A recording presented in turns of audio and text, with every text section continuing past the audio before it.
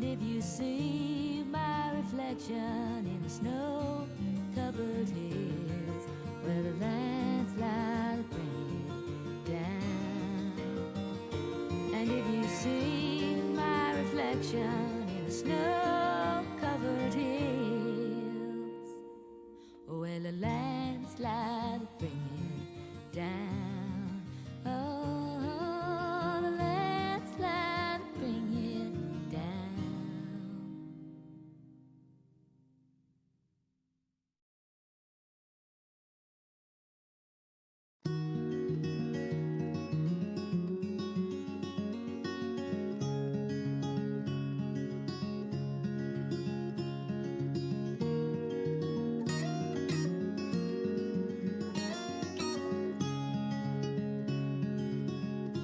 In the morning when I wake and the sun is coming through, oh, you fill my lungs with sweetness and you fill my head with you. Shall I write it in a letter? Shall I try to get it down? Oh, you fill my head with pieces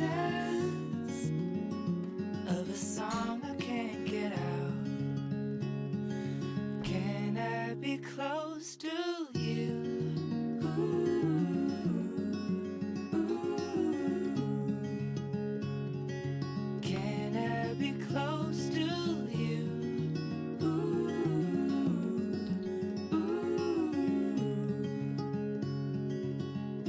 Can I take you to a moment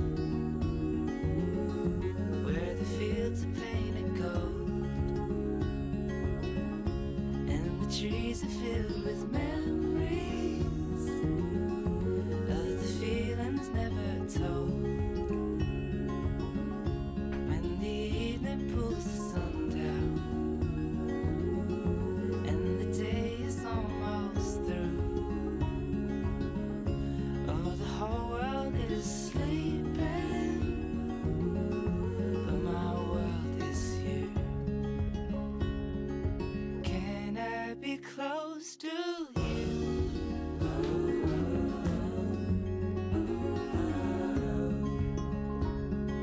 Can I be close to you?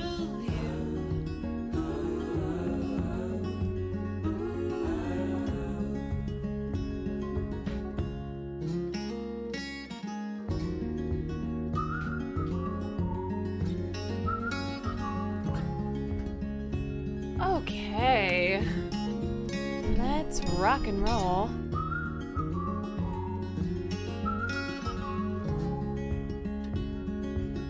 I got locked out of my apartment, so I wasn't sure if I was gonna make it on time. But I'm here. We did it.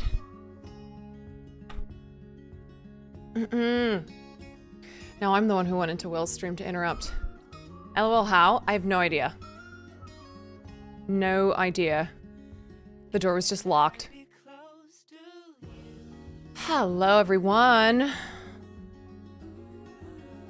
Happy Thursday, or Friday, wherever you are in the world. And welcome to another stream. They just added Ninja Turtles to Fortnite. It's because of Will and I dressed as the Ninja Turtles for Dodgeball. Oh, I forgot I turned the alerts off. I think the bit alerts have finally stopped.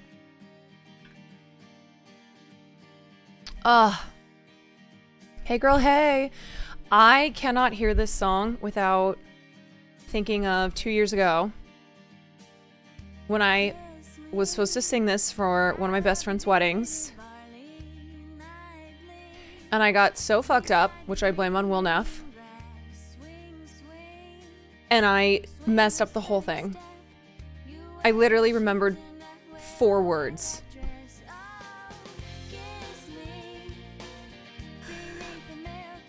Ah, what a professional I am.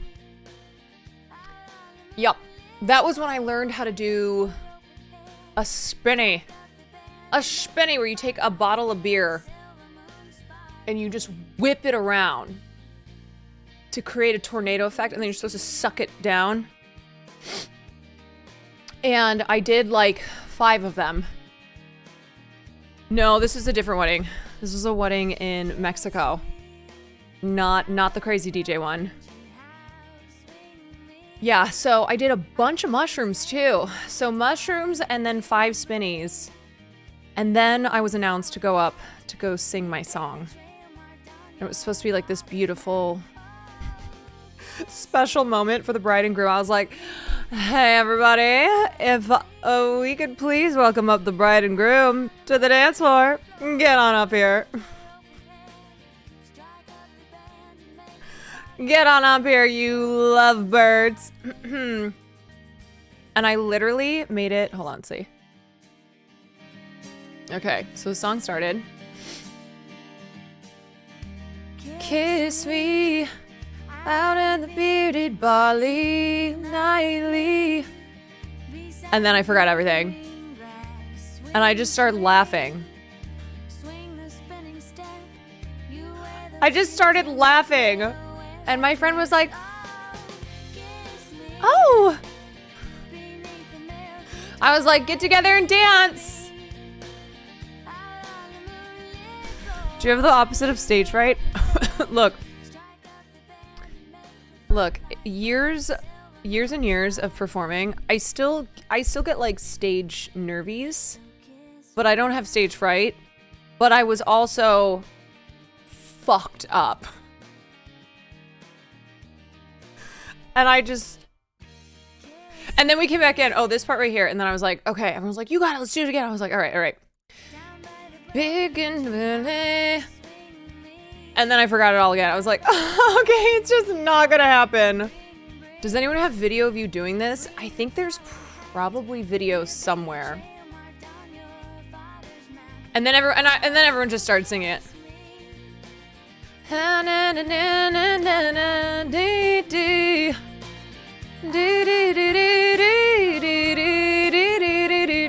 don't need words. Make the spotlight down, never move. It really is one of those songs that like nobody really knows the words, you know? Everybody knows Kiss Me, and then everything else is kind of like no one knows all the words. Yeah, it was fun though. That is the 3rd wedding that I've found myself singing at.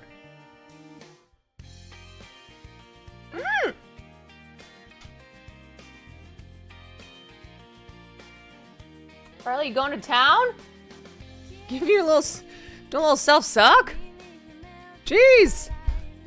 Bro, people are getting banned left and right. Speak for yourself, girl. No one knows the words. To make the fireflies dance, silver moon sparkling. So kiss me. See, it ends like that. As long as you get the last words.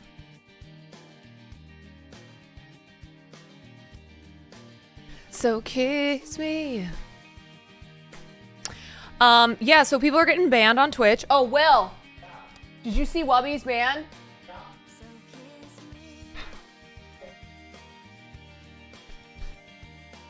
Well. Yeah, Pooper Noodle got, Wubby got. Surely that will be the end. Oh, people are catching bans. Why? It's a good question. I like a lot of... Oh my god, no. Fight Song is playing next on this playlist. We can't. I, like a lot of people, were under the impression that artistic nudity was allowed. And so artists were taking advantage of the new guidelines. And we're doing artistic nudity and are catching bans for it. Some people within TOS are getting bans as well. I feel like it's the automated system and Twitch just hasn't updated it. Yeah, and by the time they respond, you know, they're like 3-day bans. By the time they respond, it's like too late. You know, the ban's already over.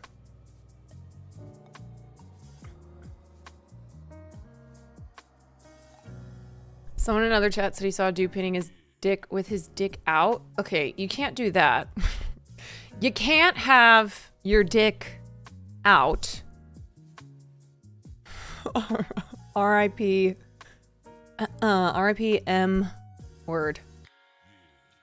How do you not put the statement out after updating the system? I don't know. I do not know. Yeah, there's a group of Puritans going on. It was me. I've been the one who's been reporting. I'm the Puritan. It's me. I'm like, I don't think so. It's me. I'm taking everybody out on Twitch. I'm gonna be the last one left. No, they were labeled correctly. Nope. I think it's just Twitch's rollout of the new TOS guidelines have been bad.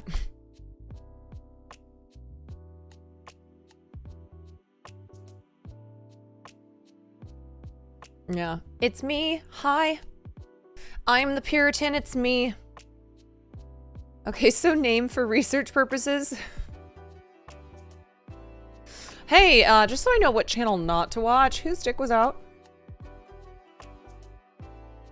That sweater is slaying. This is one of the sweaters that I grabbed out of my sweater box. You know how like when it's warm out, you pack up all your sweaters in your sweater box and then you forget about the sweater box and it gets cold. So I found my sweater box. I was like, oh, forgot about this. People are testing the fences. I think it's the end of the year. Everyone's kind of just like, fuck it, whatever. Let's see what we can do here. Is reporting everyone part of your kit contract? Yeah, I am now working undercover, but not so much undercover since I just revealed it. But I'm working for Twitch, and I will be taking out Twitch streamers so that they then go stream on Kick, where you can have your dick out. You can do anything, you know?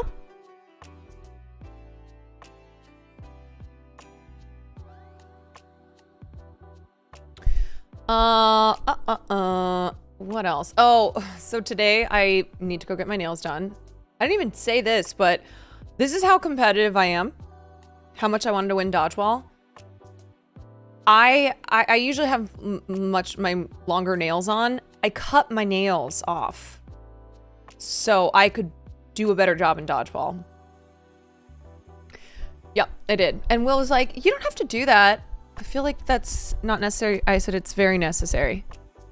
I won't have anything hindering me. But I went to go get my nails done today, and usually I make an appointment, but today I was like, you know what? I'm just gonna drop in. I got an hour. It's like it's either, you know, I either sit here and read more news for an hour, or I'll just go get my nails done. So I drive to the salon that I go to, and I walk in, and there's like a group of people standing there. And my first thought was, oh God, I hope there's not a line. And one of the women kind of awkwardly waves at me. And let me tell you, I looked really bad, okay? I finally washed my hair tonight, but I had unwashed hair. I looked horrible. I think I was still wearing the clothes I wore to bed. It was not my best. So she kind of does like a weird wave, and then I look around and I realize everyone's really dressed up and looks really good. And I was like, oh, wow, I stand out even more. I look like a slob. She kind of waves to me, and I walk in, and I walk up to the front desk, and I was like, hey, sorry, I don't have an appointment, but I was hoping to get my nails done. Apparently it had been, it was a private event. It was a holiday party. So that's why the person who waited me was like kind of confused, because one, they didn't recognize me, but why would I have been there if I was not part of the company? And two, because I looked so bad. Like, that's why everyone there was dressed up. And then I looked over and I saw a charcuterie board. I went, oh my God. Yeah, no. I am in the wrong place. The one time I go to do a walk-in. I wonder though how long I could have stayed there, you know? How long I could have just, or if I could have just like gotten my nails done and pretended I was part of, you know, part of the company. Because there were people were getting their nails done. It was actually great. I wish when I worked for different companies that had been our holiday party. But yeah, act like you belong. There was no way I looked like I belonged.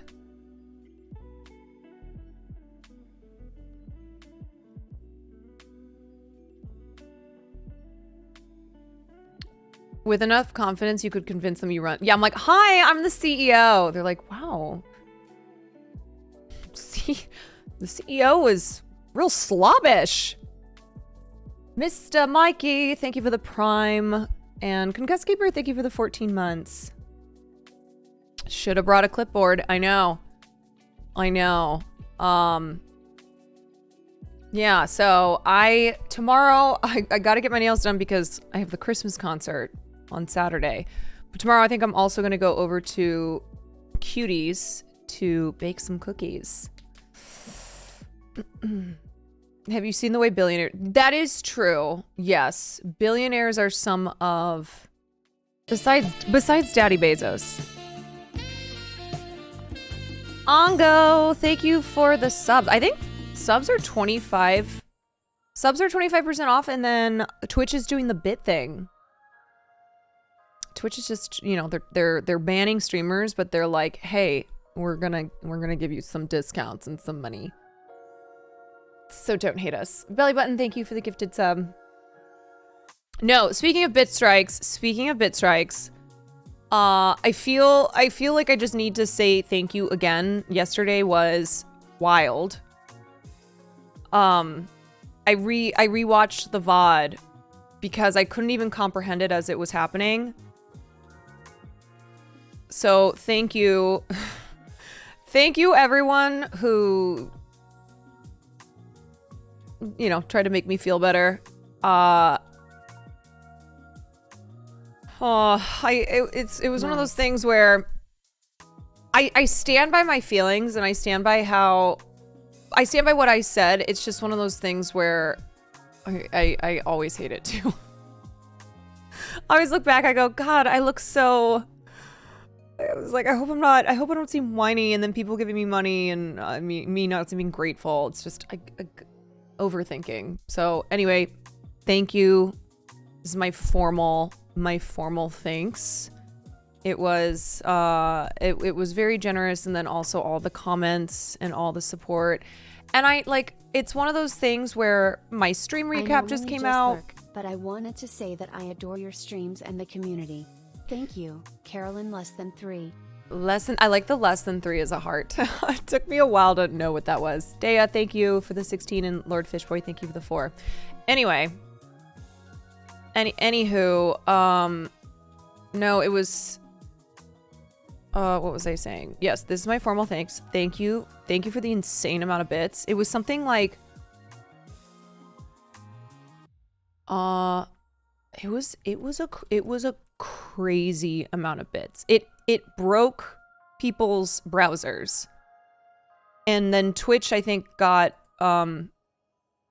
Twitch got kicked out or something, like auto-botted, because it was so many. Yeah, it was like 400,000 bits. An absolute insane amount. But yes, so thank you for that, and then thank you for all the comments. Hogan, thank you for the gifted sub. Look, I just had my stream recap, and I was, you know, I feel so good about that, and I feel so good about my community and just this past year. So it was one of those things where I was like, I didn't want that to overshadow how great the stream recap was, and just the feelings of pride and love that I've had for the community. So I guess that's just what I wanted to say. My bits took like 30 minutes to show up on stream. Yeah, there were so many bits. Much love for what you do. We'll go ahead. Thank you for the 2 months. No, I think I turned my, my alerts are, they should be back on. Let's see.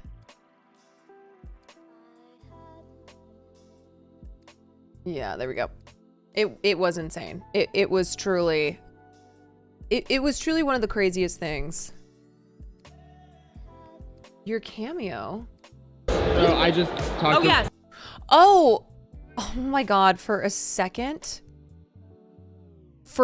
my mind was like, did somebody get me a George Santos cameo? Because when I hear cameo now, all I think of is George Santos. It's like, no.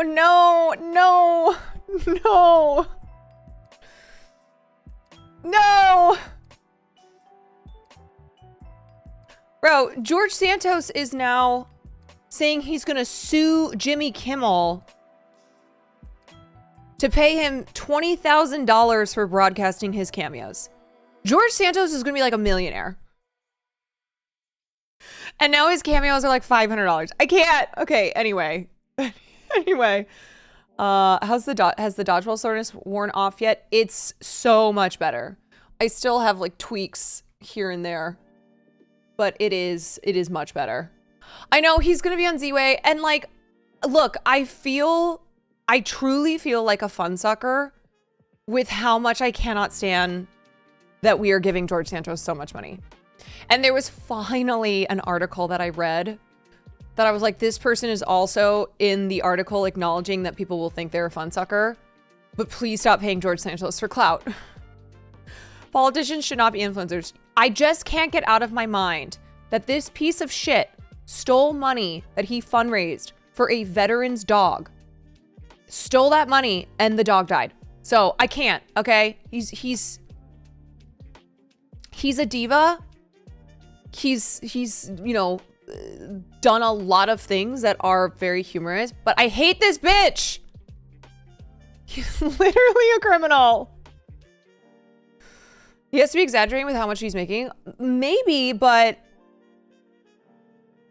oh, you know what this article mentions? This is a good spot here, and then I'll watch my cameo that you linked. Let's just read this. Okay. Since joining Cameo a week ago, Santos, just the 6th person in history to be expelled from the House of Representatives, has reportedly made 6 figures recording these videos, far out-earning his congressional salary. They're frequently ridiculous. In one, he can be seen congratulating someone on coming out as a Fury. In another, he's singing along to Taylor Swift. Senator John Fetterman's campaign, Boo, paid Santos for a video to post to his social media accounts. The late-night host Jimmy Kimmel launched a series last week called Will Santos Say It? People are lapping it up. Did I say Fury? It's yes, I meant furry. Fury.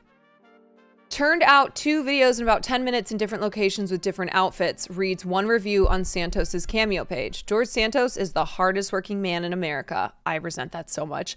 Of course, this is happening since winning his election last year. The 35-year-old former rep has proved himself to be nothing if not audacious, even comically so. He allegedly used a charity to steal money intended for a veteran's dog, and that dog died. Spent campaign funds on OnlyFans subscriptions and Botox, and has lied aggressively about his background and embellished his resume. Santos has denied the allegations that he took money from the dog fundraiser and has also denied the misuse of campaign funds. Okay, here's my problem with George Santos. It's not the Botox. All right, I don't give a shit if he's stealing from Republicans. It's not the lying necessarily about his background. It's the fact that if George Santos hadn't been caught, he would have been weaponizing the grift to make the lives of like LGBTQ people worse, you know, by voting on anti-trans bills.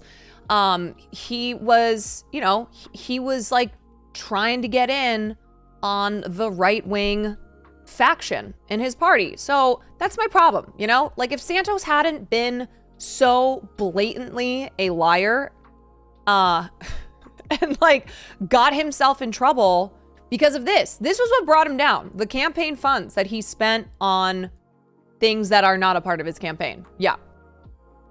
So it's those things. It's those things that I'm like, y'all, we can't be propping up George Santos. But because he was so clearly inept in his role as a lawmaker and so evidently disinterested in the job, he feels more like a clown than an actual threat to democracy. Thus, he has become an easy and comfortable target for parody, including on SNL, which has only elevated his pop culture presence. The man is everywhere. No matter how silly or fun the videos appear, they're also gross and depressing, like Rudy Giuliani's appearance on The Masked Singer or Sean Spicer's turn on Dancing with the Stars.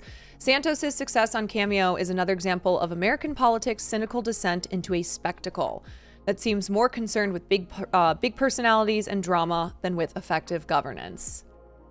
Yeah, that people are happy to shell out hundreds of dollars for a 30-second video from a politician who's currently facing 23 federal charges is proof of a general desensitization towards corruption, provided it is entertaining enough. Santos, it should be said, has not been convicted of any crime and has pleaded not guilty to the charges. Perhaps most disheartening is the Fetterman example. Yeah, I agree. Just like so unserious. Makes it hard to take Fetterman himself seriously. Yeah, that and the Israel stuff. No matter his staff's intention, highlighting a Santos clip only manages to link the two lawmakers together in a joint bid for attention. Cameos don't... Okay, so this is the part I wanted to read. Cameos didn't exist in a vacuum. They're meant to be shared online. As NBC News reported this weekend, online influencers are buying Santos's videos to grow their own accounts. Oh, we are so doomed. The strategy is easy. Get Santos to say something absurd, post it to their social feeds, and harvest likes, reposts, and follows. In this sense, Santos is offering a valuable and all too rare internet service in the form of pre-made, zeitgeisty, ready-to-go viral content. This proposition has proved irresistible not just for influencers, but for politicians who should know better, and for Kimmel, who has spent considerable time moralizing about politics in his nightly monologues. Yet, yes, these videos ostensibly exist to make fun of Santos. Kimmel's broader point seems to be that politicians like Santos will do anything for money or fame. Almost every Santos cameo post I've seen is winking or ironic. But that isn't how things work anymore! The logic of these cameo purchasers is from a different era when shamelessness wasn't a superpower. That time is long gone, replaced by an internet where platforms give an attentional advantage to the individuals who excel at manufacturing drama or outrage. Whether from Trump, Elon Musk, Real Housewives, or your garden variety main character of the day, shamelessness is not a road that leads to ostracism. It's a shortcut to notoriety, however fleeting. If you're unwilling to admit defeat, then any reaction online is a good reaction. You could buy one and use it in your start screen. I guarantee you, if I were to buy a George Santos cameo and put it as like one of my YouTube videos or whatever, it would probably be one of the best performing ones. The most valuable resource in our culture is attention. You can't manufacture more of it. You can only compete for the finite amounts that exist, which makes it unfathomably precious. As a Twitch streamer, I understand this well. You know, there's only so much attention on the platform. And this is like kind of this is a little bit of the root of why I got upset last night, where I know that there are, for the most part, what gets the attention on this platform or will take the attention away from, like, if I'm in the middle of doing something, is this kind of stuff, right? And yesterday it was everybody trying to push the line on TOS, right? And goof around. And I'm not saying that that's a bad thing. And I didn't want it to come across as like me denigrating that. It's just, it speaks to the attention that we have, not just, you know, on the internet in general, but on a platform like Twitch. And that's why I've had these conversations with Will, where even though I have over a year built up this incredible community and have grown so much, at the end of the day, like, I still do feel as if the type of content I do is not made for a platform like Twitch. It's more, it really seems to be like more long essay YouTube type content. I'm not going to stop doing it. Of course not. That's not what I mean. And I know there's a lot of you who love it and are here for that stuff. But you know what I'm saying, right? All it takes is someone coming in here and being like, oh my God, so-and-so is doing this. And then people are like, I want to go see that. You know, Will said, what did he say last night? He's like, it's like if you're giving, you know, he goes, it's like if you were to be giving a speech and suddenly someone runs in and goes, oh my God, the Dallas Cowboys cheerleaders are like dancing out on the front lawn in bikinis. People are gonna go, oh, I need to go see that. Yes, but we can call it chat for being rude. Absolutely. No, for sure. I set my boundaries yesterday. I made it clear that I'm never gonna like ban mentions of Will from my stream. Of course not. And if I'm doing silly stuff, if I'm not in the middle of covering prime, you know, doing my prime content that like clearly I put work into and I'm in the middle of having a conversation with you all, then I don't mind as much if it's like a funny clip or, you know, you guys want to share with me what one of my streamer friends did. That's not what I was talking about. The boundaries are like yesterday where it was very clear, just if you paid attention for 2 seconds in my stream, that it was not the moment to come in and start flooding and telling people to go to Will's stream or like see what was going on with Will. Hearing you do that last night was so cathartic, even for us. It had gotten bad lately. Yeah, and I should have said something sooner. I didn't, and so yesterday it just it just happened to be the day where I finally said, okay, I need to make it clear that I'm not okay with that type of behavior. Skill Cylinder, thank you for the 16 months. Really? Where are the cheerleaders? Yeah, they're on twitch.tv/Caroline Kwan. I always thought this platform could use more educational streams. Absolutely, and that's why I started streaming. I know that there is... I know that that is a genre on, you know, a genre of content on Twitch where there's not a lot of it. But it also means that people aren't used to that kind of content. Now I have amassed a following quite quickly because I think people were really starved for that type of content. But it also means that there will be a lot of moments where I can't compete. So it's really just as a chatter, and this goes for any stream, just please utilize best judgment and think before you chat. Especially if you see a lot of people who are saying that same thing and go, maybe if I'm one more person to add to this, this can be the thing that breaks the streamer. Anyway, so back to this article. Yes, the most valuable resource in our culture is attention, and there's only a finite amount. And that's why people on Twitch are constantly, you know, pushing the boundaries, pushing, you know, seeing what they can do that's going to be the moment. And there are some people who genuinely I really admire as content creators because of how good they are at doing that.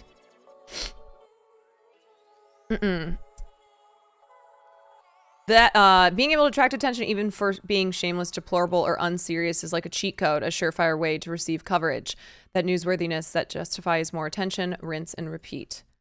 Not that it was right, but I think that the motivation was different. I think a lot of them wanted to stop Will, do something. They were worried. They were not here to get viewers to leave your stream. I looked back in the chat and there were definitely people who, whether they intended it or not, that was absolutely what their messages were. And then also going along with just not doing that in the first place, I'm not responsible for what Will does. And if Will's going to get banned, like think about it logically, then I could possibly catch a ban as well. Whether, you know, if I pull up his stream to see what's going on, then both of us are out. So it's just, you know, shit like that. And also I'm not gonna, he's a big boy. He knows exactly what he's doing. Okay. If Will is doing something that's going to catch a ban, he knows exactly what he's doing and he's doing that purposefully. Okay. Like he literally said to me last night, I would not care if I got a ban because I need a break. And this was not a one-time thing either. And I say it goes both ways. Like if I'm, you know, even though I'm less, I have less experience on this platform, if I'm doing something at this point, like if I'm doing something that's ban worthy, I probably know that that's what's up. And I'm just, you know, I'm basically crossing my fingers and going, whoa. I knew that with the Grammys. I knew it with the Grammys. Okay. I knew if I even watched 5 minutes of the Grammys, there was a likelihood that I would get banned. And I took the risk anyway. I did it. And I got banned.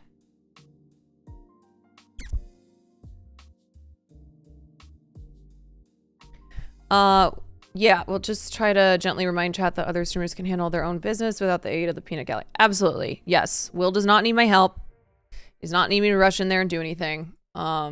This is stream. You have to remember at the end of the day, this is content. Okay. This is not like actual, there's never an actual situation that requires me to stop what I'm doing and go make sure that like Will's okay, or go make sure that, oh no, Will can't do this. No, this is Twitch. This is content. Everything he's doing is content. Except for a flood. Yes. Well, yes. He wasn't even here for that. Haha, I wonder who's sending the link to the Grammys in the first place. We should ban that person. Yeah, if we ever found out who that person was, they would be gone.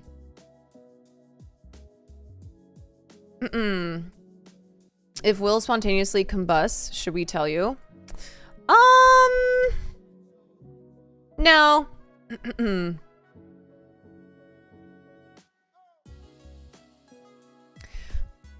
No, because,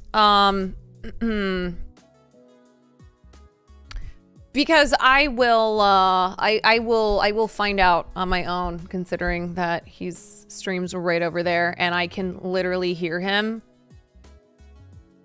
all the time. So if he were to combust, I would find out. And you know what? He's a big boy. He can uncombust. He would uncombust. And especially if I'm in the middle of like giving a take, I want to finish my take first. Blarthal, thank you for the bits. Thank you for the 1,000 bits. All right. So like whatever happens, even if you think it is, you know, even if Will were to spontaneously combust, if I'm in the middle of a take, I'm finishing my take. I don't care what that take is. That comes first. All right, we're almost done with this. Pushing back against this attentional cycle makes me seem like a miserable scold. I know, I felt the same way. But to participate in this cycle, even ironically, is to perpetuate it. Hogan, thank you for the gifted. Santos's cameo popularity reflects a tricky circular logic. As a lawmaker, he embodied a moral rot in our politics that leaves us feeling powerless. Paying him to dance for us feels like clawing back a little of that power. But for Santos, the opposite. You know what? I actually think Charlie is giving too much credit to people here. Saying paying him to dance for us feels like clawing back a little of that power. No. I don't even think that that's how people view it. I think that's being generous. Though it is quieter and less satisfying, denying him the attention he seeks would be a far more effective way to exert your power. In order to push back against the very system that led Santos into a position of authority, we need to learn to stop giving attention hijackers what they desire. Right, because we're just going to have more George Santoses. You know, the other George Santoses who are waiting in the wings, they see how well George Santos is doing. They're like, oh, you mean you can do all those things and A, still get voted in, you know, become a member of Congress, and then B, even when you get found out, you're going to be okay. And not just are you going to be okay, you can make a shit ton of money and get a shit ton of attention and fame. But absolute worst case scenario for Santos is not mockery. Honestly, it might not even be jail time. It's becoming irrelevant.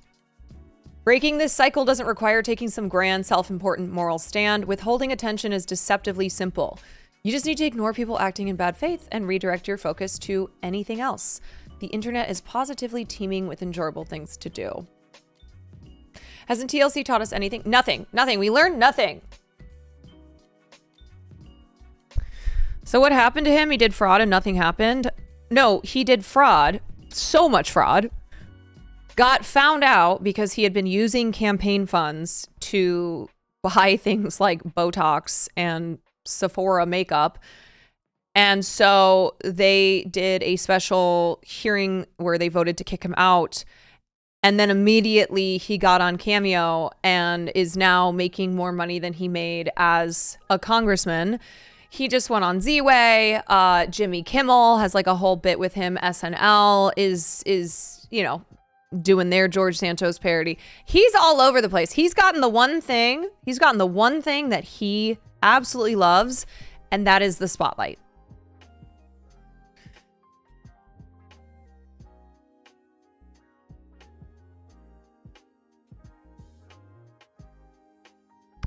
Yeah, so look, call me a hater. Call me a hater. I'll be a hater. Yeah, he's going to write a book. There will be a movie. They're already, I'm pretty sure, did I make this up? HBO is making a George Santos movie. It's never going to end, folks. It's literally never going to end. He's just going to now be an actual millionaire. The person that he has pretended to be. George Santos, who has spent his whole life pretending to be like famous and a millionaire, is now going to be exactly that. Because here in America, above everything else, we love a grift. We do. He is literally failing upwards. Truly fake it until you make it. 100%.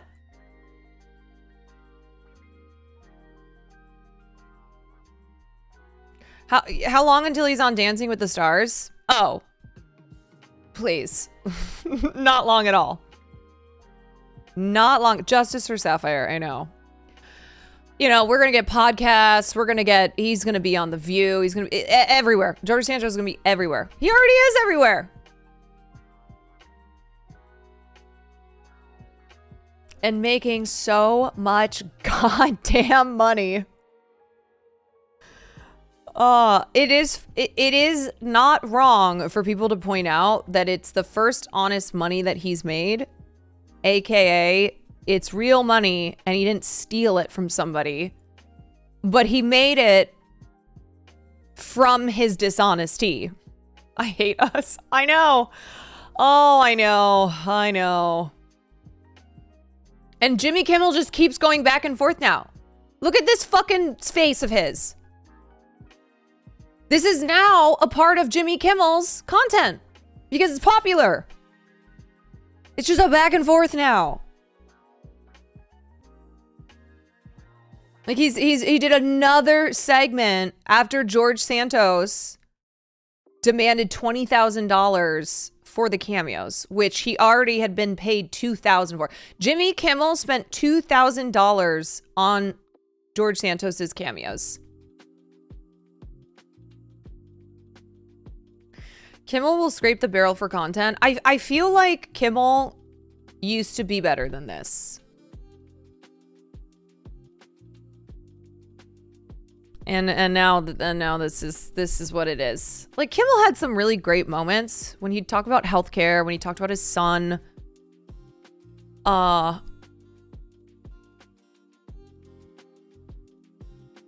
When Kimmel was calling for healthcare for all. Right, exactly. I now, was I ever a huge Kimmel fan? No. Was he hacky? Of course. But I feel as if there were, I don't know, there was once upon a time more levity to his show, his comedy.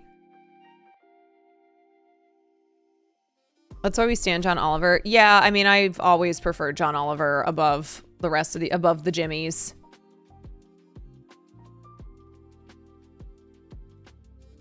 Anyway, as someone from the UK, I have no clue who this person is. Just stay that way. Just stay that way. Kimmel does look like he's melting. The big problem is that John Oliver isn't funny. I do think it's harder though. It's harder though to be funny doing political journalism. I actually thought that Hassan Minhaj was better at having comedy in his political journalism through the Patriot Act. Izzy Pizzy, thank you for the 4 months. All right, let's watch my cameo. That is not the George Santos cameo. Oh, I look insane.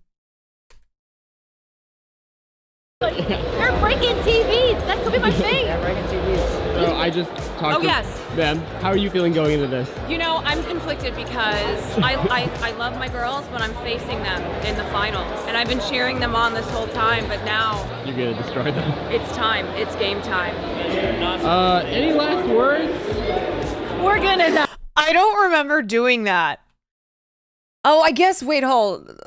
I don't really remember saying that. I think I was so tired and was trying to keep it together. Maria, thank you for the 8 months. Maybe some CTE in there. Yeah, maybe. Don't really remember saying those words. Yeah, I do come across though as if I am aware of what's going on. Just a super quick question. Are we going to finish the video from yesterday before the incident? Yes, I think so. I don't really have any super long news stories. Oh, okay. So speaking of what we're going to cover, I do want to finish that video on film criticism. I want to watch Khadijah's video on TikTok freaking out about kids not being able to read, and then talk about what's going on there.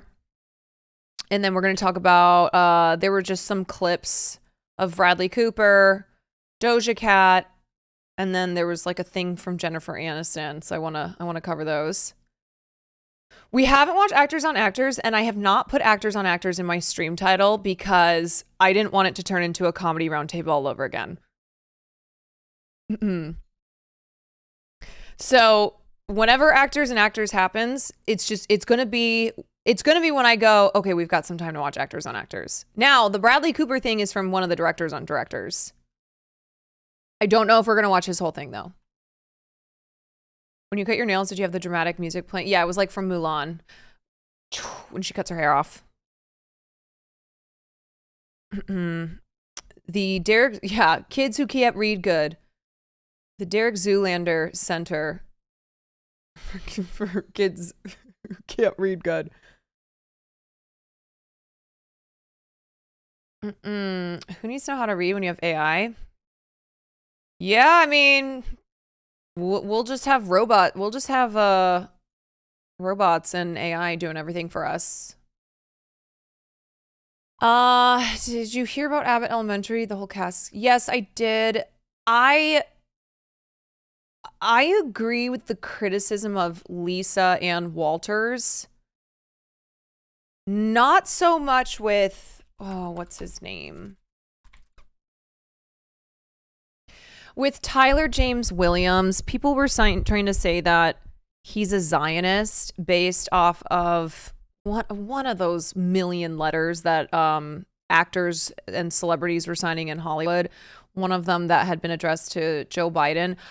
Honestly, I'm not going to chalk Tyler James Williams up to being a full-on Zionist based on that letter that he signed weeks ago, that who knows if he even fucking signed it or if he even knew what it was. So Lisa Ann Walter was much more smoking that Zionist pipe and was saying stuff on Twitter. And I believe she's Jewish as well. And so she was she was like engaging in actual fights with people online. But I think Tyler James Williams, I don't know. My fave show falling apart at the seams. Look, Everything falls apart, okay? Yes, the Janelle James stuff that just came out. We can look at that clip too. It was really weird. It was really strange. So we will watch that.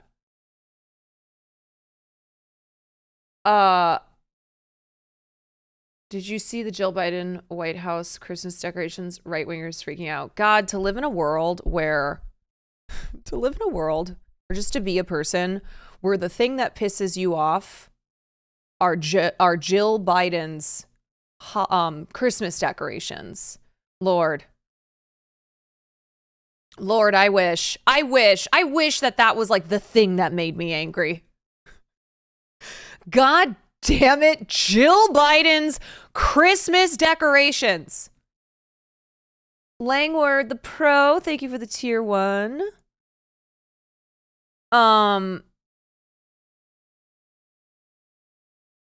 Okay, let's look at let's look at the Janelle James bit.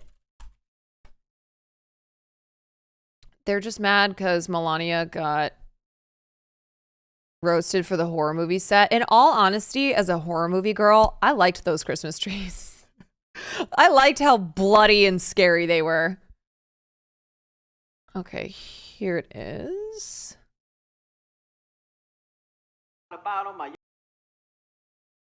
Here's the clip.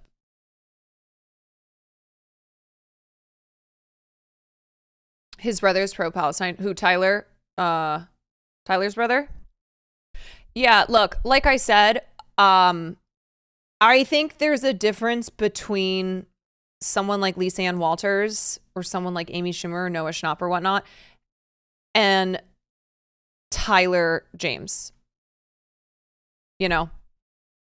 Just full on saying that Tyler is a Zionist based on this letter he signed where there were quite a few celebrities who signed that, who then also signed ceasefire letters, who signed, letters that were calling for an end to the violence, who have called for a ceasefire. There's a Twitter account that tracks celebrities who have called for ceasefires. They just be signing everything. And that goes to show that a lot of times it's their teams who are doing that, or their teams who are presenting it being like, hey, you want to sign this letter of thanks to Joe Biden? And they'd be like, yeah, sure, I'll sign a letter of thanks to Joe Biden. And I might be contradicting myself because early on I might have been condemning people more. I'm pretty sure though I pulled back on that because I don't think the letter signing thing. Now, I think letters that were much more specific, like artists in support of Palestine, calling for a ceasefire and end to the occupation, like that is much more of a specific letter than thank you, Joe Biden, like get the hostages safe, praying for peace, that kind of stuff. Greetings from Hungary. Greetings. Love your opinions, politics, and truth. That's what I'm here to do. Thank you. I mean, they still sign them. I'm not trying to like make excuses for them. I'm just saying that I do think there is a difference between a celebrity whose name was on that letter, who they don't always sign everything themselves. They're like, they have teams who go, oh, you want to put your name on that? You want to put your name on that? That's how it goes a lot of times. And depending on the politics of their team members, like it can be presented one way or another. I just think as like, I don't know, putting an Amy Schumer in the same boat as Tyler to me is not totally accurate. How many letters is your team sending you? Oh, I'm just signing letters all day long. All day long. So if you see my name on anything sus, I'm not responsible, okay? I'm just like, I'm like a king, all right? They're just coming up with letters. I'm just signing them, kissing baby. I'm like the Pope, kissing babies' heads.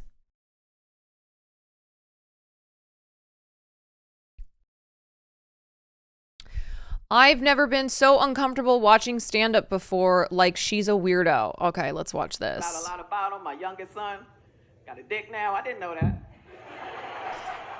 I didn't know he had a dick. They say you blink and you miss it. It's true. I didn't know he had a dick. Already? Why? Why, man? Why are we doing this? Why? Your son now has to know that everybody has access to you talking about his penis. Like, that's so weird. You know how we talk all the time about influencers being way too crossing the lines and not allowing their children to have privacy? This like goes along with that. Why are you talking about your child's genitals? That's really, really uncomfortable and not acceptable. And like, you shouldn't do that to your child. I was sitting on the edge of my bed and he ran by from the bathroom to his, I guess he forgot his towel or whatever, and I was like, what the fuck was that? Like, it blew my mind. That's a dick. What? What? That's a dick that need a job. Okay? Can't be walking around with all that dick and no income. That's disrespectful. That is so weird. It's so weird if you heard her saying that joke and then like we're told that that was about her son. Her son. Her child. Oh. Oh. Disrespectful.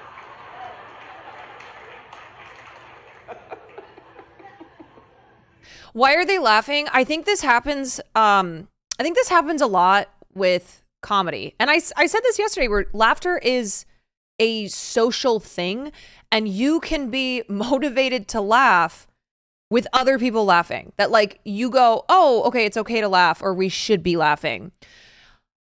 I think to me, like the sense I was getting from the audience is that it was weird, it was uncomfortable, but people still laugh because they think it's going to be more uncomfortable not to laugh. Hence why laugh tracks existed. Exactly. So laughter is not always something that is someone is legitimately doing. Like, you know, they're not laughing because they actually find something funny.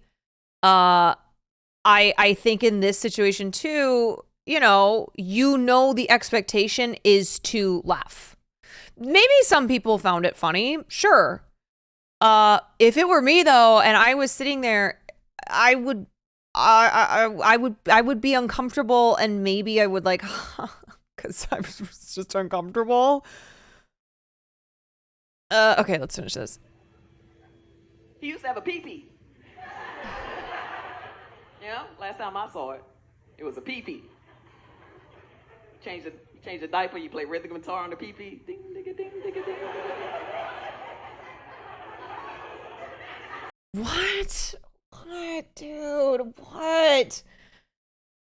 Play rhythm guitar on the pee-pee? Dude. Come on, man. You know that like everyone came for what's her name? What's her why am I blanking?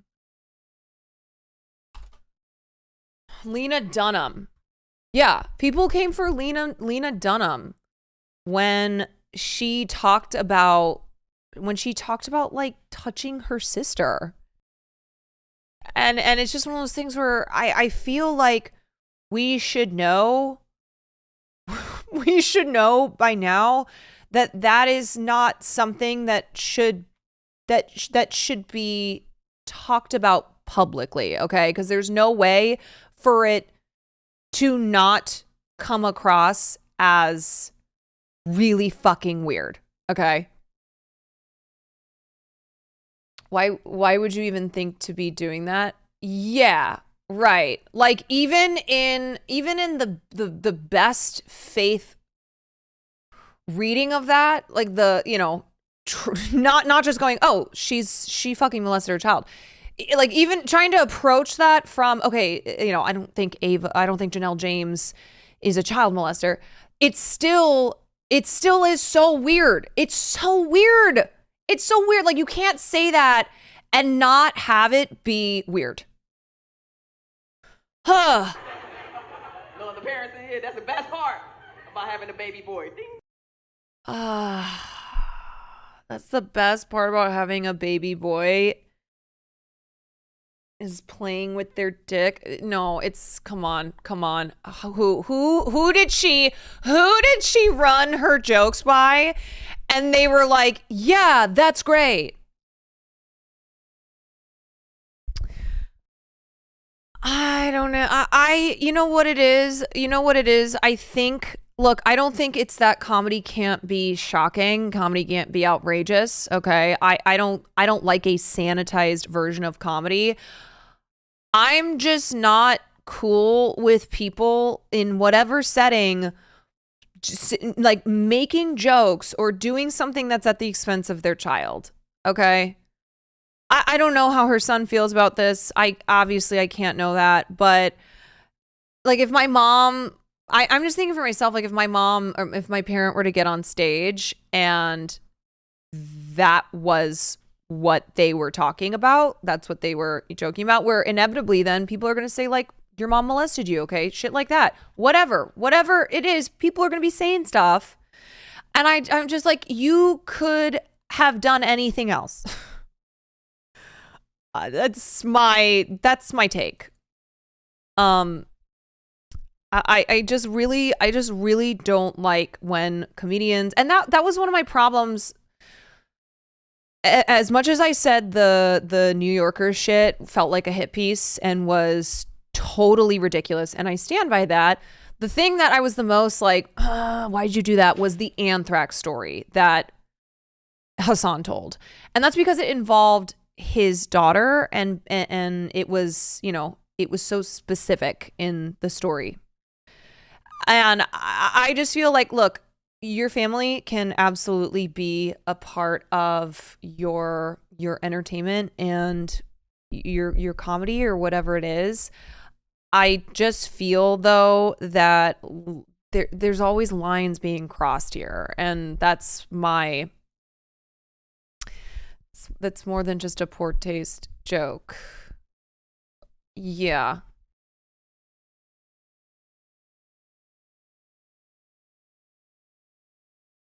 Ugh. People in the comments defending this, jokes about playing with a child's genitals are never funny, never will be. And I really hate to do this. I really hate to do this, because this is bad. Point blank. Like, it doesn't matter that she's, you know, it doesn't matter if she's a woman. But I do think, like, what if it were reversed here, and this is Janelle as a man talking about doing this to her daughter? I don't know if there would be people defending. Do you know what I mean? I always hate to do that. Like, oh, if it was a man, everyone would be going crazy. I just feel, though, because I have seen quite a few people defending this, and I just wonder with them, if Janelle James were a man and we're talking about his daughter in this way, I don't know if those same defenses would be there. And I say this as, like, either way, it's not cool. Okay, this is not okay. You know? And I think there are still a lot of people who are going, no, don't fucking joke about your child's genitals. It's not edgy. It's not, because I also, the thing with Janelle James too is that she's not an edgy comedian. You know, she's not like, that's not what she's known for. So it also feels so fucking weird.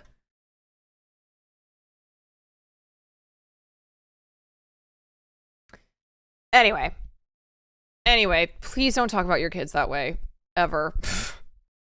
Ever.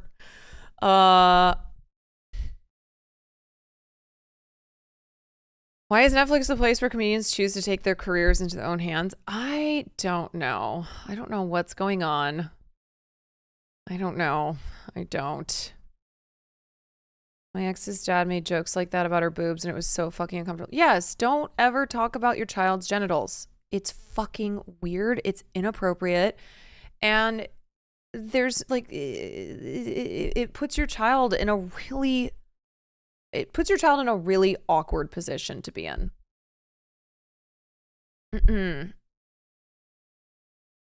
Imagine her son having to go to school, his friends at school, and strangers know this. Yeah, or like everybody talking about this online, you know? Now her son, who I'm sure is online, has to see a bunch of strangers seeing this and then commenting on his mother talking about touching his genitals or like seeing his genitals. Anyway, all right, I've made my point here. Let's look at here she goes again.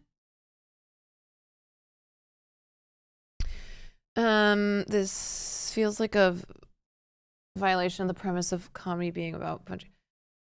Yeah. It's just weird. I don't even think it's like a punching down type thing. It's just totally inappropriate.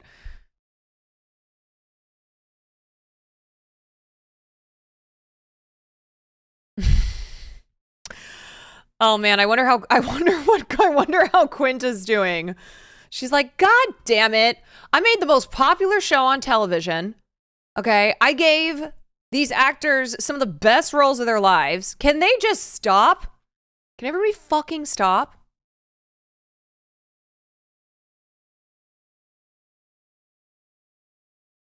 Wellerman, thank you for the tier 1.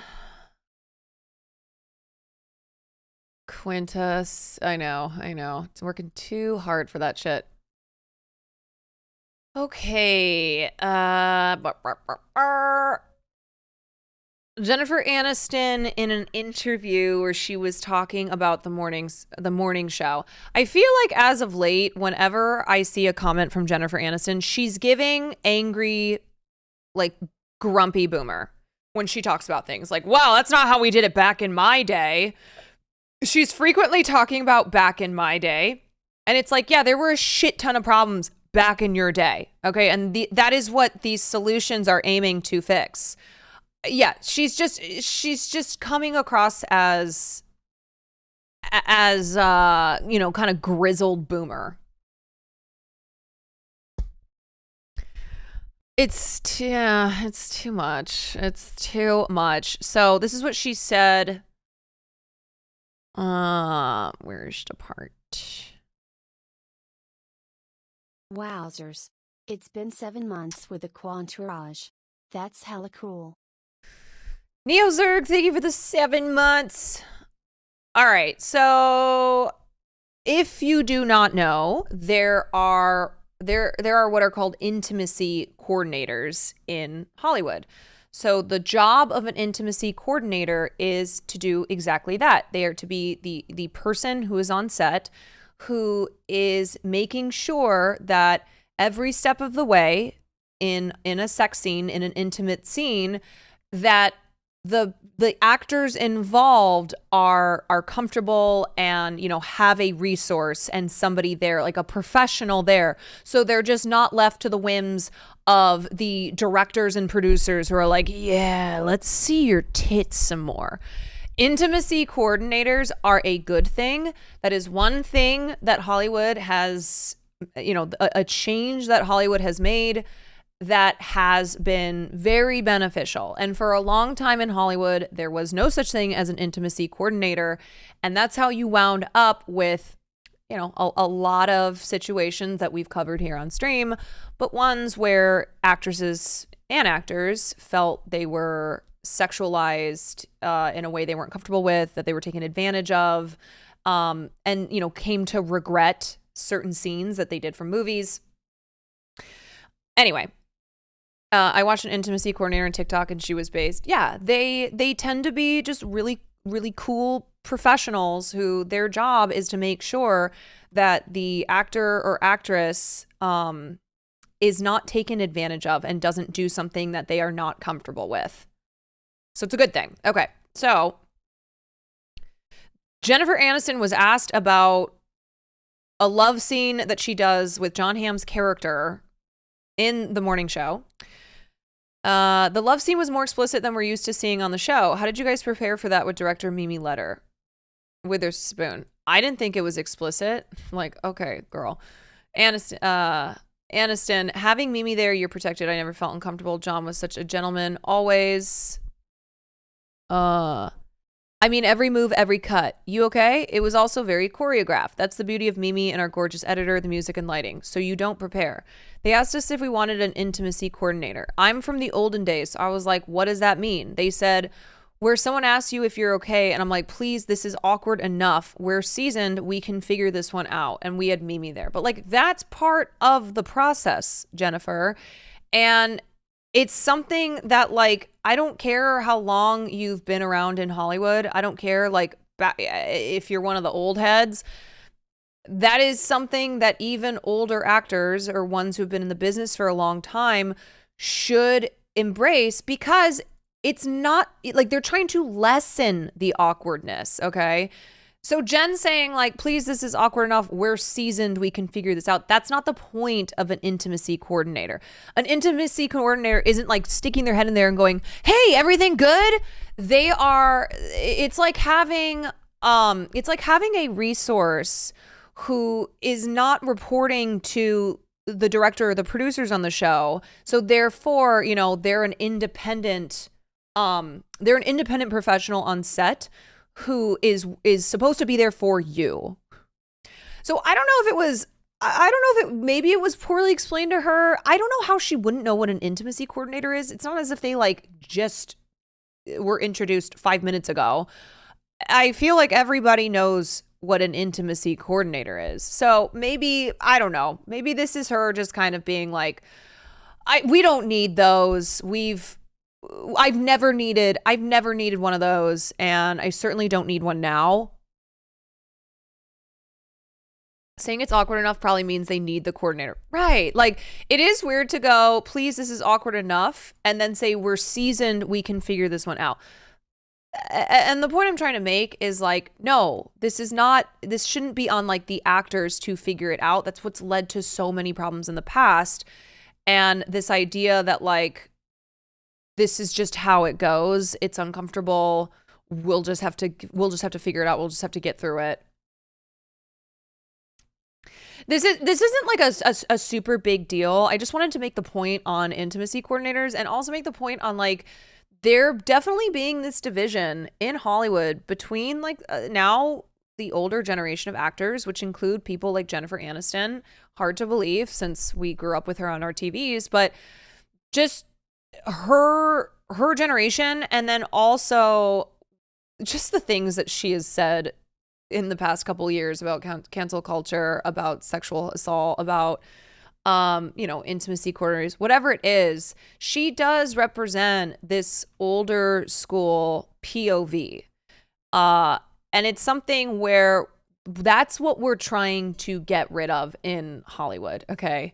Hollywood is so far from perfect. There are so many pervasive issues, ones that have gotten better, but are still there. And so, Jen needs to get with the times and realize that this is good for her and for the younger generations of actors to come, and also for other people in her generation. I wonder if the Scandal Show had an intimacy coordinator. Yes, they did. Yeah, I'm pretty sure it's like... Are you okay? What happened? Oh, do you need help? Okay. I think Jen was trying to say she was surprised by the intimacy coordinator because she wasn't aware of it, but it's still a new thing. She was trying to joke that she's so oldie in the acting biz. Yeah, I do feel like there's this vibe that I get from actors like Jennifer Aniston and people of her generation and older, where it's kind of like it's reminiscent of the older generations in this country, where they think that we are too soft. You know, they think that the younger gens are too woke, too soft, that this is just the, you know, the way things were and we handled it. And I don't mean to, I'm not trying to like, I'm not like yelling at Jennifer Aniston here. I just, it's like the Nepo baby thing too. All these older actors just saying a lot of shit lately that reminds me, like, yeah, just because they're actors doesn't mean that they are separate from their generation of non-actors in this country. It really does kind of feel like it feels like a generational divide, whether we're talking about non-actors or actors like Jennifer Aniston. She's 54 but talks like people in their 70s. I know. She really boomerizes herself. Chat is not showing on screen. Let me see. My dad always cries when he sees Will. He says something about how Will helped him when he initially got divorced. Oh. Okay, wait, There we go. Penber, thank you for the 3 months. Will helped him. Wait a sec. Are you making a joke? He says something about how Will helped him when he initially got divorced. Wait a second. I see what you're doing there. I thought it was a genuine message at first. Will does love dads. Don't you think that this is a symptom remediation? I mean, it seems to me that more could be done on human level in the long term, though not from the USA, so I'm not quite sure what you mean by that. Yeah, I think one of the problems here, and when older actors, you know, older people in the business talk about cancel culture and all these things, it's because for so long they were dealing with abuse or doling out abuse, and it went largely unpunished. Like it was fine. That was the norm, you know? Look at Harvey Weinstein. Perfect example, okay? Everybody knew Harvey Weinstein was a monster, but that was just how it went. That's how the biz goes, all right? Harvey Weinstein, he's the bigwig in town, and what he says goes. If you're a young actress and you want a jump start, you gotta go fuck Harvey Weinstein. Like, I remember the way that I heard an old boss of mine who worked in the business, who was like in her 50s, talking about Weinstein, where she goes, look, I'm not saying that Weinstein wasn't a piece of shit, that he wasn't a monster, but it was no secret, okay? A lot of people knew what was going on, and it was just accepted. And it was, you know, the adage was like, yeah, if you're a young, beautiful actress or model, then you can go sleep with Harvey Weinstein and get an audition or get a job. Meryl Streep said Weinstein was God in acceptance speech. They knew, like, everybody knew Weinstein was a piece of shit. Now, they didn't know I'm not saying everyone knew the extent to his being a piece of shit, but he didn't hide the fact that he was an asshole, that he was a piece of shit. And so I think for so long, like, it was so normalized. It was so normalized. And I think a lot of actresses, maybe like Jennifer Aniston, just got used to that being the way that things go in the biz.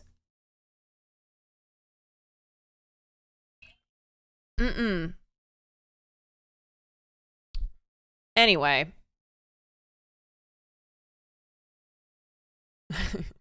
She goes again. Why are all her interviews so old man yells at the sky? Yeah, I don't think she was necessarily like yelling in that, as opposed to some of the other comments that she's made in the last year or two, particularly when she was talking about cancel culture just being out of control.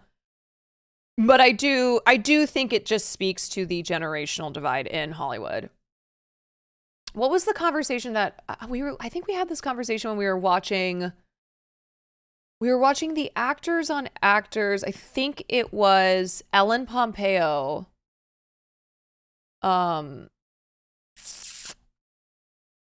It was Ellen Pompeo and I'm blanking on her name right now. Izzy from Grey's Anatomy. Heigl. Yes, Katherine Heigl. Thank you. Ellen Pompeo and Katherine Heigl. And they were kind of they were talking about this, about how the younger female actresses are a lot more self-assured, but also will speak up.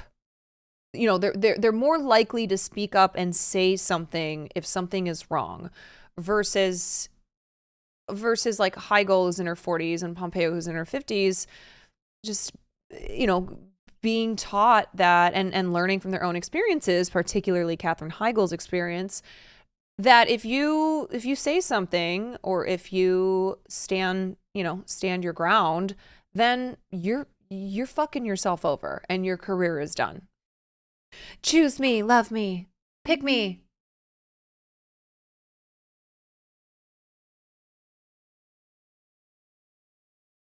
Yeah, and I've had this conversation with my mom and older family members where they have this same attitude, where it's not as if they're necessarily against progress, but there are certain things where they're like, oh my God, people are just too soft, or, oh, come on, do you know what we had to go through, or this and that? It's like, yeah, well, we don't want people to have to go through those things. We don't want that.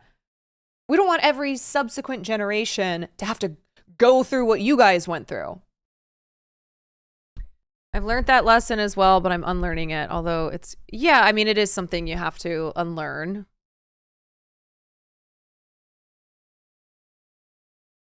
Yeah, same with my mom, my parents too. Yes. So that's why when I hear Jennifer Aniston make these comments, I don't even just hear it as an actress in Hollywood who's saying these things. I hear it as someone who's of a certain age, of a certain generation, and that is reflective of a mindset in this country. Do you know what we went through? Yes. It's like, do you know how much how many mentally ill people were in my family? It's like, yes, and you need therapy. Okay, you carry around a lot of trauma, and you're not okay. Yes, I know absolutely how much trauma that you have, and it's not right for you to go, yeah, but everybody just went through that. Everybody just had that. That's how it goes. And now you kids these days, everybody's like therapy and this and that. Everybody's got, anxiety and depression. Like, well, so do you. Yeah, it definitely goes beyond Hollywood when it comes to this type of mentality. All right, let's look at the DOJA stuff next.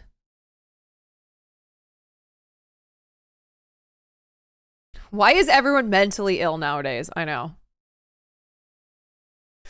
Everyone's just mentally ill. Come on, back in the day, we just dealt with it. We just dealt with that shit.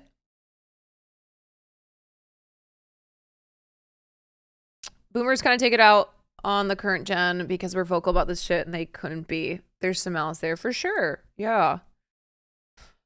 I remember one of the first times I was talking to my mom, and I don't even remember what the conversation was, but I said to her, I go, I know you have a lot of trauma. I know that. I know it's buried in there, and I don't know if I'll ever be able to get you to address that trauma in a productive manner. But I just want you to know that I understand. I know it's there. I know what your upbringing and your brother and just like not having a lot of money and mental illness and things that were not addressed because it was a different time.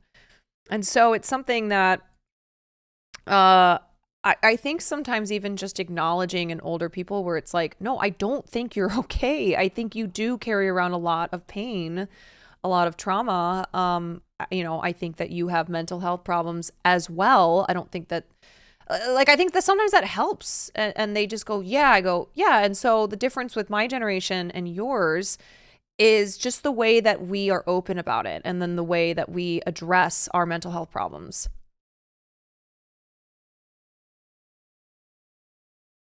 All right, I'm gonna run to the bathroom, grab some water. We'll talk about DOJA.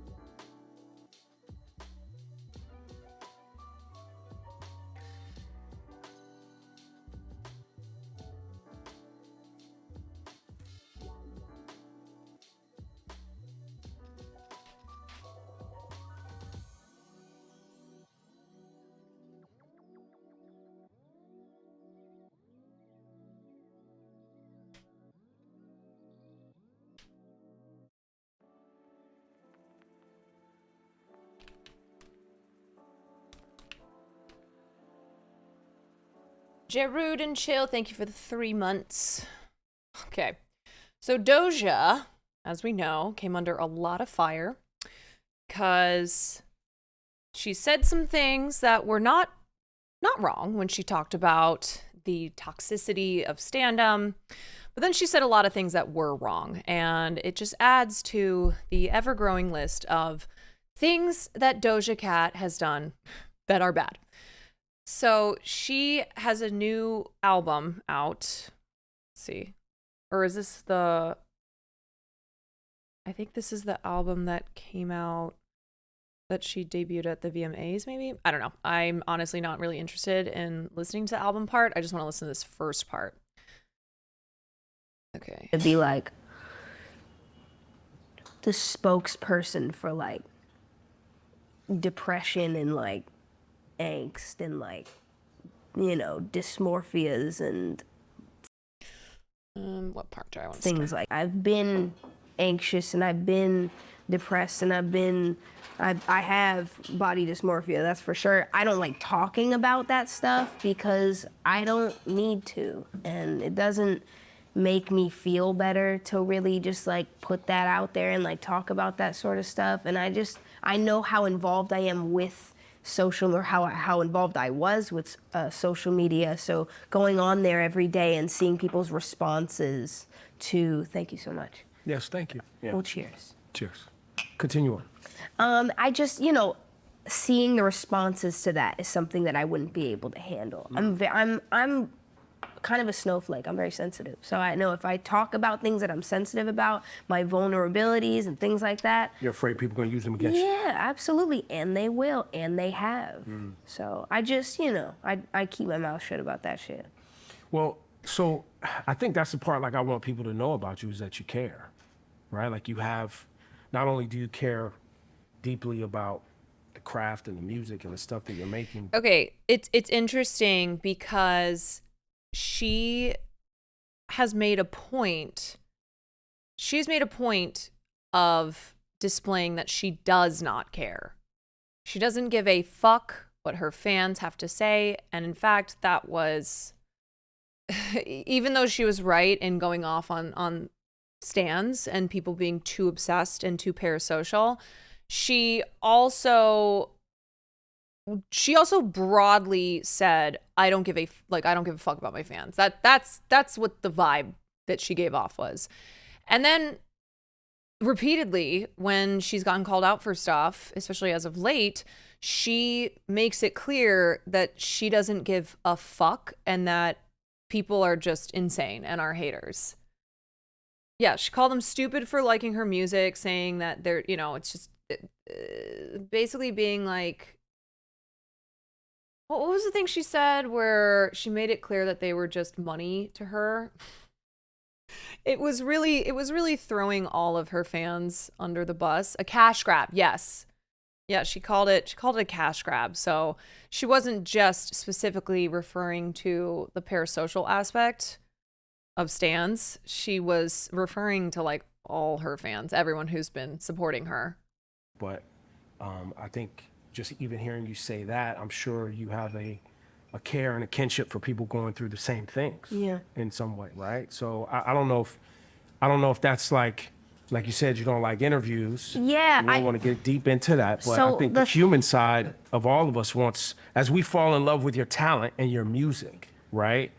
And I think there's a piece of us as humans that want to connect with you on a human level, just to kind of like know it's safe. See where I'm at. Yeah. I think that I have a big fear of like performativeness, and when people use social media to make themselves seem like this holier than thou kind of like can do no wrong, is for every cause, is for every person, is in agreement to everything good and everything blah blah blah. And the thing is, like, I'm not like, first of all, I'm not a political person at all, but I do just I feel like when it comes to that sort of thing, I have to. Okay. Gerver's dead. Thank you for the prime. This is what I don't understand. And she's not the only celebrity who says this, who has effectively been a political person. But they'll say, like, I'm not a political person. I don't, I hate all that stuff. And it's like, then why were you in alt-right chat rooms? Why have you done things that are hard to separate from politics? So I don't quite know. I just don't know what that means when they say I'm not a political person. Like, you don't follow politics? That's not, like, is that what you're saying? That's not a part of your brand? You don't care about politics? That's not what this is about? I just don't know. Just back the fuck away, because that's not what I want to.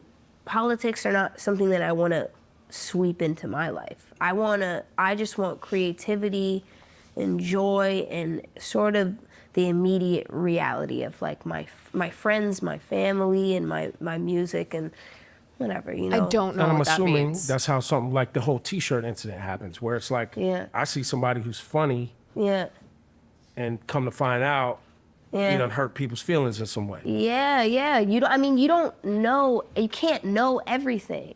And me wearing a t-shirt of somebody who I thought was funny is an attack on people. It's an attack on, it's not an attack. It didn't affect the world. Okay. All right. So here's what I will say. No, you are not expected to know every single thing. Of course not. Like I've said repeatedly, most celebrities are really ignorant. They're pretty stupid. Okay. No, if I have a good faith interpretation of this, then I'm willing to believe that Doja Cat did not know who Sam Hyde was. Okay, that's fine. She doesn't have to know who Sam Hyde is. The problem was when she got called out for it, and also Sam Hyde funny. I don't know. All right, it's interesting.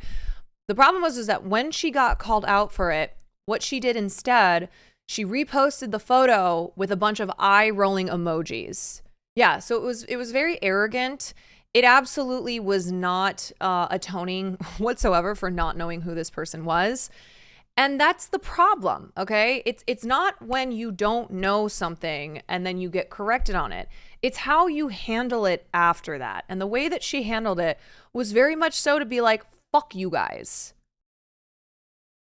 Nandeshu, thank you for the tier 1.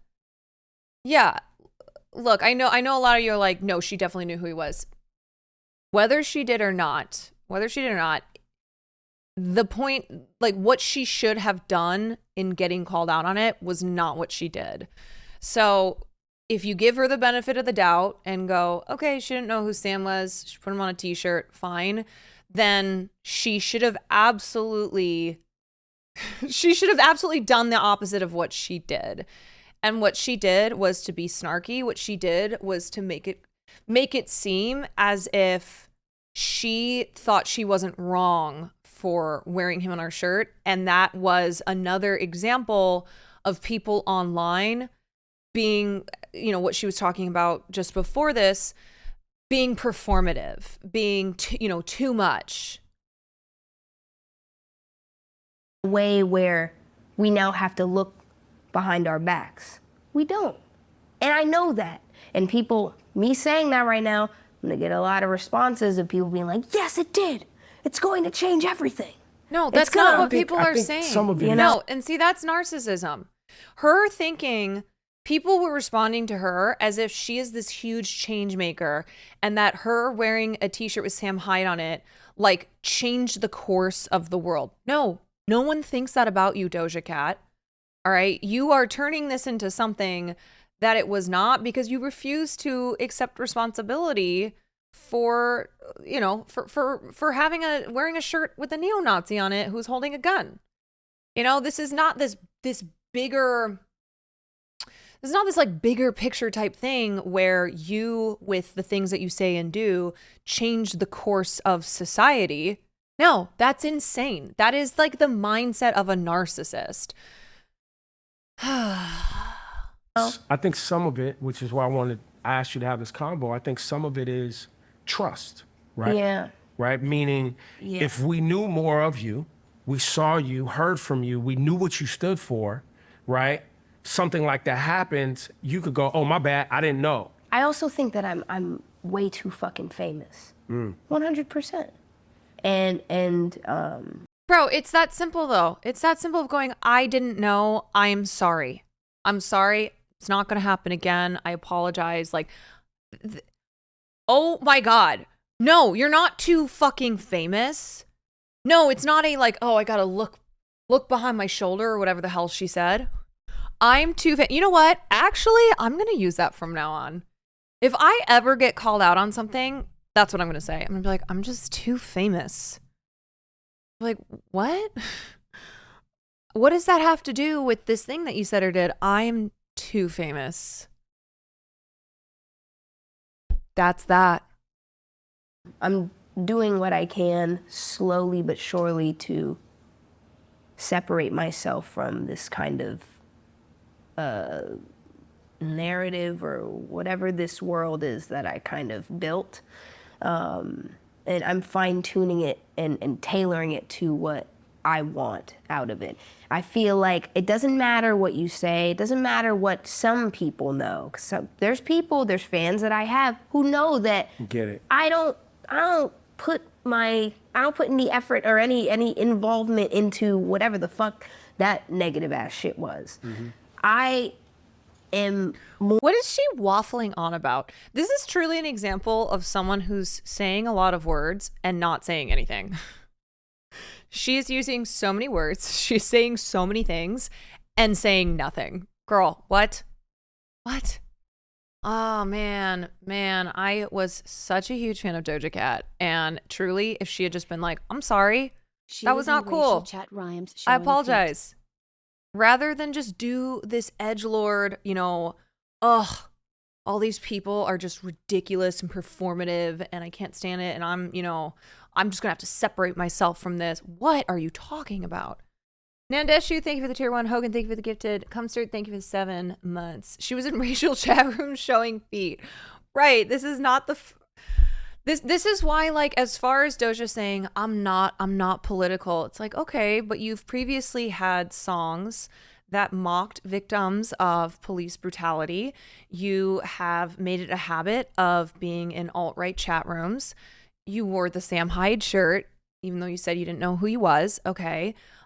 You got exposed for using the F slur repeatedly and directing it at people. And your excuse was, you've said that thousands of times in your life, and it doesn't mean that you hate gay people. It's like, oh my God, she's not right in the brain. Honestly, I think this is just textbook narcissism. I think that's what it is. Yeah, she's a narcissist. Hogan, thank you for the gifted. Too famous. Or just funny guy on t-shirt wore it that day. Right. Funny guy on Brush my teeth on. Yeah. Instagram Live. Like Make funny faces. Yeah, but I don't need to explain myself. I don't need to prove myself to a bunch of people who are just gonna project no matter what I say too. There's people who are incredibly dogmatic. It doesn't matter what the fuck you do, what you say, they're always gonna stand by that person's evil. For sure. Or that person's Yes, I agree with that, but not in the context she's using it as it applies to her. No, I don't agree with that. I've said this, where as a society, we have to be willing to allow people to change when they apologize, when they show through their actions that they are committed to being better. We can't hold them accountable then for the rest of their lives and not have space for them to grow as human beings. That's otherwise, what's the point, right? What's the point of calling people out? What's the point of people apologizing? There's no sense to it if we just continue to only judge them based on a mistake that they made. Now, depends on what they did. Look, you know what I'm referring to, okay? I'm not talking about somebody who like murdered a bunch of people. I go, we just need to accept. There are some people who are fucking evil, of course. I'm talking about your run of the mill. Someone says something, tweets resurface. Whatever it is, okay, the shit that happens all the time, and people who are like, what was an example that happened recently? I can't remember. It was something I was talking about on stream, and I said, okay, this is an instance of this person. This person really did apologize and are committed through their actions to being better, and so we can't then go, no, there's no room for you to be allowed back in. You are forever ostracized. And like an iDubbbz. I think an iDubbbz is a good example. iDubbbz wasn't the example I was thinking about, but iDubbbz is a good example of someone who, now his is a little different because there are people who are really mad at him that he's not racist anymore. But there are, of course, people who do not believe that iDubbbz should be allowed to change. Like, they basically chalk iDubbbz up to who he was in the past and think that no matter what he says, or no matter, the changes that he has made through the actions and his behavior that he has worked on, that it's like there's no, oh no, sorry, iDubbbz back in the day said the N-word, or he did this and that, so that's it. Drew Barrymore, yes, thank you. Yes, Ronald, Drew Barrymore, yes, that was the example that I used, where I said, I don't think, it was something where I was like, look, I don't think that Drew Barrymore suddenly has absolved herself of the fact that she was willing to break the strike, but we had to accept that she called her show off rather than going, it's too late, Then what was the point? Why did we call her out? Why did we get her to stop the show? What are we doing here?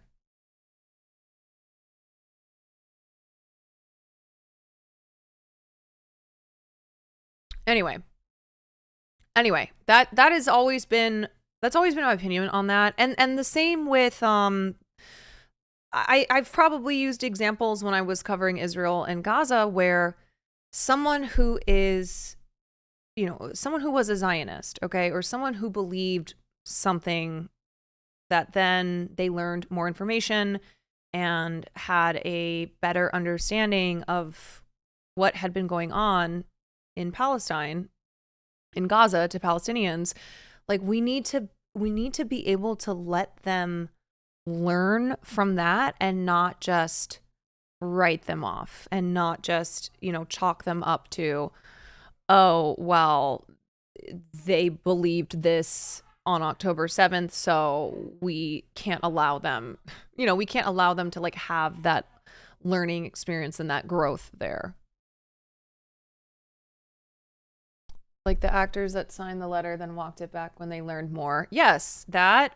I was going through some ban requests the other day, and there were people who had been banned and then came back a couple months later and were like, I've learned more things that I didn't know before, and I was upset this day because I felt you were doing this, or I felt like this is what this is what you were saying based on the information that I had, but now I know more. And so I was like, yeah, of course, I'd love for you to come back, that type of thing. I'm not going to be like, nope, sorry, too late, goodbye.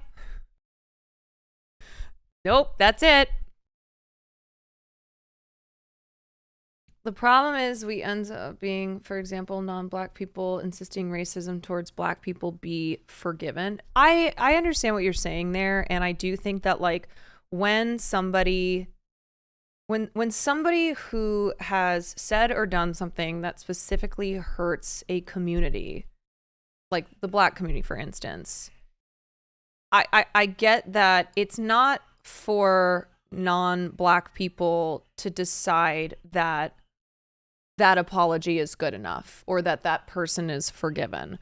But I just believe in general, whether it's my community that's been hurt or not, I do want us to be moving towards, I do want us to be working on living in a world where we do let people learn and grow. And I think they need to do that work themselves. I don't think that they're just allowed, oh, sorry, here's my apology, and now all is forgiven, and everything's fine, and that's it, that's all. It's like, no, people have to demonstrate that they are actively trying to be better people and that they are educating themselves and not relying on someone else to do that work for them.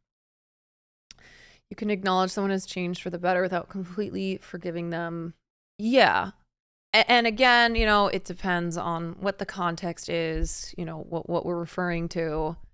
But like there was a situation, I think it was like some chef or something like that. I don't know. There's been so many examples. But they had years ago had some anti-Asian tweets. And my first instinct was be like, fuck you. And then I went, what good does that do? What good does it do if this person who had previously expressed beliefs that were racist and anti-Asian specifically is now just forever done? I think that was one of the first times I realized, like, I myself have to be okay with like giving chances or like having the space for people to learn from mistakes. You can support a marginalized community without making decisions for them. No, absolutely. I don't think that like I don't think that I or anyone else should ever make decisions for the Black community, right?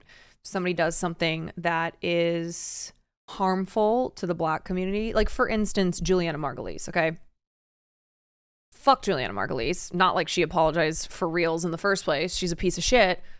But that was a situation where it was like, when when she came out with her apology, which was bullshit, all right? It was, you know, there were a lot of people who were not LGBTQ, not black, not Muslim, who were like, yes, Juliana Margulies, thank you, we accept, you're forgiven, etc., etc. No, because Juliana Margulies has not demonstrated that she actually understands why what she did was wrong and that she is going to be better. Like that, just first and foremost, she's terrible. But secondly, yeah, it is one of those things where if you're not a part of the community that was directly harmed by someone's words or actions, it is not up for you to accept that apology. Now you can have the you can be of the belief that we should live in a world that is pro rehabilitation, but it's not for you to go, that apology is accepted, you know, that's it, that's all. I will say there's a lot of people that claim to change, like Redacted, that Def didn't. I think it's very important to put in the work to truly change. A lot of people want to change without that step. Yes, well, I think that is, I think what you're talking to, a lot of people wanting to change without that step, is the epitome of YouTuber apologies that we've talked about on here. YouTuber, influencer, just celebrity apologies in general, where it's now become almost a meme where somebody will fuck up. And this is what I said about Tana. And this was what really bothered me about Tana, is that she was not demonstrating that she had actually learned anything, because now you fuck up, you do your apology, put your YouTube apology out, and then nothing changes. You don't demonstrate change from that. And so then a month later, you do something else, you put another apology out, and there's no accountability.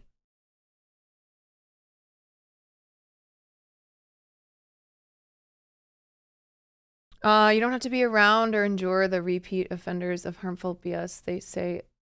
Yeah, absolutely. And I don't think that this applies. I don't think this applies to every single person. And I especially don't think like it applies to people who are not actively putting in the work to change and be better and demonstrating that, you know?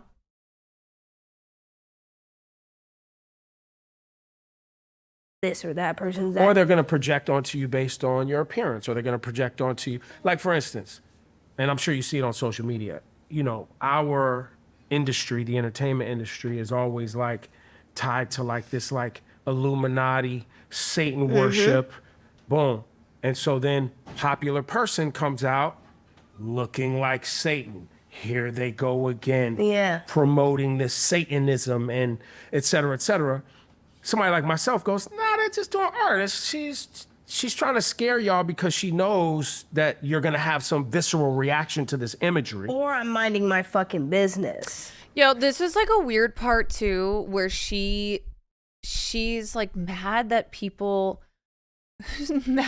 were linking her to Satanism. And I'm like, Doja, okay, you made a whole ass album, one with satanic themes. I think this is silly. Like, I think it's silly that people would be upset about Satanism. Okay, that's just my opinion. But as far as her thinking people are so stupid and ridiculous, and I don't know if it's this part or later on in the interview, I just saw a clip of it, for thinking that she is satanic when that was her whole album. It's just funny to me. Right? Like, if you're gonna put a whole ass album like that, and you're also Doja Cat, you know? It'd be one thing if it was Beyonce. I don't think people would then suddenly go, Beyonce's a Satanist, but it's Doja Cat. She does that kind of shit. People thought Lil Nas X was a Satanist too. You don't see him doing this dumb shit. Right. So there's, you know, I like the idea of I did it on purpose, and it's this big ruse to like make people react. Right. But I also like the idea of, you know, what it is that I love this piece of visual art. I like this visual for this sound. So I chose that visual and I applied it to the Anyway, set. all right. I think that's all I wanted to watch from this interview. It was mainly just that part where she was bullshitting, saying a whole lot of nothing. So she's literally just a troll. Yes. Yes, I think so. I think she fancies herself as an edgelord, as a troll. But then when she crosses the line, she refuses to take accountability. Like when it crosses the line from just being a troll, she refuses to take accountability and then blames it on her fans, blames it on people online. She's literally just a Redditor that got money. Yeah, I mean, she is the bitch I'm a cow girl. They thrive off, trolls thrive off being able to trigger a negative reaction, then just brushing away and blaming it on the other person, people gaslighting. Yeah, for sure. And I don't think that, like, acknowledging you're a troll absolves you of your bad behavior, you know? I don't think the label of being a troll, being edgy, means that you can just do this stuff. You know? It's like when people say really shitty things and go, I'm just joking. It's like, no, you're not allowed to do that. All right. I was really hoping this interview would have been her. I don't think she will ever take accountability because I think she has too much of an ego. I think she's too much of a narcissist. I think she genuinely believes, even though she says she's a snowflake, right? She said earlier she's a snowflake, she's sensitive. I think she believes that the fault lies with the internet and with her fans.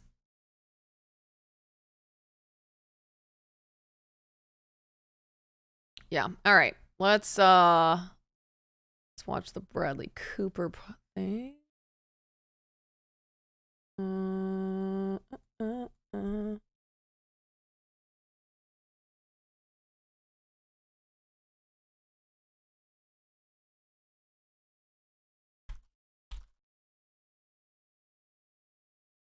I hate that.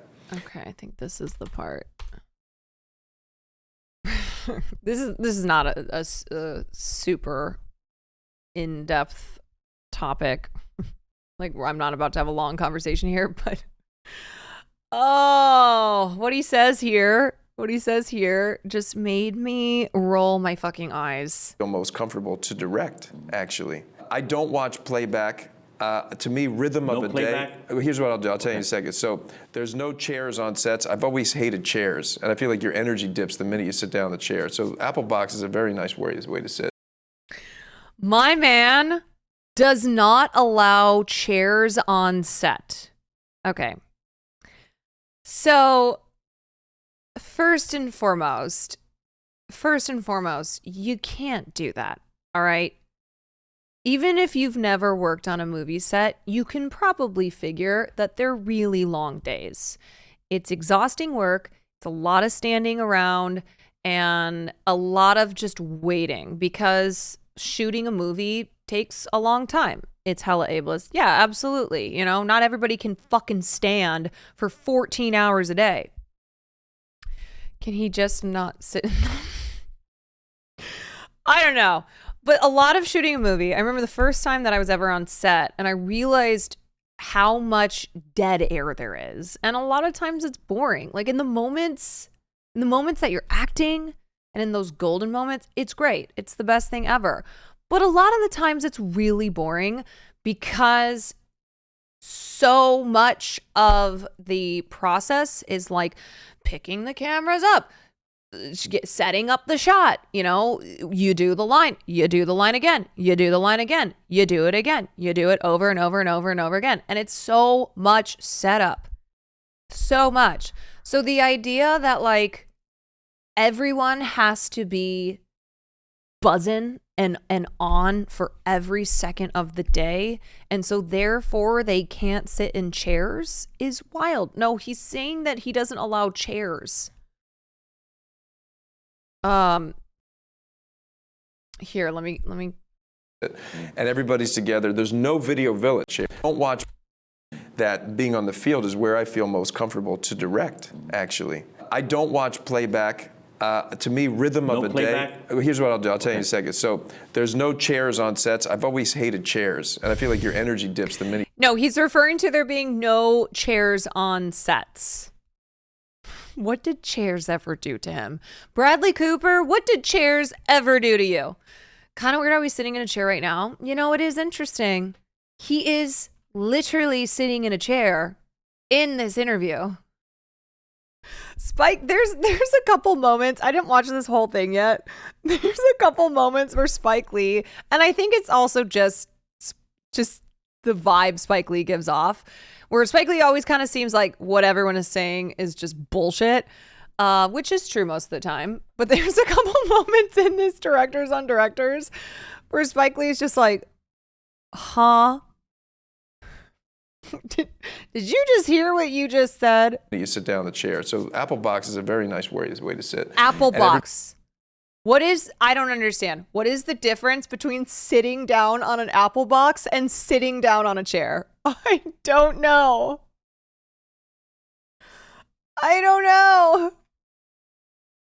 Christopher Nolan responds to claims he doesn't allow chairs on set. Cast and crew can sit wherever, whenever they need and frequently do. Spokesperson for Nolan has responded to claims that the filmmaker doesn't allow chairs on his set.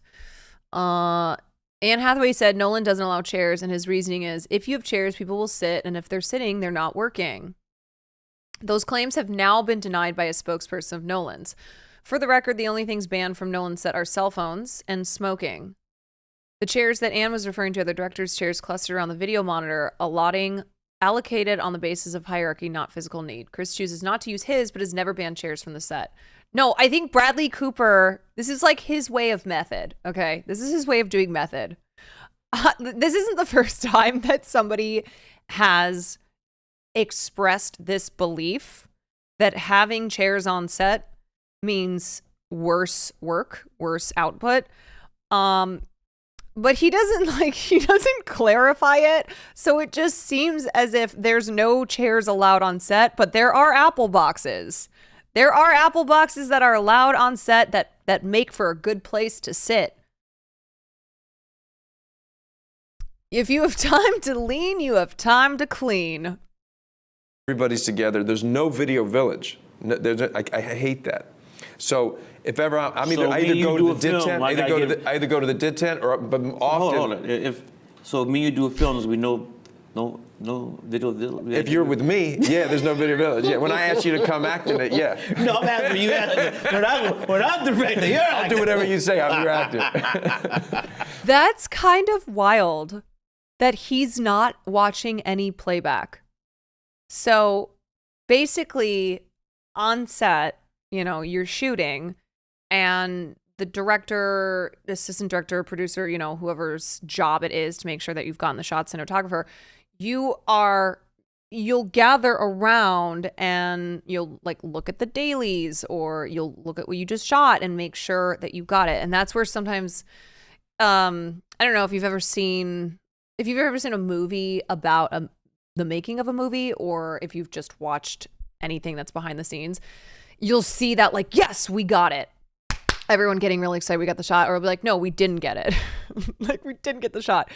And this, I'm just really perplexed by that, because I'm like, does Bradley Cooper, does he just, when he makes movies, does he not pay attention to the budget? Does he not?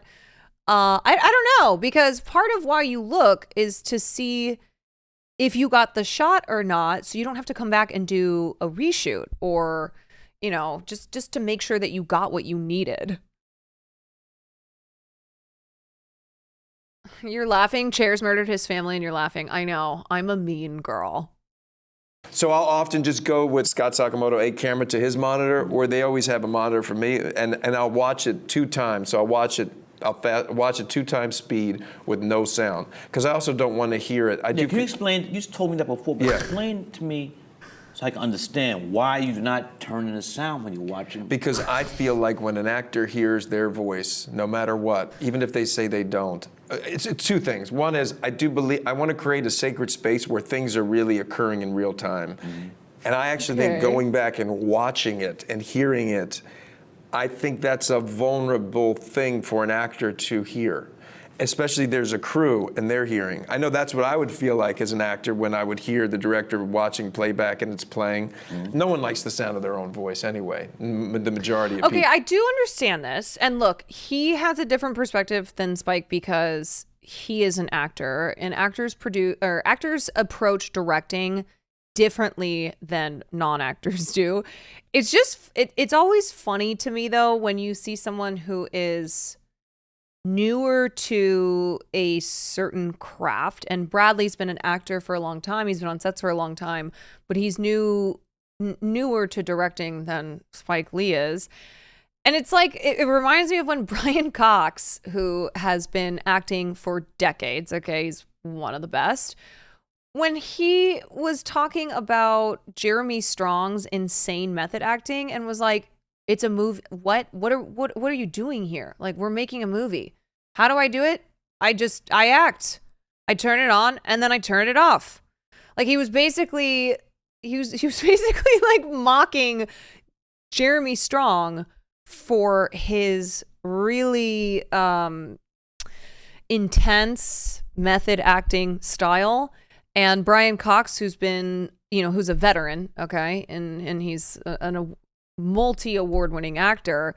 It is the most Logan Roy thing to say. Yeah, he literally was like, I just do my job. I'm an actor. I just turn it on and then I turn it off. You just act. You just do it. I don't know. So it's always funny to me when I see someone who's newer, talking to someone who's been around for a long time as to what their methods are and seeing the reactions of the veteran going, that's weird.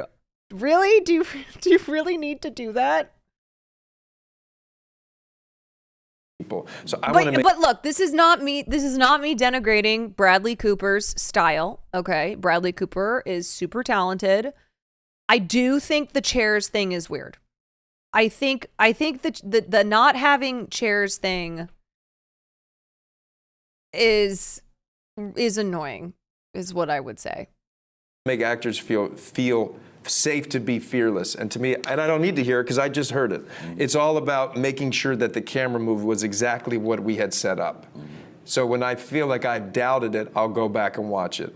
Other than that, I don't watch it. And again, Spike, I think it's because I became so aware as an actor of the movement of the camera and the composition that it feels second nature to me. Or like Laurence Olivier to Dustin Hoffman on Marathon Man, it's called acting, son. Yes, yeah. When did Steven Spielberg and Martin Scorsese see a cut, if they did? I showed Marty a cut. All right, anyway. Anywho. I just think that we should be moving past method acting and having no chairs on sets. That's just my opinion.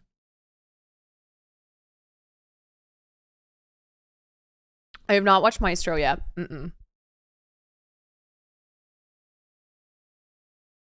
Chairs on set or we riot. Yeah. At least let me sit on a bale of hay. Well, you've got an apple box. That's what Bradley Cooper said. You've got apple boxes, which make for good sitting. Finding out Jonathan Majors method acted himself into a whole new reality. Yes, Jonathan Majors, another person who blamed his abusive behavior on sets as him being method. I think that there are enough examples of amazing actors who don't go full psycho in order to get into the role.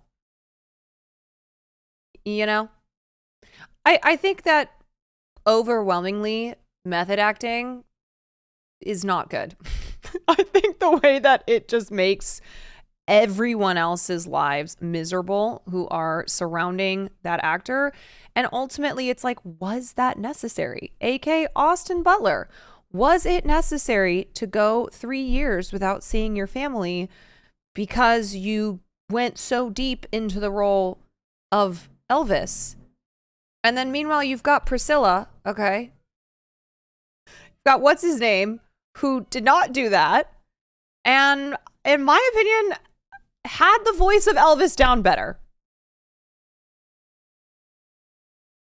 Jacob Elordi, yes, Jacob Elordi. I remember seeing the trailer for Elvis and going, oh no, Jacob Elordi, just from this trailer, from Priscilla, not Elvis, seems to be imbuing Elvis just as good, if not better, than Austin. Anyway. My hot musician take is that there's no way Bradley needed to spend that long learning how to conduct for Maestro. It's actually not that complicated. That's interesting. I think a lot of times actors, I don't know. I think they do those things for multiple reasons. One, because they really believe it's necessary to fully become the character that they're playing, especially if it's someone who's, was a person in real life. But I also think that, like, that makes it seem as if they are very, very serious actors. Anne Hathaway, for instance, okay?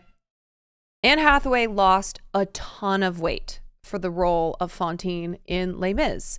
She ended up winning an Oscar for it. She won Best Actress or Best Supporting Actress, whatever.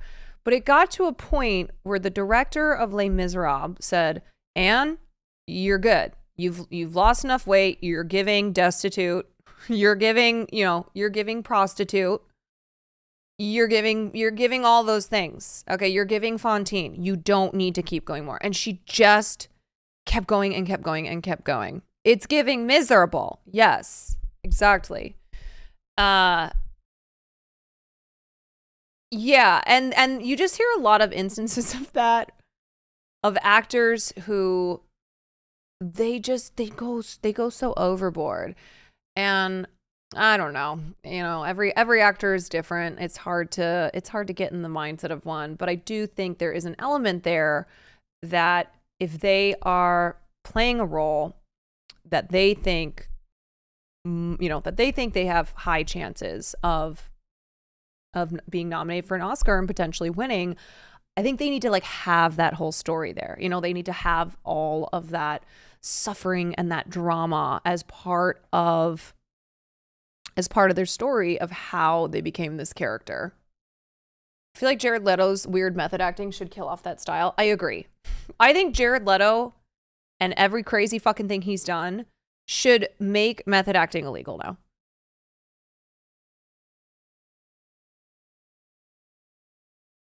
Christian Bale gave himself heart problems bulking up to be Batman, losing all that weight and more for the machinist than bulking up again. Yeah.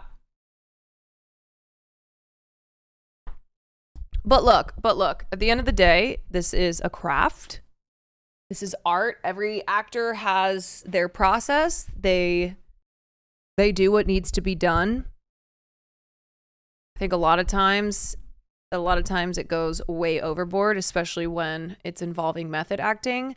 And I look at actors who don't do those things and are just as good.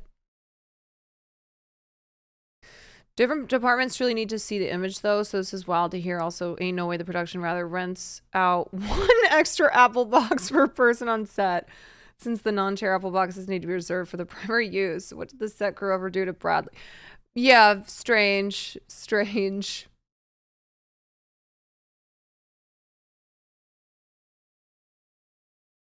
Am I wrong, or is it mostly due to method act? I think the famous examples that we tend to talk about, and the ones that, most of us know, are men.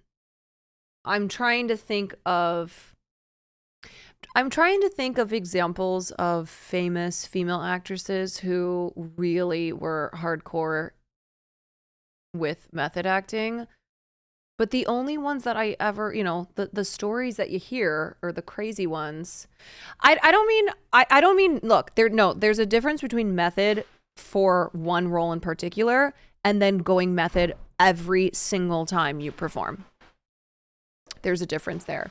So Daniel Day-Lewis, for instance, Daniel Day, that was his process. There wasn't a role that he did that he didn't go extremely method on. Supposedly Jonathan Majors, that's what he's claimed, that like that's why he's such a fucking asshole, is because he's method. Jared Leto does that. Jeremy Strong.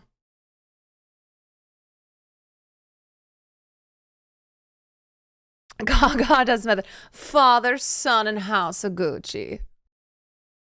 But yeah, I don't mean somebody who specifically went method for a certain role, I mean someone who like that is what they're known for. That is their acting process, is whenever they have a role, whenever they have a different character that they're going to be playing from start to finish, that is all that they do. They are just completely method. They will not behave as anyone other than that character.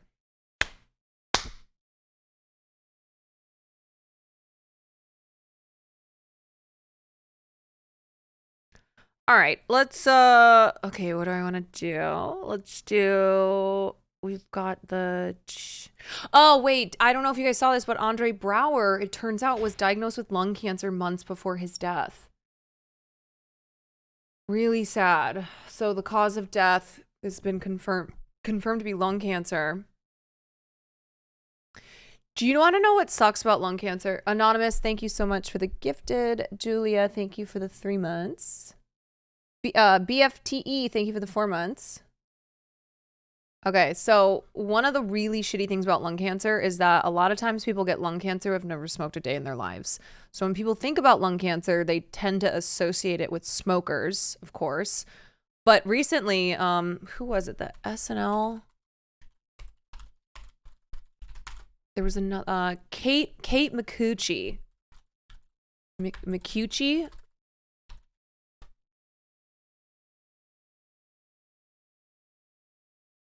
What? No? Did I say Micucci? Micucci? Micucci. Micucci. My coochie. No! Oh, God. Oh, no. Is it Micucci? Oh, God. What a last name. What a last name. It's the first one she acknowledges it. Okay. Yeah, she's a comedy actress, so I'm sure she's made jokes about it. So anyway, she was in Big Bang Theory and SNL. She was in Guillermo del Toro's Cabinet of Curiosities. She was recently diagnosed with lung cancer too. She had surgery. They caught it really early. She said her diagnosis was unexpected because she's never smoked a day in her life. So it was a surprise, but I guess it happens, and the greatest news is they caught it early. They got it out. I'm all good. Lung cancer is actually more likely to affect women, I believe. Lung cancer diagnoses have risen among women in recent years, even though many of these women never smoked. Exposure to secondhand smoke, pollution, family history, and other factors can contribute to lung cancer diagnosis. Micucci explained that something unusual showed up in her blood work, which led to further testing and eventually her cancer diagnosis. I had one thing in my blood work that came back really high, so I went to preventative doc who did a few scans. He scanned my heart, and that's where the spot in my lung was noticed. Yeah, so this is one of those cancers that does not just affect you if you are a smoker. And for women, for some reason, lung cancer rates in women have been rising, and a lot more women who are non-smokers are getting diagnosed with lung cancer. She was in an amazing comedy group called Garfunkel and Oates. My grandfather, actually both my grandfathers died of lung cancer, but they were lifelong smokers. At the time that Brower's death was announced on Monday, it was stated that he had suffered a brief illness, and then on Thursday it was specified that it was lung cancer, and he had been diagnosed a few months prior to his death. It's really sad. And then, you know what? Then there will be people who smoke their whole lives, never get lung cancer. Lung cancer is the third most common cancer in the United States. For both men and women, more people in the U.S. die from lung cancer compared to any other type of cancer. Wow. What? For both men and women, more people in the U.S. die from lung cancer compared to any other type of cancer.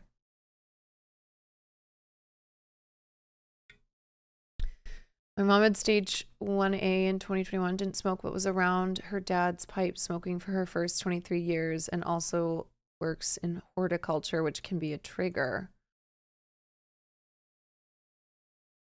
Damn, lot of carcinogens out there for sure. I did not know this. I did not know that more people in the US die from lung cancer compared to any other type. That's a sad fact to know.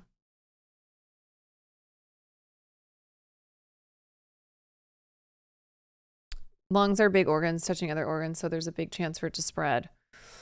Oh, so scary. I know. Anyway, that was just a little update there.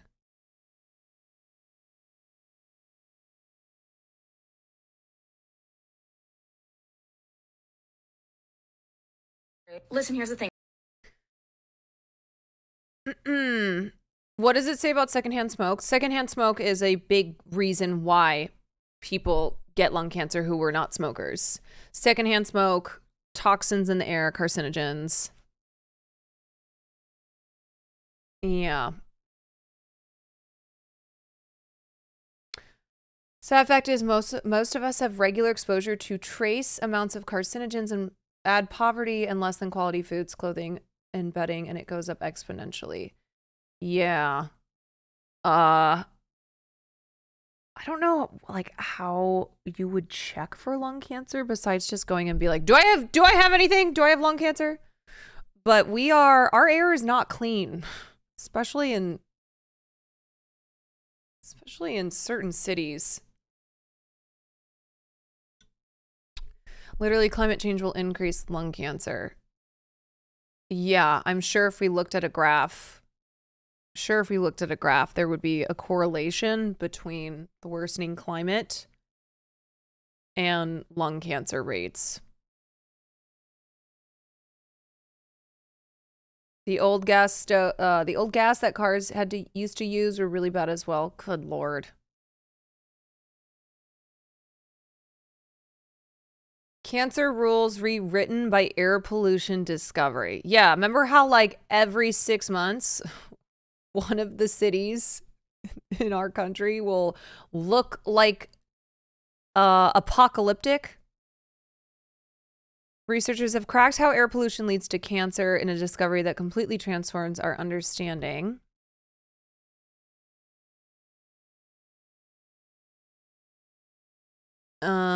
The damage is already there in our cells' DNA, picked up as we grow and age, but something needs to pull the trigger that actually makes it cancerous.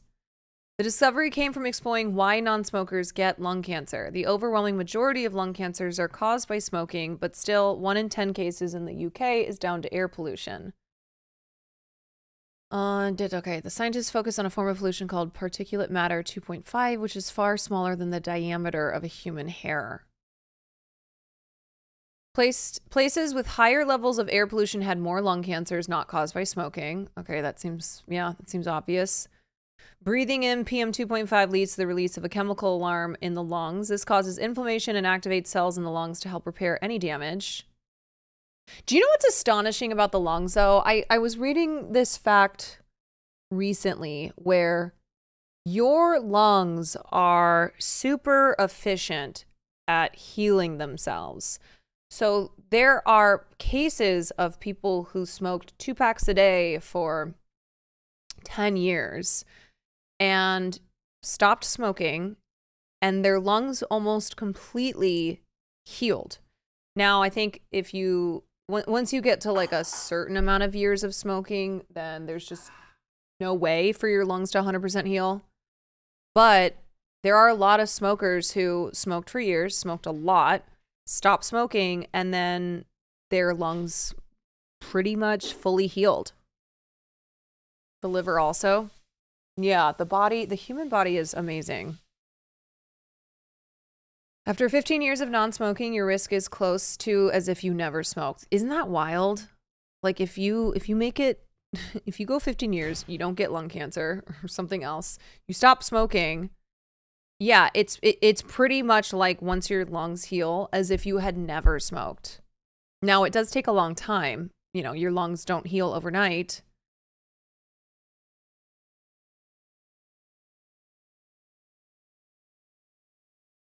Crucially, the researchers were able to stop cancers forming in mice exposed to air pollution by using a drug that blocks the alarm signal. To give people who have never smoked but developed lung cancer some clues about how this might work is really, really important. It's super important because 99% of people in the world live in places where air pollution exceeds the WHO guidelines, so it really impacts all of us.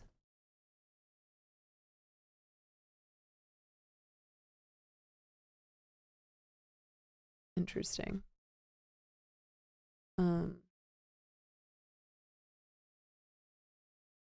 The idea of taking a cancer-blocking pill if you live in a heavily polluted area is not completely fanciful. He said we needed to rethink about how even smoking causes cancer. Is it just the known DNA damage caused by the chemicals in tobacco, or is the smoke causing inflammation too? Do you know what's going to be scary is to see, because we just don't have the data now, but to see how vaping has affected, or, you know, the effects of vaping on people, because vaping is something that younger generations have gotten into who wouldn't have necessarily smoked cigarettes. I think it's such bullshit, and it was honestly genius marketing on the behalf of these vape companies to present it as a healthier alternative to cigarettes. So aka, like, if you're gonna smoke cigarettes, don't smoke, vape, because the addiction to vapes happen like that. And you have so many high schoolers, even kids in junior high, who are addicted to nicotine via vapes. I saw an article the other day that weed vaping may be worse than nic vaping. I have seen that as well. Look, if one thing's worse than the other, it doesn't mean that the other thing is okay. But here's the thing, okay? Here's vape stop me smoking tobacco. I can hit the yes, no. For some people, for like the big time cigarette smokers, vaping I think is a better alternative. But there's a lot of people who got into vaping, are now addicted to vaping, who I don't think otherwise would have smoked cigarettes. But it's the ease of vaping. It's the fact that, you don't reek of cigarette smoke. You can vape in school. You just go into the bathroom or wherever. It just was really accessible. I'll never forget the summer that vaping took over. I was working in the clubs, and before that, people would like go out to the deck, have a smoke, whatever. Suddenly, I saw everybody with the Juul. Everyone. And then people who never, who wouldn't have smoked a cigarette, taking hits from the Juul and then getting their own Juuls, getting addicted to it. And then that was it. And it's a huge problem in schools. I mean, when I was talking to Fan about it, she said she started vaping in high school. Fan started vaping when she was 15 years old. Like, I would have a drunk cigarette or two in college, but I can't imagine having a nicotine addiction in high school, but not recognizing that that's what that was. Like, when you're smoking cigarettes, that it's bad. Like, it's bad, But I think with the vapes, younger generations, the kids just were convinced that it wasn't bad, that it was fine. And then got addicted to it. I've read so many posts from people who got addicted in high school, and now they're, now they're like 23, 24. They've been vaping for almost a decade. They've been trying to quit. It's hard.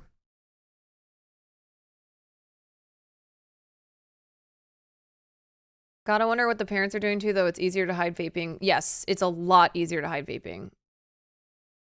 You can't, because the thing is, you can't really smell it, but even if you do smell it, you don't necessarily recognize it as the smell of a vape. So it's easy to get away with vaping.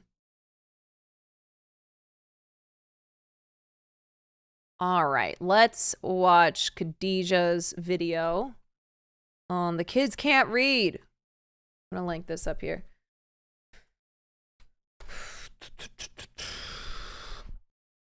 Well, Butrin got me to stop smoking nicotine. Interesting. I have not heard of that side effect before.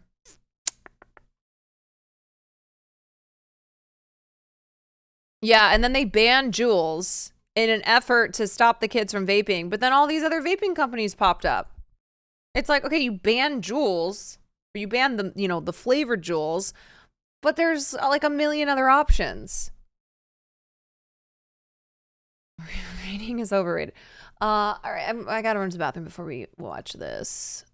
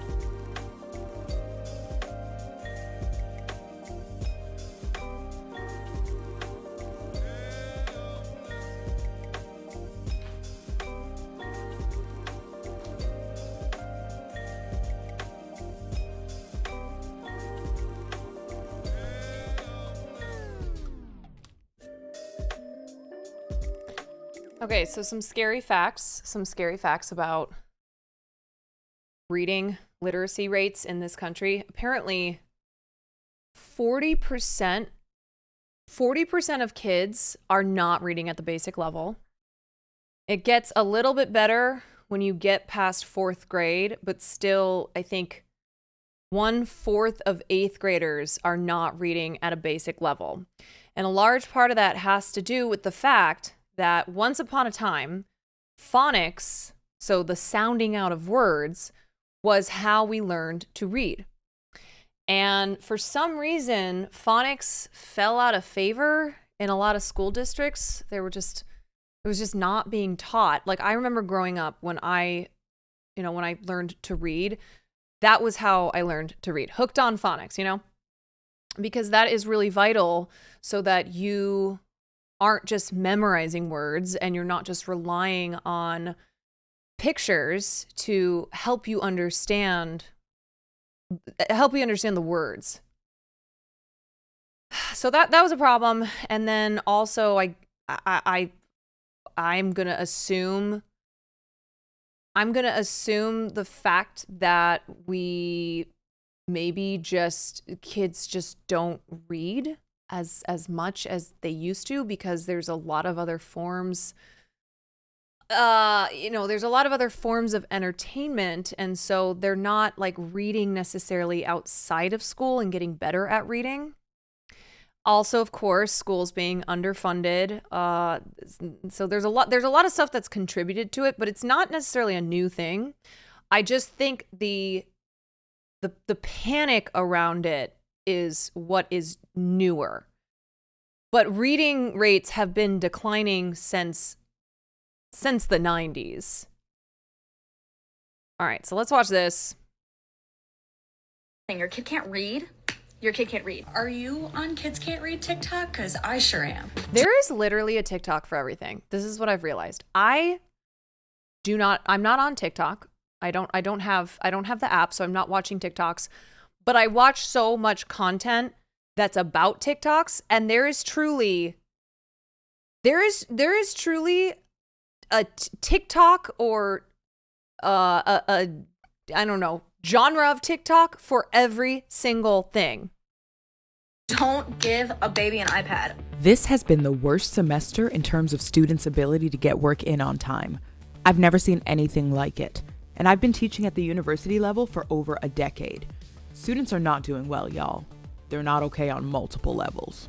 Oh, whoa, that's so crazy. Why would I say that? Oh, well, maybe it's because you're lazy. Well, as a high school teacher, I'm here to inform you that high school kids are doing way worse. As a music teacher, I didn't really think I had a whole lot to add to this conversation. I run a before and after school program, and the majority of the kids in my room are in grade 3. And I've known some of them since they were in grade 1. So I've been with them for a couple of years now, and legit, some of them can't read. They're not at the grade 3 reading level. They are reading 6 years below grade level. The only difference is a whole heap of these kids are going to graduate at the end of this school year. I don't think a lot of y'all understand how much this is affecting them in every single course that they're taking. And on top of your kid not being able to read, your kid doesn't have an imagination. And we are expecting them to go to college and obtain jobs when they cannot even comprehend basic skills.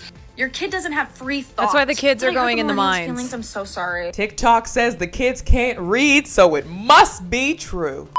But in all seriousness, it does seem like people are worried about Gen Alpha. Gen Z and Gen Alpha, since they're both the ones that are currently in school, junior high, middle school, early school. That's primary school. What? I'm smart, but I'm real dumb.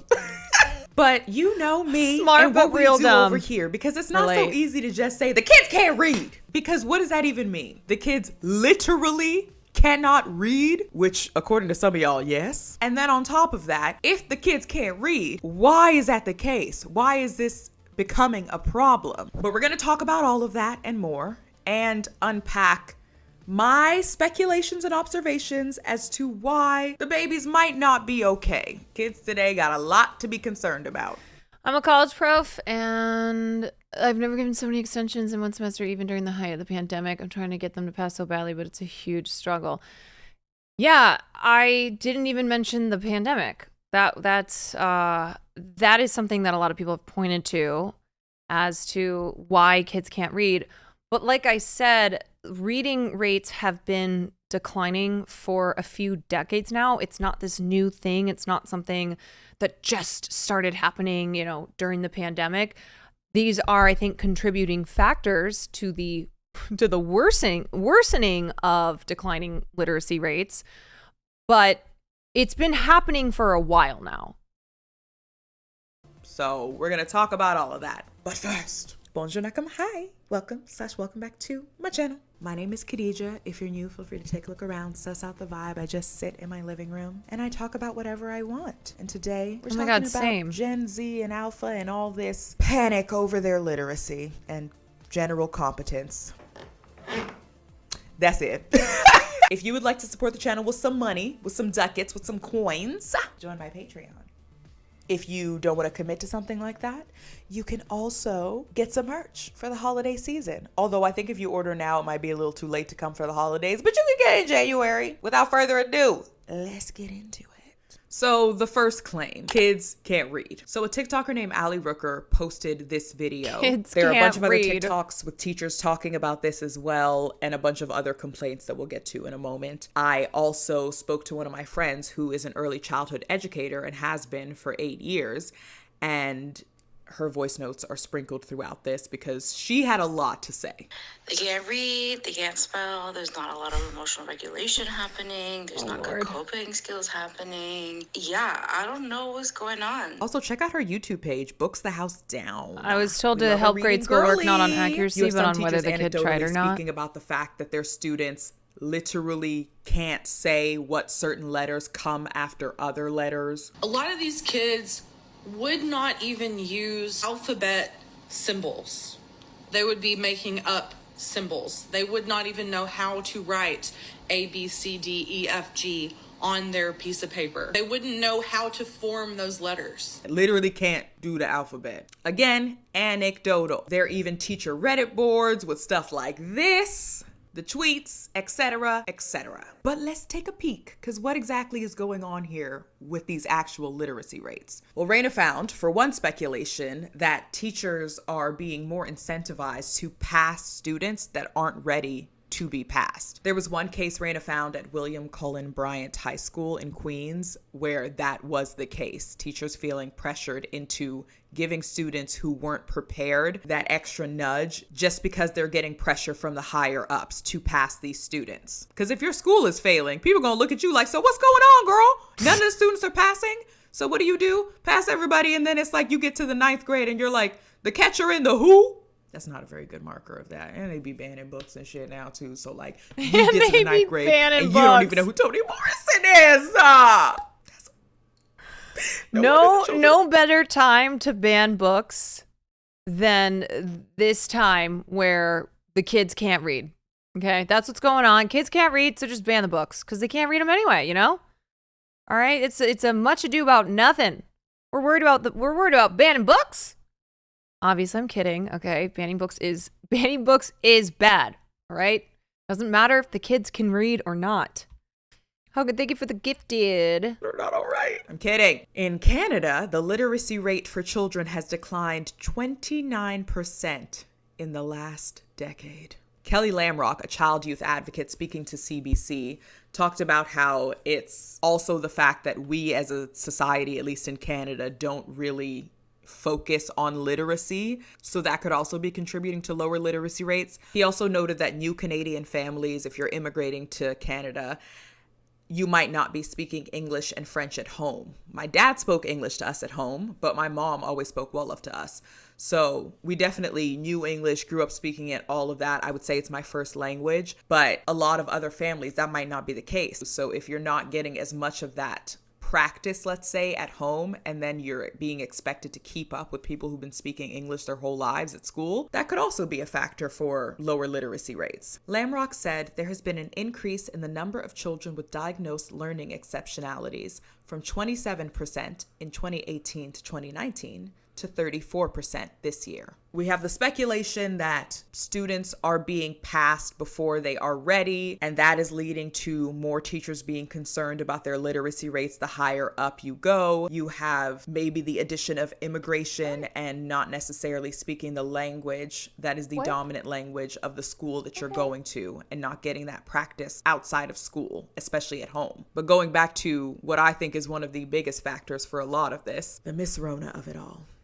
I and many other folks speculate that because students were stuck learning at home, their schooling was constantly being disrupted, and then you were sending them back to school in the middle of a pandemic. Students were getting sick, teachers were getting sick, and there is currently evidence that Miss Rona can have an impact on something called the cytokine storm, which is an exaggerated inflammatory immune response that has flu-like symptoms. Now, because Miss Rona is still new to the party, she just got here, they're still doing research on this and the long-term effects of Miss Rona anyway. But something like the cytokine storm, this exaggerated inflammatory response, can have long-term effects, can leave the body dysregulated for months or even years. Still being researched, but that is something to definitely consider when it comes to kids and students, not just because the panorama was around and disrupting their learning, but also how many kids have contracted,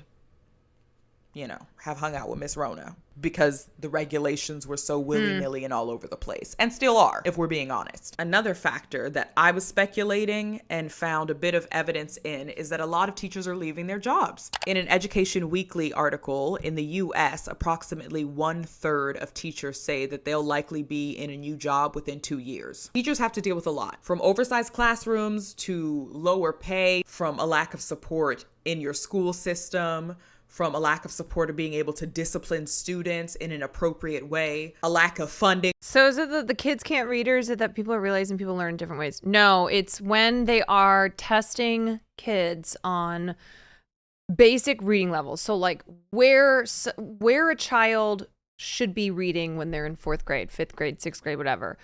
More and more kids are not reading at even the basic level. So we're not talking about we're not talking about kids who literally can't read a single thing. This is referring to being able to read at the basic level for what grade of school you're in.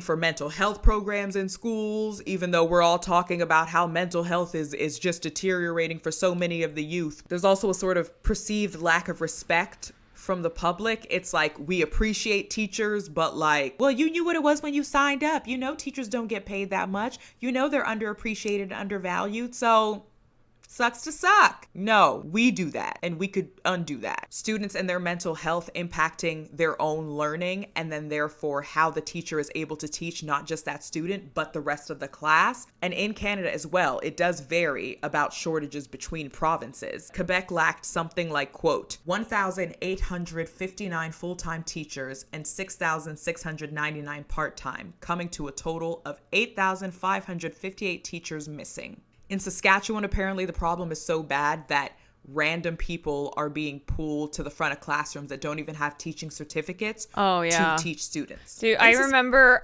reading the stories during the pandemic where parents were having to fill in and be teachers. They were trying to up the ante to get more substitute teachers. Like, I remember during the pandemic, the school that I used to work at, the school that I used to teach at, reached out to me, and I hadn't taught for at least a year because I was working at Sony, but they were like, can you please come be a teacher? We need help. We will pay you this amount of money, which was like double what I used to make as a substitute. And it's because they just had they were so desperate for teachers because there was a dearth of teachers. Good night, Joe. Saskatchewan, the province's Teachers Federation says they're seeing a significant number of uncertified teachers coming into schools. President Samantha Bacati said that these teachers, who often have no Bachelor of Education degree. No, I did not do it because I had gone home to live at my parents' house in Chicago because I didn't have a job. I was broke. So I went home for like 4 months during the pandemic. And also I couldn't do it. I couldn't go back into teaching. I was an elementary school substitute teacher for a few years. And may only be out of high school for 4 years are being put in front of the classroom. Now, when I first decided to talk about this, I was immediately going to the internet. I was like, it's Miss Rona and the internet's fault. It's the iPad. It's technology. It's Mark Zuckerberg. I see you, mother. According to NPR, at least as of 2019, kids up to age 11, half of them have smartphones. There is evidence to show that too much screen time does have a negative effect on the cognition of a young child. There was a study in the Journal of Adolescent Health that tracked children 9 to 10 years old and their screen time, and this is what they found. Summarized from NBC. The study on OCD was published in the Journal of Adolescent Health and tracked more than 9,200 children for 2 years, starting at ages 9 to 10. Researchers logged how much time the kids spent on devices and found that 4.4% qualified for a new OCD diagnosis. The odds of developing the disorder over the study period increased by 15% for every hour a kid played video games, and by 11% for every hour that they watched videos, according to the findings. Social media wasn't necessarily attributed to these findings. It was more so about screen time, because usually kids that age, 9, 10, their parents aren't letting them on Instagram. And though, again, this is still something that is unfolding, that is still being researched, so I'm not going to sit up here and say, they're absolutely right. For every hour you spend online, you're going to have OCD. I know a study wouldn't be so audacious to say that. I mean, I look at my own, I look at the changes in my own life and what I spend my time doing, my leisure time doing. And back in the day, it was reading. I read all the time. all the time because I didn't have other forms of entertainment. And so reading it was. And then, you know, I got a phone. I got older, and more of my time was spent looking at a screen, right? I also got much more into film and television, and so I spent a lot of time trying to make up for lost years of not watching TV. And now I as an adult who was one of the top readers in my class for years and years, I was always a very voracious reader. Now it's so hard for me to sit down and read a goddamn book without getting distracted or without prioritizing another form of entertainment. And look, I can read because I had those formative years where I learned to read and I read a ton. But I just think, and now I've got ADHD, yeah. But I just think now for kids who have access to these things that I didn't have, and this is just, you know, it's so much normal now it's so much more normal now to have an iPhone, to have a computer, to have a TV, to have access to screens and to these different forms of entertainment. So like you get home from school, you play a video game, you watch a show, you watch TikTok, whatever it is, versus picking up a book and reading. I mean, obviously this is anecdotal because I'm just going off my own experience, but I feel like that's also what's happening here. Blatantly adding my own conjecture to all of this whole video. I wonder what it's like when so many of us have access to screens and these worlds where it's catered to us. We decide what happens. We decide what we see, what we don't see, how it looks. Yeah, you guys read chat. That's how you practice. Control. What does that then cause us to see the real world as when those things aren't in place, when it's not glossy, when it's also just not catered to us, you know, the whole main character thing of it all. And that's maybe more social media than just online screens, the internet. But I wonder truly what it would have been like to have been raised touching an iPad screen and swiping. Another thing the teachers are complaining about is not just the literacy rates, but also the behavior of the students. Y'all's kids are bad.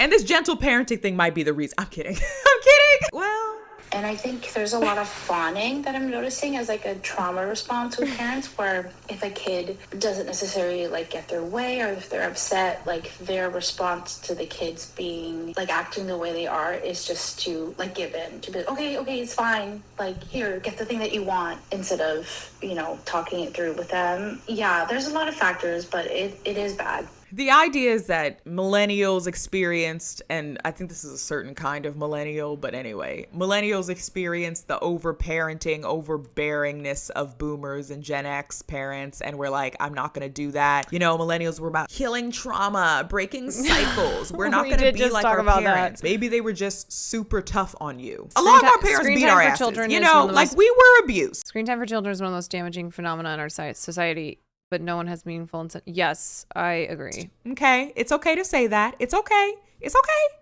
A lot of us were abused. You know, it's natural that we want to swing that pendulum in the other direction for a lot of us. Because it's like, no more of this. I'm not going. However, if you want to try to remove all, now me try to equate abuse to adversity and children need adversity. No, I don't mean that. The idea that your child can never hear the word no, or that you have to be so gentle with them that they are not ever dealing with anything difficult or hard or are never challenged or anything, is not going to make for a human that is able to exist in the world amidst other people and adapt to their environments. Because again, the main character syndrome of it all, your child is not just your child. Your child is going to interact with the world. And any of us that are tasked with the responsibility and the great care of raising another human being have to keep that in mind, have to be considerate of that. Yes, I am raising you. You are in this house. I care about you. I care about your feelings. We have discussions. I'm not just going to tell you how things are and be authoritative and my way or the highway. Like, your opinion matters. Thank you are for the a human being. You are autonomous. Yes. And you are part of the you are part of the whole. You're part of the whole.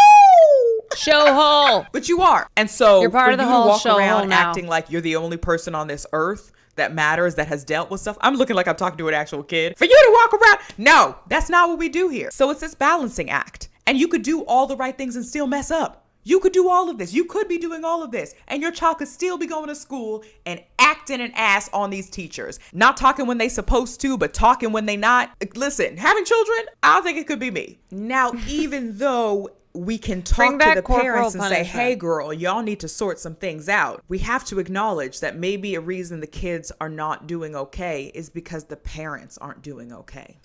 Parents are burnt out and they need some compassion, just like the teachers do as well. And the students. Yeah. We all do, because we're just this world. But for so much of recent history. Yes. And we live in a country that, especially as of late, has made it very clear that having children is important, because children are God's gift to this earth, okay? To the point that there's no federal right to have an abortion, okay? And yet, we do not do anything to help those children, to help the parents who are raising these children that were a minute ago so important to have. Yeah, kids are important until they are born, and then fuck them and fuck their parents.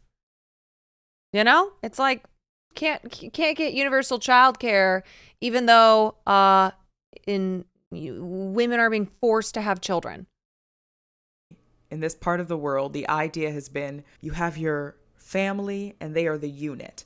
And the family is the most important, mafia style, man. You don't go against the family, okay? Even if it's traumatic, even if they're your biggest bullies, even if the love is a toxic red flag relationship, codependency, enmeshment nonsense, children of emotionally immature parents, the body always keeps the score, shame spiral. That's my family. But what happens with that is that you isolate the parents and the children from other support systems. I had 3 parents growing up: my mom, my dad, and my mom's sister. So that's always just been what I'm used to. Having uncles and aunts always in the house. You go live with people for a little bit. Like, you're not just raised by your parents. And that has its benefits and its downfalls. I'm not going to act like it was perfect. But parents even just needing relationships with other adults that aren't just other parents as well. They can be, but are other people, having a community around them so that it doesn't just feel like it's just them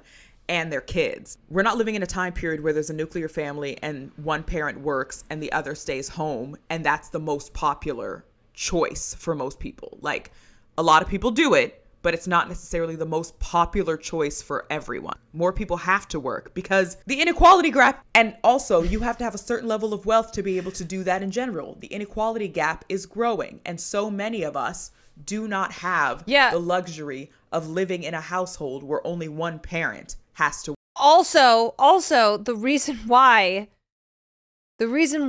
one parent is choosing to stay at home is because you have to do a cost analysis when you're looking at the cost of childcare versus the cost of what you make working full time. And childcare is fucking expensive. It's so expensive. So, like, I know people who would have otherwise worked, to have a 2-income household, but because they basically were like, well, it's going to cost the same amount of money, if not more, for us to have full-time childcare while I'm at work.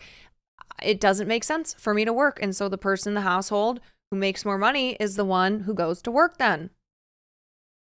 Work. So you're working, you're coming home, you're taking care of kids, you're doing your grocery shopping, you got to do laundry, you got to clean this house. Maybe you have pets, maybe you're supposed to see people, you're supposed to do extra work outside of work. There's so many things that go into parenting that truly, like, y'all, I'm not playing when I say I don't want to be a parent. The fact that my mom would cook for all of us on the weekends and be working 2 or 3 jobs, They struggled so that I could call my cats their grandchildren. Love y'all. Miss Rona had an effect on parents and guardians as well. Yes, the teachers are burnt out and tired and exhausted and have been for a while. And y'all's kids are the main reason, not the only reason, but one of the main ones. And your kids are suffering and dealing with a lot of shit, and you are as well. It's all connected, baby. Getting more broad, as we always have to do. Another reason the kids might not be all right and why it might be affecting everything, including their ability to concentrate and therefore actually literally be able to read. I don't know. Schmedishmide? I was 9 years old on September 11th. I remember that day so well. I was living in Georgia. I remember not being allowed to go outside to recess. I remember coming home and literally seeing people jumping out of buildings. Crazy. And nobody was explaining to me what was happening. And it was just like, I don't even know that I could process that Crane, as an 11-year-old. It wasn't until some 20-something years later that I started going on the longest deep dives, watching as many documentaries as I could, just trying to understand it. I say all this to say, children are more aware of things than we think. The minute we reach consciousness as kids, it's over. We become aware and we're just like, oh no, take me back. Oh, please. Trying to shield your child from the world's realities is not going to stop the world's realities from affecting them, from touching them, from them experiencing it, because you're raising your child, but so is the world. It makes sense that the kids are seeing literal schmenishmide and being affected by it. Maybe they've been hearing since they were born that the planet is literally on fire and is not going to be here much longer. And we're all talking about it and kind of doing stuff, but like the big players that really could be doing more just aren't. Everyone is diagnosed with something, but nobody can get the access to the mental health that they need to treat those things, but they're expected to just go on like everything is fine. Like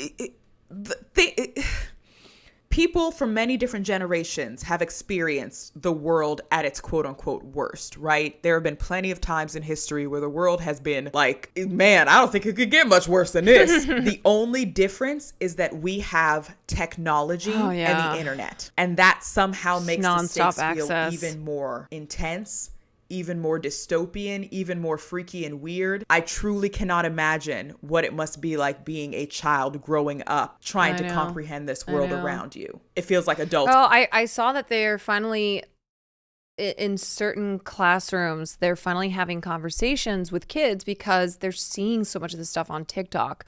So one, having media literacy conversations. You know, literacy rates are down, and Jesus, so is media literacy. These are two types of literacy that we have to help the kids out with, and it is something where that's kind of like a different conversation, but it's what she's talking about, where kids are exposed to so much more than previous generations were because of the internet. And I think one of the biggest things when it comes to reading is that for a long time, and there's probably still a lot of people who believe this, they believe that reading comes naturally, that it's something that people will just learn the way that you learn to speak. You know, you're exposed to it. And that's how kids start speaking. But that's not actually what research shows. Research does not show that reading is natural. And in fact, we are not wired to read from birth. People become skilled readers. People learn to read. They become skilled readers by learning that written text is a code for speech sounds. So it's something that like you actually have to learn. You have to crack the code. You have to learn this. You have to decode these words. And it's not something that you just naturally do. Right? Reading is not like, oh, you just look at words, and the more you look at them, the more you're exposed to them, then suddenly you learn them. Can barely comprehend it. I think it's important to be aware of children's literacy rates going down and how to combat that, because an uneducated society, an illiterate society, one that cannot access information and learn and educate themselves and be able to therefore think for themselves. One that's easy to manipulate and control. Parents are burnt out, we're tired, teachers are burnt out and tired, everyone is exhausted, it's trickling down to the children, and then the children aren't getting their needs met. I worry about the children, but I worry about the children for the same reason I worry about... I'm a teacher. My district has had a big shift about this and following the science in reading. That's great. About all of us. Science but then of I reading. also think children are quite resilient. People now more than ever are starting to shift and change, and that's why things feel so unstable and unsettled. That's why things feel so messy. As exciting as it is to live in times where things are shifting so much, it's also scary. It's also dysregulating. It also might mean that people are going to have to learn from our mistakes. It will mean that. It'll always mean that. But people will have to learn from the mistakes that we're making currently. Future people that are distant from us in time, as Todd May says. What did we do and what didn't we do when it came to the children, not just literally not being able to read, but dealing with all the extra external factors that burrow in internally? Mental health issues, environmental issues, social justice issues, all of these things that they're becoming more and more and more aware of. And maybe in families with parents who are doing their best, but perhaps don't have the range to be able to help them with this because they're trying to understand for themselves, you know? It's a tense time for a lot of things, a lot of tension. From that, always can only hope that we learn and become better. And maybe again, in my lifetime, I won't see the efforts. Maybe we're just the learning people, the people that the future people learn from and go, okay, so we don't do this, this, and this.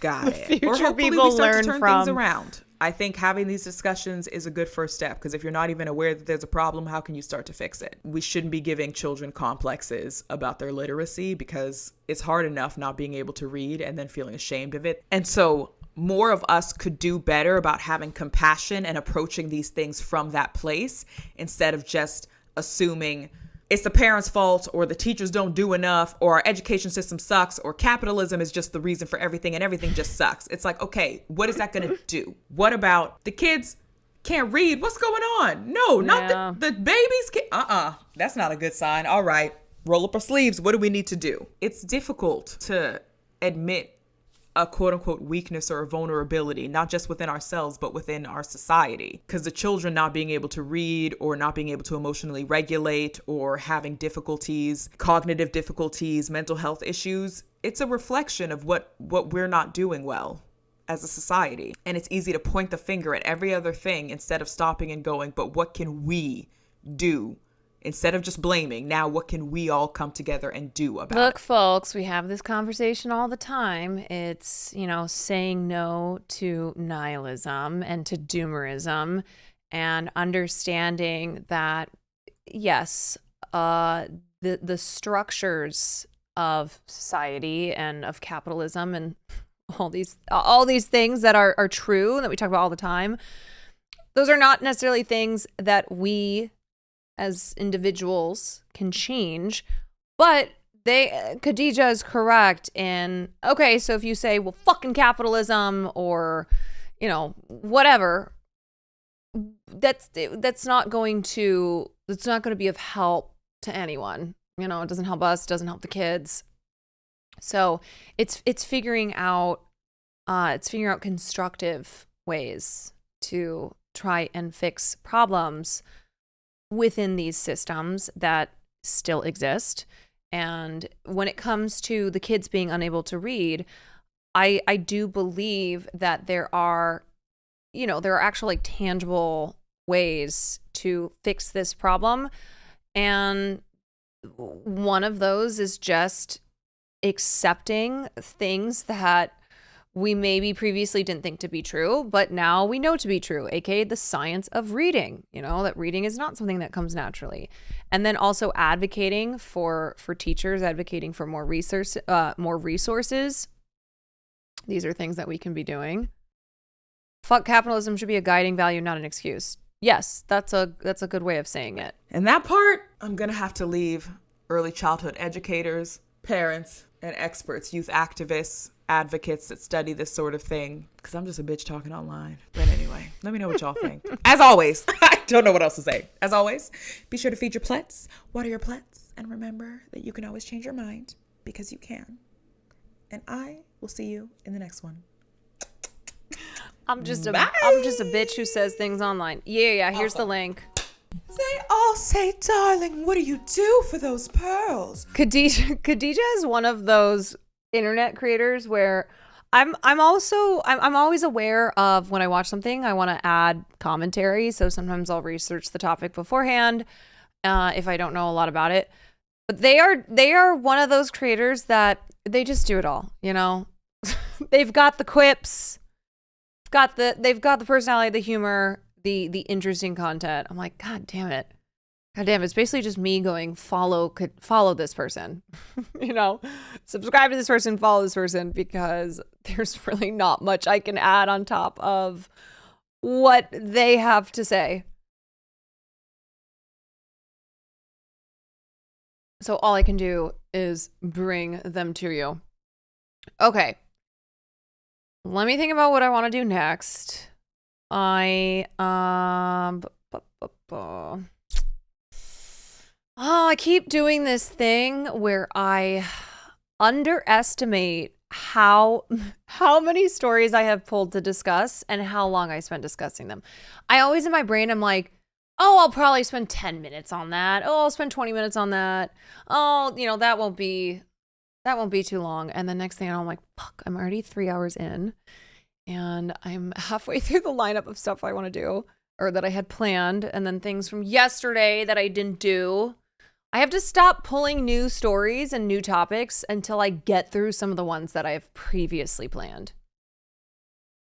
I don't even think it's that much of Pazanabi syndrome, because a lot of times I'll be talking about something that I'm not even watching a video of. Or if it's a video, it'll be like a 2-minute clip. So in my mind, I go, this is a 2-minute clip. There's no way that this can be longer than like 15 or 20 minutes of me giving my take. And somehow it does.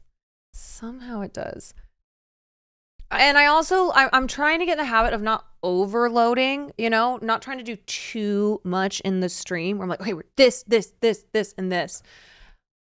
Having less topics. So, you know, it's not too much information, and it's more of like quality over quantity. I'm just happy to be here. Okay, so it's a good problem to have, though. Better than not enough material. I know, and it's funny, when I first started streaming, I thought to myself, how could I possibly stream 5-6 hours a night? I would look at these other streamers and go, I don't understand. There's no way that I'll be able to go live every night and do this. And then I quickly realized that was not my problem. And my problem is having too many things that I have pulled to have discussions on. Okay, so I have the video from yesterday that we didn't finish. That is about the film criticism video.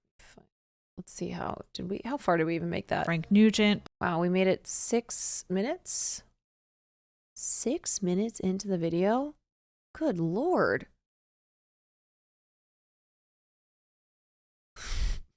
I thought we got further in it. I could talk for 6 hours straight because I just talk too fucking much. I talk a lot too. Yeah, I mean, that's my favorite thing in the world to do.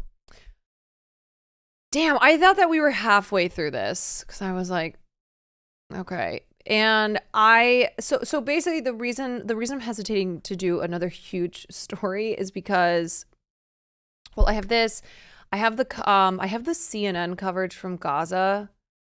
That's a big deal because it's like the first time that CNN's gone into Gaza, but I might just have to push that to the next stream. It's like a live lecture and discussion. I know, every night. Every night. But because I missed gaming the last couple days, so I wanted to make up for that by doing the next chapter of Life is Strange. I don't know if I'll get through the whole thing. And of course, I know we have an episode of Gordon.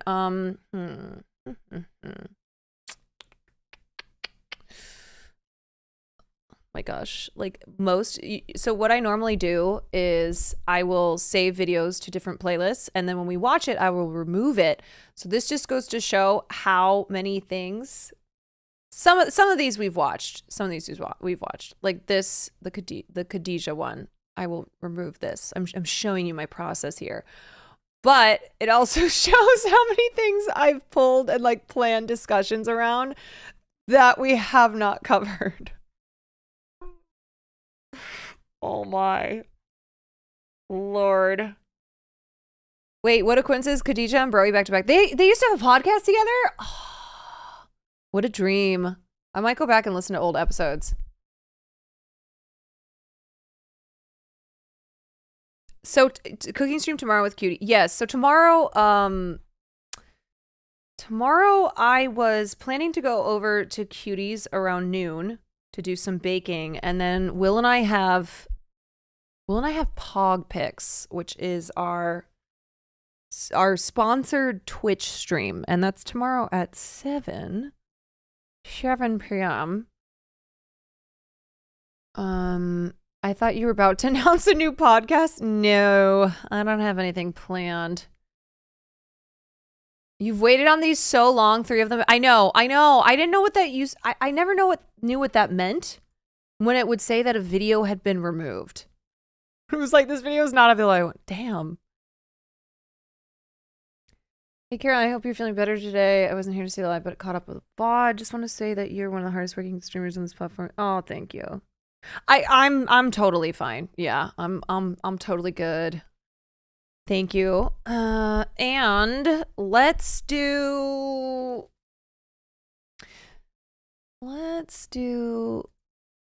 oh, I haven't talked about this movie either.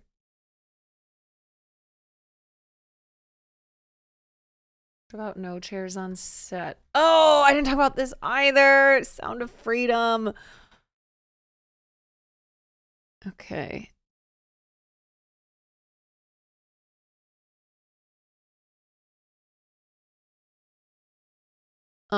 Well, I do want to give a quick update on this just because we have been following this case. So this will take like 2 seconds, but basically the jury began to deliberate today in Jonathan Majors' trial. Apparently Jonathan and Megan Good were tearing up in court. And all I have to say is, again, Megan Good, what is good? What is going on, girl? What are we doing here? So the jury started deliberating. They're going to continue deliberating tomorrow. And after seeing everything that was presented in this case, all I can say is I cannot believe his team didn't take some type of plea deal. I can't believe they didn't take a plea deal. And then he disappeared, comes back in like a year later. Okay, saying that he's atoned for his anger problems. He does like some charity shit. Okay, the type of stuff that celebrities do when they have gotten in big trouble. And instead, Jonathan Majors and his team went forward with this trial where they dredged up all of this evidence that makes him look really bad. Really, really bad. So it's all things that we wouldn't have known, we wouldn't have known otherwise. They did a whole little scene in closing. I know. He was crying, she was crying. The defense hammering in that Grace Jabari is a liar, even though like she produced the text, she produced recordings, and he looks real bad. I think what he looks worse on are the incidents before March. The evidence that was produced throughout the trial, and it was produced because the defense accidentally made it so that they could introduce that evidence. It paints a picture of him being a manipulator, being controlling, being abusive. The recording of him telling her she needed to be like Coretta Scott King or Michelle Obama because Jonathan Majors, is a great man who's doing great things. And that was in response to Grace Jabari having like gone out drinking with a friend. So there's just like and then the text messages of Grace Jabari's head injury from last year and Jonathan Majors telling her not to go to the hospital. All of that would not have been produced if they had not gone to trial. And so I'm just looking at this case and going, wow, I actually feel like at the end of the day, it was a mistake on his team's behalf to move forward to go to trial rather than, rather than doing what is, I would say, normally done in a situation like this, doing a plea deal, whatever that entailed, disappearing, okay, and then coming back, having some good PR, coming back, doing a little movie, saying that you've been in therapy, that you've gone to rehab, whatever. Like the Ezra Miller, Anyway, so we'll see what happens here. But either way, that evidence is out there. Those recordings are out there, those texts are out there, the pictures are out there.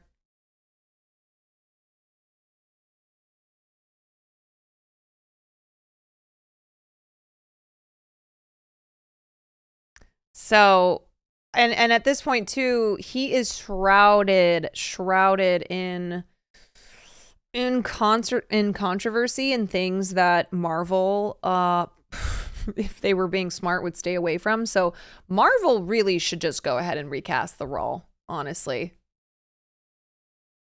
Okay. So I'm gonna push the CNN video, and then I'm gonna push the film criticism video. Let's watch an episode of Gordon, and then we'll do some gaming, and then that will be the stream.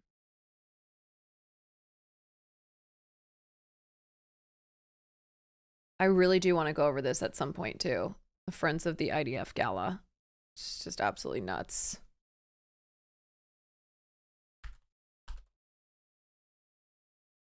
I heard recently he has a clause in the contract that says no one else can play Kang. There's no way.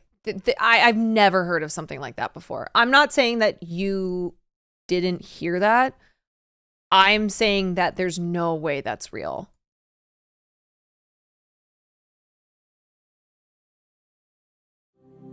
Okay, I think we're on episode 8. Marvel never would have done that. No. No way. Especially with how many Julia, thank you for the gifted sub. With how many celebrities are constantly getting in trouble, if no studio in their right mind would put that into would allow that into a contract. Watched Wonka, can confirm Chalamet was miscast, but despite that, still had fun watching the movie. Yeah, that's kind of what my assumption was. I haven't seen Wonka yet, but I feel like that will probably be my takeaway. What I will say, I did finish American Fiction. I really loved it. Probably one of my favorite movies of the year. Super, super smart, razor sharp satire. I did have a couple problems with it, and I think one of them is that when you are a form of entertainment that's making fun of entertainment, I think sometimes you fall prey to the very thing that you are criticizing and chastising. My other problem was Issa Rae's character. I felt like there was no resolution there. I'm sure a lot of you haven't seen this movie because it's only in theaters. It's not out yet on streaming. But if you have seen the movie, I don't know. If you have a take on that, I'd be interested to hear. But I just felt like I felt like I didn't like how that character's final scene went down. And I understood I understood the perspective she was offering, but I actually felt like I felt like it contrasted with what the film was trying to say, with the themes of the film was that, you know, it's a movie that deals with publishing, deals with art, deals with media, deals with Hollywood, and it deals with race. And it's this, you know, the reality of that. A lot of white liberals in publishing in Hollywood, they want black stories, but they want certain black stories. And so that's why we get shit like Queen and Slim. That's why we get stuff like Them. And they're not interested in stories that depict black people outside of, you know, racial trauma, and, you know, having stories of black people just like you would have stories of white people that aren't just always about these really intense traumatic things. And so the movie is satirizing Hollywood and the publishing world's obsession with wanting only those black stories. So Issa Rae's character was interesting to me because she is smart. Okay. She's aware, and not just like her being well educated as a character in the film, but her awareness of things. But I still didn't quite understand why they had her character offering the perspective she offered, and there was just stuff that was missing that I felt would have made more sense to what the film was trying to say. Anyway, it's kind of hard to talk about a movie when I know a lot of people haven't seen it. So that's why I'm kind of fumbling in my words right now. But I really liked it. Jeffrey Wright, who is the lead in the film, is so good. He's just one of those actors who is always so good. Cass Farrell, thank you for the prime.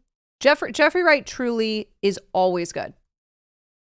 And he's one of those actors who he's very still in his acting, but there's so much going on there. And I just really love him as an actor. And then the ensemble cast was so good. Sterling K. Brown, Tracy Ellis Ross, and then the guy who played Jeffrey Wright's publicist in the movie. I don't know what actor that was. I know, I always forget to use my Letterboxd. Y'all, I know I'm bad at it. I know I'm bad because sometimes I'll use Twitter or I'll talk about it on here, and then I don't do it on Letterboxd. Anyway, that's my 2 cents. I think that the film's going to be a really strong contender this award season, and I recommend watching it. What's my account? I think it's Sequan. Previously on Hell's Kitchen, after the elimination of Melissa. 3-on-3. Game time, that's it. The battle of the sexes resumed. How do we do meat and potatoes? The teams competed in a leftover challenge. Everybody start plating up right now. And though Josh's dish didn't measure up, the sauce is disgusting, and it is just crap. It was Julia's fish and chips. Holy smoke. That lost the challenge for the women's team. Congratulations, men. You've won. The women were punished with unloading deliveries. Where's the rest of the fish? They took the fleas out and they gave us the skeleton. While the men were rewarded with a God paintball damn, battle Bonnie. with Chef Ramsay. I'm out. At Bonnie dinner wa- service. Bonnie was toast, though. The teams were given control of their menus. 2 New York strip. 1 New York strip Yes, again. Julia Clearly, is the menu still far here. more appealing. And Still while around. the food was enjoyed by the Great. customers, That was like the best thing I've ever Right tasted back in my when we life. got there was a lack of team spirit in the kitchen. Bonnie, what's the matter with you? No one's talking to me anymore. In the red kitchen, Bonnie and close friend Jen were at each other's throats. I don't know what tables we're on because you guys aren't talking to me and I can't do anything. Don't blame it on me. And on the blue side, How long, please? when Josh struggled, You can't cook. no one came to his aid. We've sort of given up on Josh. Underdog Julia had her best service, Keep it going, Julia. and early favorite Brad had his worst. Come here. Looks like baby vomit. When it came time to eliminate, Chef Ramsay had to choose between Bonnie the nanny and Brad the sous chef. Bonnie, wake up. Brad, take your jacket off. So, in a shocking elimination, it was Brad whose dream of running a restaurant at the Green Valley Ranch Resort went up in flames.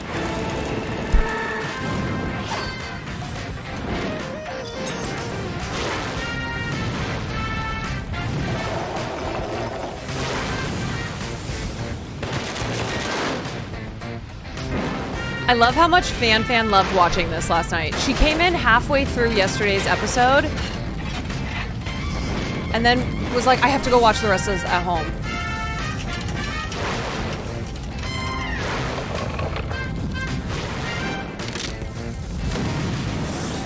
Fan was immediately Team Julia as well. And now, the continuation of Hell's Kitchen.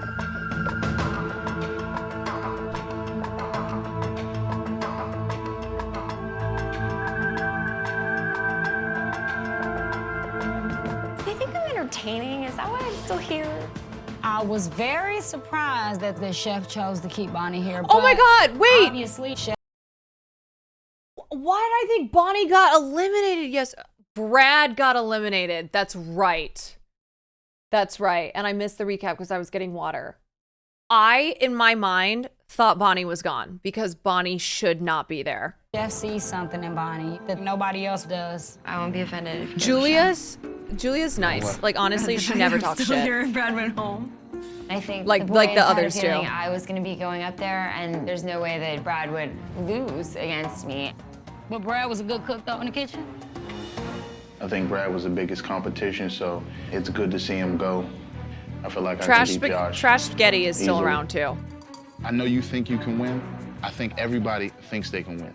Of course. But to be honest, I don't think your energy can be focused in the way that dictates a winner at all. That's your opinion, and that's fine. I don't give a fuck what Rock thinks. I'm still here, and that's all that matters. I'm all about winning. And you know that. Yo, that was me in Dodgeball.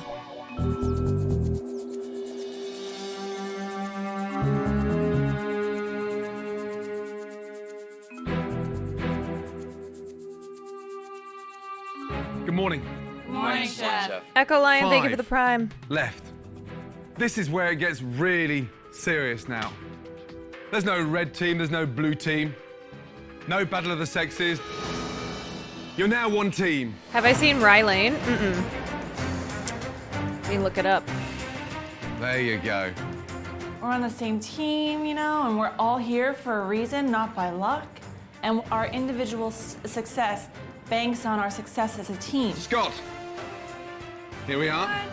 Little glass of champagne. Congratulations. You are the final five. May the best chef win. Right, guys, cheers, yes? Cheers. Good health. Salute. Pinky. Open wide, Josh. Chef is throwing champagne at you, and wow, you can catch champagne from 5 meters away. You have a new talent. Look at You can Look at Chris. open wide, Josh. Or Josh. Chef is throwing champagne at you, and wow, you can catch champagne from 5 meters away. You have a new talent. I do. Okay, I will just say this now. As someone who has been sprayed with champagne many times because I worked in clubs, it's not fun. It's not enjoyable. It's awful. It's sticky. And it's not something that is like fun to be sprayed in your face. It's gross. You can catch champagne. Now, little surprise upstairs in your dorms. That was Are Gordon you in your jackets? absolutely humiliating Go him. upstairs, get changed, and enjoy the Josh moment, you just deserve being it. like, yeah, I love Hip, it. hip, hooray. Hip, hip, hooray! Well done. Yeah, it burns when it gets in your eyes. For real. Yay! I'm so excited! Black jacket. Good job, y'all. Good job. Josta, Love thank new you for the 2 jackets. months. The black and the white, it looks so good. Good job. I feel honored to be wearing it right now. We've come a long way. We're all nuts. I'm proud of myself, you know? I'm proud of you. I'm proud of all of us. 5 people left. So this is it. This is cutthroat. This is where it gets really serious. Today's challenge is your very first individual challenge. Each of you will cook an individual dish that will be judged by a very special group of trendsetters. Clients with their fingers on the pulse in terms of culture, fashion, music. We're cooking for trendsetters. Oh, If this it's is before the word Mariah or if it's influencer. The Rock. This is I before will the word pee my influencer. pants. There's The a twist. Rock? This set of Billy, trendy thank you for the 3 3 will not months. be coming in here. You're going to them. Trendsetters. Scott, Marianne, please. Blindfolds. The word influencer was one of the worst things to happen to society. Okay, no peeping. Get ready. Scott and Marianne, lead them out, please.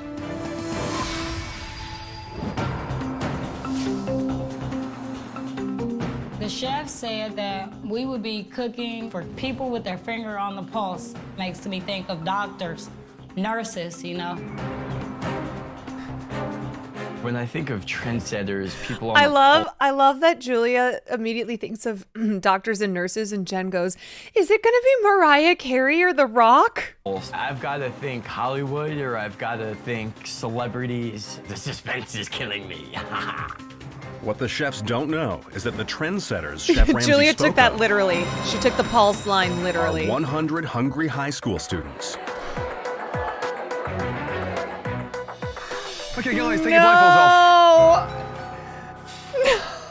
Welcome to Alhambra High. Jen's like, where's I The kinda Rock? thought I smelled like a cafeteria of chicken patties and tater tots. What better place to find out about trends than a high school? Today, your challenge Ain't no way. is to feed and win over these teenagers. Now, the lunch bell is going off in 1 hour. It's down to their votes on which dish they like the best. The winner of this challenge, they will be coming with me on a trip to Las Vegas. I've never been to Vegas, but I'm sure Gordon has something amazing planned for us. Into the kitchen, off you go, quick! In their first individual challenge, our final 5 chefs have only 1 hour to prepare lunch for 100 students. For his lunch special, Rock is making a Kobe beef meatloaf on a ciabatta roll. Gotta work it, Rock. Yes, sir. Yum. Let's go, baby. I'm ready to go and hop over to Sin City, rip up Vegas, show them how I do it a little bit. Josh's creation is a baked salmon with pineapple salsa. Let's go, Josh, please, yeah? Chef. Julia is preparing a grilled chicken and cheese sandwich with Yup. onion rings. I Yup. don't think I'm gonna have enough time. The time that we had, 1 hour to prepare 100 portions. And I was kind of worried, thinking I wasn't gonna have enough. Come on, guys. That is a Let's go, shit Bonnie. ton. Bonnie will be serving goat cheese, breaded and fried over a bed of greens. When I was in high school, I was eating unhealthy things. So at least I have something fried on my plate. 2 minutes to the bell, come on. Jen's What? dish is baked chicken Okay, fettuccine Michelle with a lemon Obama. chive butter sauce. Every kid loves chicken and pasta, so I'm gonna make sure that it's well worth their while to eat, and I'm going to Vegas. 30 seconds to go. Come on, guys. Last 10. 5, 4, 3, 2, 1. Time. Bro, Let's go. goat cheese on a bed of greens. Here they come. That's what Serve every that 15-year-old dish. wants. Come on over, y'all. The aspiring chefs will serve their lunches on colored plates. After sampling all the dishes, the students will vote for their favorite. Vote green, people, vote green. Hey, what's up, fellas? What's up? What's up? Oh, we're all cooks, but every opportunity I get, I'm gonna try to politic. It's pushing my burger, selling it. I don't see any yellow on your plate. Compared to everybody Yeah, else's also, dish, I the had full faith and salmon- confidence that mine was going to bring me on top. Everybody's screaming yellow. The That's the goat cheese. You put salmon, it in breadcrumbs and you deep fry it. It makes the cheese really soft and it's still warm. It's really good. they're like, cheese? I heard Josh and I heard Rock. So, I was like, I love cheese. Who loves cheese? Trying to be perky. Remember, pink is nice, all right? But don't vote for her. She's not that nice. Didn't take a long time to make it, but it took a long time to make like 100. Let's speed up, guys, yes? I like your sweater. It's great. It's great. Come on, come on, come on, come on, come on. We're gridlock. No, they came from both sides. That's why it's gridlock shit. Don't fucking argue with me, Rock, Jen! okay? Okay. Save me. It was a hell of a lot of That fun. kid getting was out there and like, talking to the kids. And I'm not wearing a trying to get them sweater. to, It's a zip vote up. for my dish. With all the plates served, it's now time for How these do you do, fellow trendsetters to kids? decide what's hot How's the burger? It's good. Yes? and what's not. I could have made that at home. Okay, With the ballots kid. tabulated, the aspiring chefs will now learn whose dish proved most popular. Okay, here we go. Yeah, I would be The going for hero. the grilled cheese. With over 51% of your votes today, Vegas, here I come. the best dish of the Alhambra High School lunch There's nothing I would like more than to fly to Vegas with Chef Ramsay. Boys and girls, the hero of the Alhambra High School lunch is... Julia! Okay, yeah, no shit, obviously. You know what? See, this is why they threw in that one random kid who's like, I could make this at home. Of course it's fucking Julia. She made grilled cheese and onion rings for high schoolers. Duh, Julia knows. Julia is the one who time and time again has understood the assignment. Okay?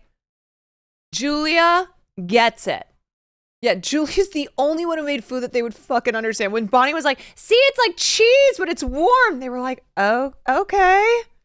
Julia's a woman of the people, all right? I am so excited. I'm more than excited. I'm ecstatic. Let's go, Julia. Not only can I cook, but I make my food taste good. Yeah.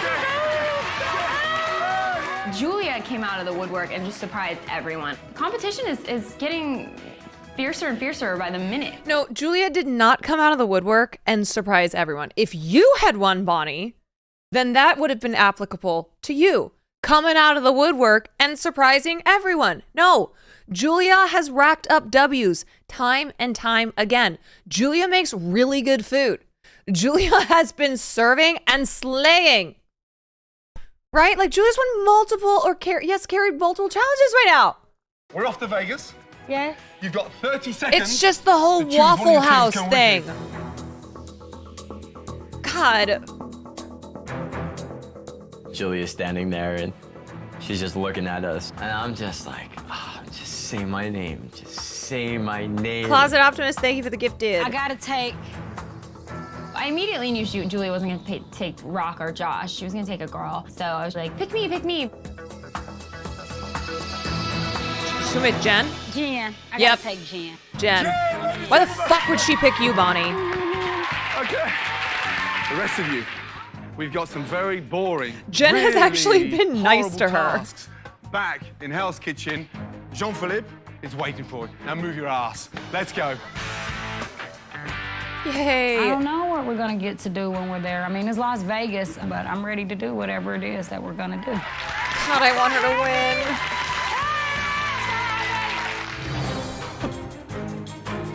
And if a trip to Vegas isn't enough, Chef Ramsay has another surprise. Jen might take pasta out of the trash. Ladies, you didn't But she's been a homie. commercial, did you? I would choose trash spaghetti over Bonnie. Cheers, my dear. Cheers, my dear. While Julia and Jen get a taste of the high life, the losers are being grounded with Jean-Philippe. We're gonna have to vacuum the restaurant, and then afterwards, steam cleaning, and then a bit of ironing as well. Sounds private. Everything we need for the dining room is in this bag? I like that now for the rest of time, even if we're watching something that is 15 years old, if there is a mansion or if there is a jet, it will always be ascribed to Hassan for the rest of eternity. If there's a jet, Hassan's jet. If there's not even a mansion, but just a house, just a big house. Oh, Hassan's house. I have 10 more bags. 10 more? Yeah. Wow. So, action. Terrible Tay, thank you for the 4 months. This tank is for dirty water Wait, there's a recovery. vent Add anti-foam Turn it. here. You wanna go look at it real quick? I don't know how to work that, do you? Rock, you ever used one of these before? No, dog. You on your own. Jean-Philippe. Yes, my friend. You got a problem with this machine, don't you? Yes, I do. Hey, you know what, Josh? This is no rocket science. It doesn't work with solar energy. It works with electricity. You just turn it on.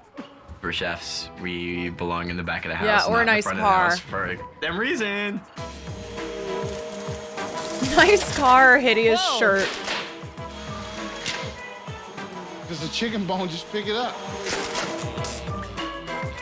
You shorting out or something. Damn, why aren't we in Vegas right now? Because you suck, Bonnie. Oh my God, we're in freaking Vegas, baby. Jules, look it! Oh my God, so beautiful. Look at it right there. Nothing sounds Green Valley natural Ranch. coming out of Jen's mouth. Huge. I just could not believe it. One of us 5 wins the position of a chef here. Jen.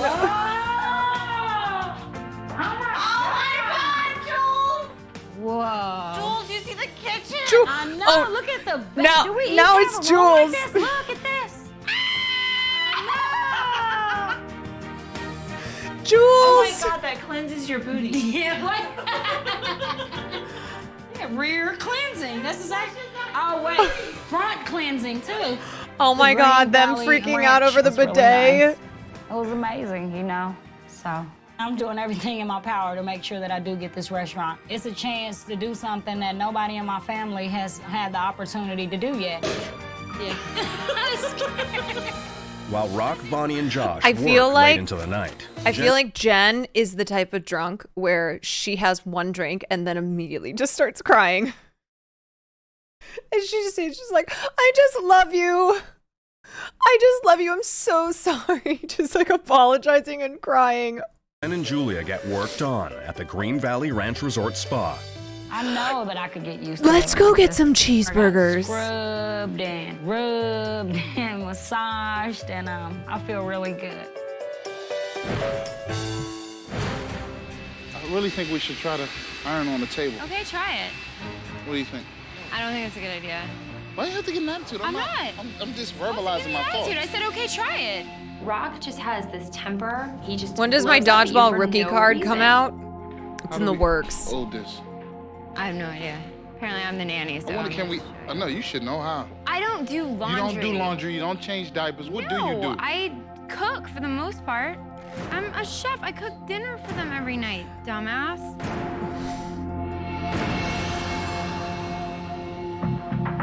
What kind of drunk is Julia? I feel like she's herself, just maybe a A new little day bit begins more. in Las Vegas. Like a and little Julia bit and more Jen head energetic. off from the Green Valley Ranch Resort to its luxurious sister resort, Red Rock, to meet a special guest. Morning, ladies. Something special I wanted to introduce you to, yes? Hi. Julia, Jen. Hi. This is Heather. Congratulations. Oh, right. Remember the seizure? Take us through. The epilepsy from last I year? was praying to God that I had the chance to meet Heather because she is such an inspiration. So this is my restaurant, Terra Rosa. Obviously my prize. Okay, Heather. I have some dishes for you guys to try. Nice. Rock's a little aggro, but it's Bonnie, so it's, I know. What's your edge on Virginia? Virginia was a great competitor, but I wanted it Virginia. so bad. You gotta remember, these people are gonna be in the end with you. Keep your friends close, bring your enemies closer. Heather gave me good advice. and Look she at told Jen. me I'm going to carry with me Jen throughout is this competition. eating that shit up. I'm She's going to like, spoil the fun. We've got a very, very busy service. keep your friends close, but your enemies closer. Getting to meet Heather just really let me know it's anybody's game. Nothing is impossible. Thanks a lot. Take care. Wow. Jen's As like, Julia oh my and Jen head gosh. back to Hell's Kitchen, Josh, Bonnie, I've and never Rock heard anyone must prep say for that. tonight's dinner service on their own. Feeling lonely, stuck with the boys? I'm so nervous about tonight because we have 5 people. We have to serve the whole restaurant.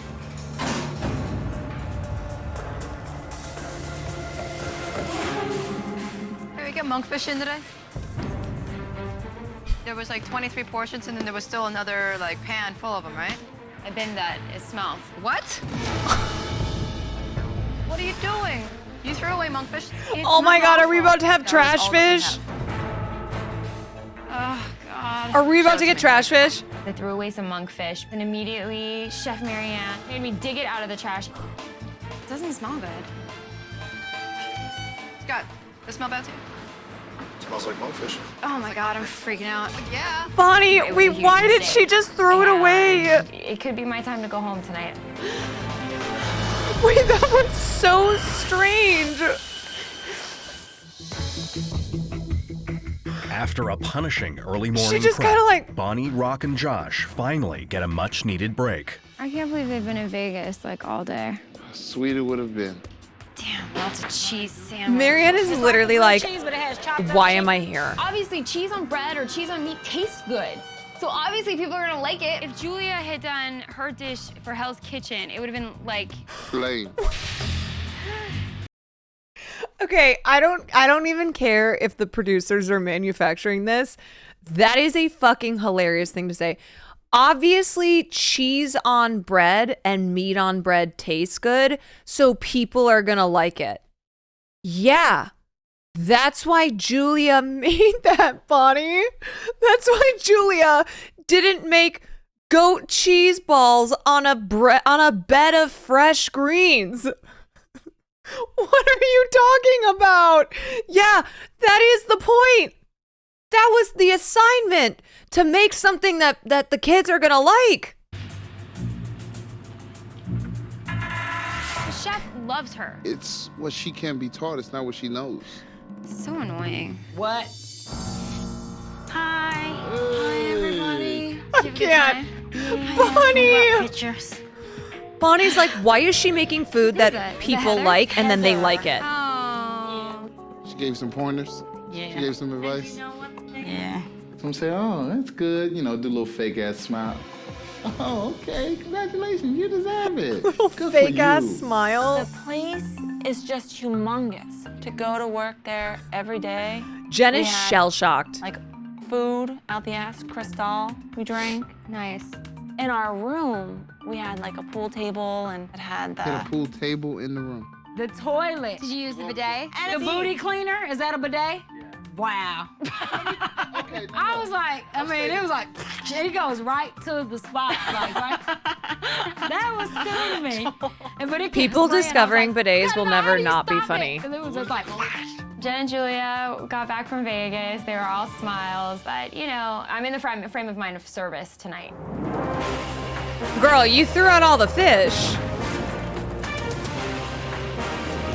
What is there gonna be to serve? First time in Hell's Kitchen, the women and men must work together in one kitchen to feed the entire dining room. I'm gonna have the spaghetti with crab. I'll have scallops for appetizer. On order, 4 covers, table 32. There's scallops, mullet, longoustine straight after, yes? Yes, chef. I'm working apps tonight. I am 100% confident in myself to get the team started off with a bang. Let's go, let's go, let's go. Why is the risotto on? Why haven't you got one away? How long's that been on there for? That's been on there for 4 minutes. These were on there earlier. They're going away. Fucking hell, how many are you doing? Can someone stop Josh this? is on Can you apps. stop panicking, Mama. How many fucking risottos are you doing up front? Look at all those pans. Yes, chef. What's going How on? many? Let me just tell you something. We've opened, we haven't served anything yet, and we've lost money. What a fucking donut. While Josh's plan to get ahead backfired, Rock tries to make sure his scallops are Josh. done well. Scallops, please. But they're a little too well done. Rock. Yes, chef. Yeah, you can fuck yourself. Look at that, there, look. There you go. Come on, oh, fucking hell. You can scallops in. fuck yourself. It takes 1 minute to study the scallops. Is that what we serve in Hell's Kitchen? Not at all, chef. We're going from fucking bad to worse, man. It just seems so comical. Rock and Josh aren't doing well. Scallops, risotto, spaghetti. All right, What's in Bonnie, that let's basket? see you go, girl. This is one that pulled. Why? Just talk to me. Why? Why? Starting new. Starting new. Oh, fuck me. In your restaurant before we come here, do you cook spaghetti before the customer orders it? What are you Never, chef. doing, So what Josh? are you doing here? It was wrong. Oh, was it really wrong? This is like when the kid in Jumanji tries to cheat and so he turns into a monkey. You can't cheat. You can't try to do things ahead of time. My mum cooks spaghetti 7 minutes before she wants it. Get it in the bin. Awesome. 30 Thank you for the minutes tier into 1. dinner service. I got the scallops. I got the crab. I'm so hungry. Jean-Philippe, we're going to be serving appetizers and entrees at the same time, yes? Stand by, yes? With Bonnie on the meats and Julia on garnish, they're hoping to show Chef Ramsay they belong in the final 5. 1 monkfish, 1 turbot, 1 squab, 1 Wellington. Yes? First entree. Get a grip, you, yes? Yes, chef. Yes, chef. Okay, guys, you ready? I'm going up to the window. Are you ready to go? Watch your back, Josh. Right behind you. Monkfish, please. Wellington. Wellington's nicely cooked. Thank you, chef. Where's the fennel? Go on, Julia. Oh, I'm sorry. Oh, fuck me. Don't you start. Sorry. Where did the fennel go that was sitting right here? It's gone. Oh, here. Julia, wakey, you, I'm yeah? awake, yes, chef. Come on, Julia. Wakey, chicken I got it bakey. coming right now. Send the pan over. That's what I'll he take said. it Bring with it in the that like pan. that, yeah? I'll take it with that like that, yes? Unbelievable. Come on, please, Julia. Oh, whatever. Julia, are you taking the piss out of us now? No, I'm not. No, it's the second table as well. You're not even fucking... It's like you're fast asleep. No, I'm not. I haven't worked the vet station before. Why does It this was always hard. happen when I someone ain't wins gonna the lie. challenge? While Julia struggles to get her station under control, Josh continues to test Chef Ramsay's Maybe it's the patience. producers. What the fuck is he doing? What? More spaghetti in there. I'm sorry. We cooked spaghetti to order. Yes, chef. Even the fucking dirtiest, scummiest Italian restaurant in Venice Beach cooked spaghetti to order, you donkey. Yes, chef. That was so I was wondering specific. what the fuck you're doing. I'm here, chef. You're pushing Josh me to the cannot fucking stop limit, cooking big spaghetti. Josh cannot stop. More than an hour into dinner service, guests are finally getting It's a just a taste of spaghetti Josh's making appetizers. machine. What's happening? It's undercooked. What was that? God. Risotto undercooked, chef. Sorry? Undercooked, chef. Oh my Oh, God. God. almighty. Oh, God. Oh. Oh. Oh, fuck off. Oh, come here, you. What are you doing? Just what the fuck are you doing? Every table so far, nothing's coming out. You're standing there, you're screwing me, and you're fucking useless. Oh, what are you shit. doing? Sorry, chef. Yeah, do me a favor. Yes, chef. Take that off and fuck off out of it. Get out! Get out! Oh. Hey, you! Leave the jacket and get out! Oh, my God. Get out! Oh, my God. It's time for a Gordon emote. Give me the jacket. Give me the fucking Oh, my jacket. God. He just... Fucking useless sack of shit! Get out! Get out!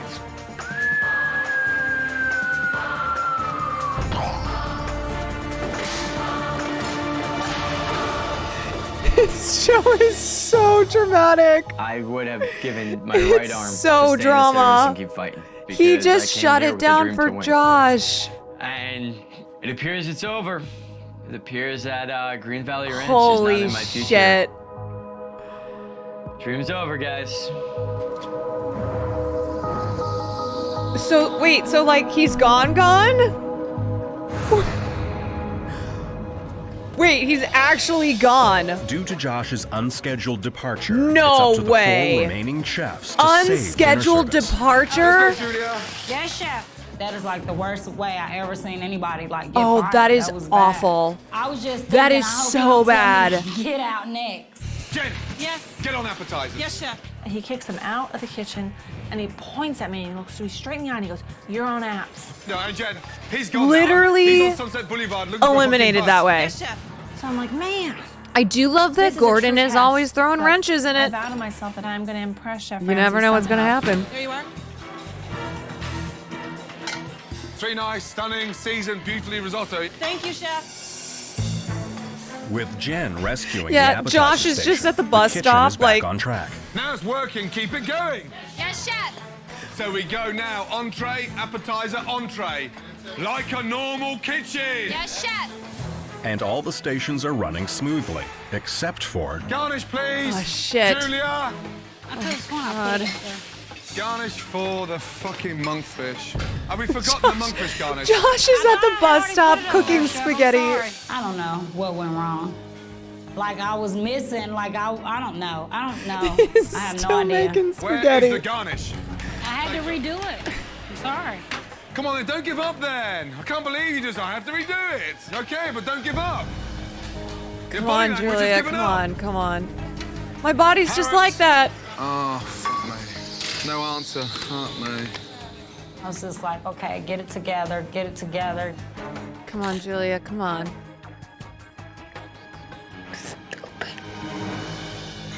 While Julia tries to pull herself together, Chef Ramsay looks to Bonnie and Rock to keep things moving. How long for the turbot, please?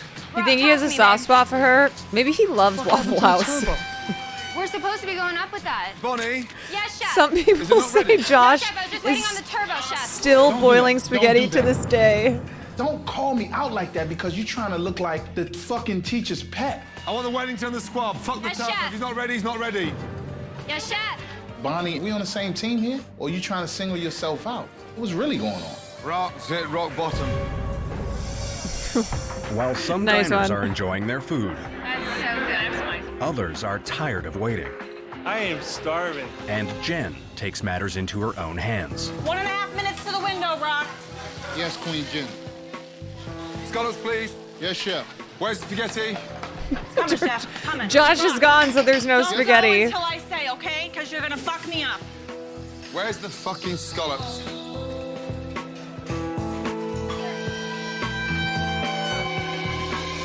Jen, please, let's go. Yes, Chef. One spaghetti. Come on. Cream in there. He's like, hey, can someone go get Josh back? Down. We'll do it. It's time for the Don't do that to spaghetti. me, Rock, okay? What'd you say? Cinemarxism, thank you for the Who the raid. fuck are you talking to? My chef told me to come up there. Uh-oh, drama's about to hit. I called it. Shit. Don't say nothing else to me, please. I've been calling Thank all you for the time. cinema raid. I hear you. Why are you acting like this? You're 30 years old. Well, you stop acting like an 8-year-old. You're not talking to us anymore, Rock. You need to talk to us. Why is he giving us attitude? I enjoy working Rock with just women a lot hates of times. everyone. Not like these bitches, you know. I understand it's a competition. I want to win too. But I'm not trying to put anybody down to bring myself up. Yeah, that's right, yeah. Who just threw that food down there like that? Who threw Rock. that over there? Misha. Yeah, you may be pissed off, but I'm fucking standing here screwed. A little too loose. Hey, A little too loose if I for B performed word. like you, I'd be pissed off. Despite the arguing in the kitchen, entrees are still making Yes, it to the deflect pass. from Julia. Look, we'll take it. We'll take it. The 4 remaining chefs have managed to move on to desserts, but the moment is anything but sweet. What is this? Is this yours? That's the ice cream base. You could just put it over there if you could. On the sink. Music, drama. You a fucking asshole. Hey, do you mind? We're not arguing amongst ourselves, yeah? No, Chef. Yeah, the fucking weak link's gone. Now you two fucking start working as a team. Ain't no way, Josh catching strays. Don't jump when you say jump, Stop, princess. stop. Fuck you think you're talking to? Stop. I cannot run this kitchen like this. Oh God, I think he's gonna shut it down. Big man shit. Shut the fuck up. Oh shit. Enough's enough. Big man shit. You guys, knock it off. Knock it off. Okay, we got one brulee, one Okay. panna cotta, and then we're done. We're still in it. Despite the We're ongoing still in it. fighting, Simple ass, bruh. You're crazy. the aspiring Rock, chefs you managed need to to chill the successfully complete fuck dinner down. service. Bro. Bro. Oh dear. I really thought Shut this, the this fuck far down the up. line that, wow, we got the best 5, now 4. We could do so much better. R.I.P. Josh. Bonnie, Yes, Chef. Least bad. your best night so far. Your best ever service. Bonnie's like, I Spot know. on. I know. The choice is yours. Go back to the dorm and think of 2 I of am your no team longer Team Rock. that you Yeah, think he's should been be kind up of for giving me bad vibes. elimination. One of those 2 are going home. Yes, Chef. Let's go. I was really hoping that I wouldn't have to be put in this crappy position of picking 2 people to nominate tonight. But I'm here, I'm in the final 3. I never thought I'd get this far. She's definitely picking Don't say Julia. shit to She's me. picking Julia, she's Fuck picking off. Rock. How about that? Jesus, Rock! Dude! Come on, come talk to me.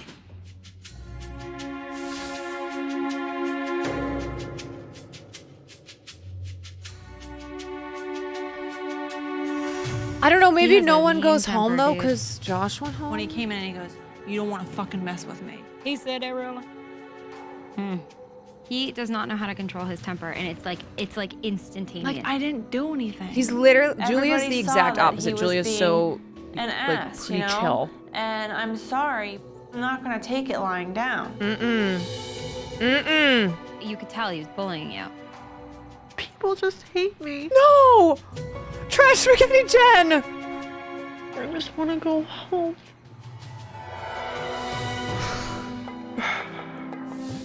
I didn't like the way Chen approached me.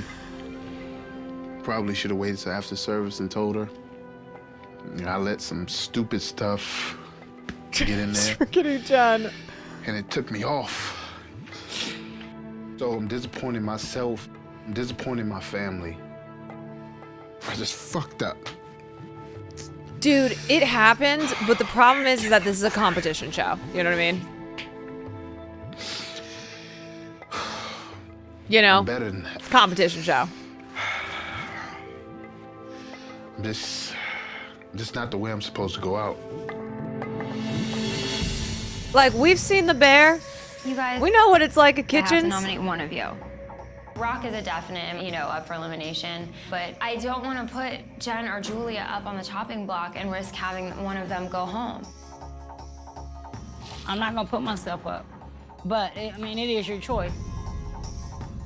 I want it too bad. I'm not gonna put myself up there. You know, Yes, so you will would have just- to choose. I would just like to see the three of us make it to the final three. I'm not really sure who she gonna nominate. I'm confident that I don't think that I'm gonna get sent home. I did have I trouble hope not. on edge, but I mean, it happens to the best of us. You know, people have bad nights. I had my bad night tonight. We down to 4 people. So, I mean, it's only gonna get harder from here. I don't know what to do. I do think tonight Julia fucked up more than Jen. I don't really remember Jen doing anything egregious. Bonnie, Yes, chef. This is hard, you though. make your decision. This is tough. Yes, chef. Jen First wasn't nominee good and or why? bad, per usual. My first nominee is Rock. He lost communication. His temper flared when it shouldn't have flared. In my opinion, he could have done better. Second nominee. My second nominee tonight Usually with Julia. is Julia. Fuck. I think the world of Julia. I think she's come so far, but she struggled on garnish tonight, and she's just shown that she has a lot to learn with product. What I cannot stand about Bonnie, and I've said this a million times, is that she always says stuff like that. She always says, look, no problem with Julia being on the chopping block if she had a worse night than everyone else. But it's the like, she's come so far. Who the fuck are you? Huh? She's come, it's so condescending the way they talk about her. Yes. They do this every time. We're like, she's doing better, but like, Waffle House, you know? Rock, Julia, step forward, please. Yeah, you could have said struggled with the garnish tonight. Done. Tough. The Really end. tough. Rock, why should you stay? I know my performance tonight was uncharacteristic of me. I feel like I'm a gonna be great really mad. communicator. I feel like I'm gonna be really mad here. I failed tonight. I can do better, and I will do better if given the opportunity. Julia, Fuck. why should you stay? I feel like I don't want to go home. Tonight was really hard for me, but I didn't give up. You know, I refused to give up. That's just the kind of person that I am. I've got one guy that is completely driven to get to the top of his career, and one woman having made the most significant improvement. This is a very tough decision on a personal front for Fuck. me. Maybe no one gets eliminated. Maybe no one gets eliminated because Josh. The person leaving Hell's Kitchen tonight. Please no.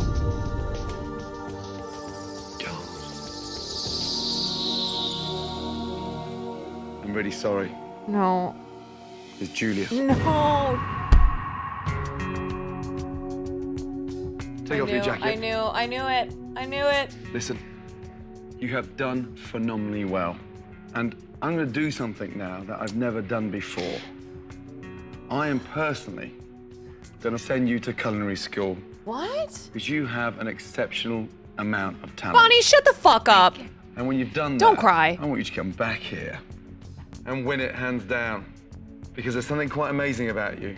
Thank you. I am very proud of you. Thank you. Oh, Jesus. Good night. Whose is that? Mine. I'm a short order cook. I've never worked in a kitchen like this before. I mean, if somebody can tell me anything, I'm just trying to do my best. I think that people underestimated me. Julia, Yes, take control. Come on. Let's rock it out, ladies. Music to my ears. Good stuff. Love that. Yeah. We got this one in the bag.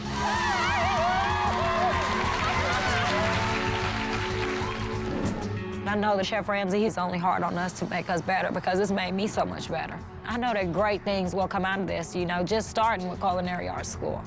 I made it really far, but I don't want to go home. Okay, here are my thoughts. One, Julia was, without a doubt, of the 3 seasons that we've watched, the only person so far who has made it to the top 5 who I genuinely do not think was an asshole one time. She was not an asshole to her fellow competitors. She never did anything where I was like, oh, okay. I was rooting for her, but that was a dick move. Truly, she had a really calm demeanor, even in the moments when, like, yeah, she was not having a good night. And even when they were awful to her. And she never went off. She really seemed like the most decent person who's made it this far in the seasons that we've watched.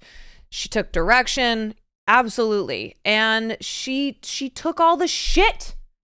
It's the Waffle House training. I honestly think so, and I think demeanor should play a huge part. And Julia, like, all jokes aside, Julia has the Waffle House experience, okay?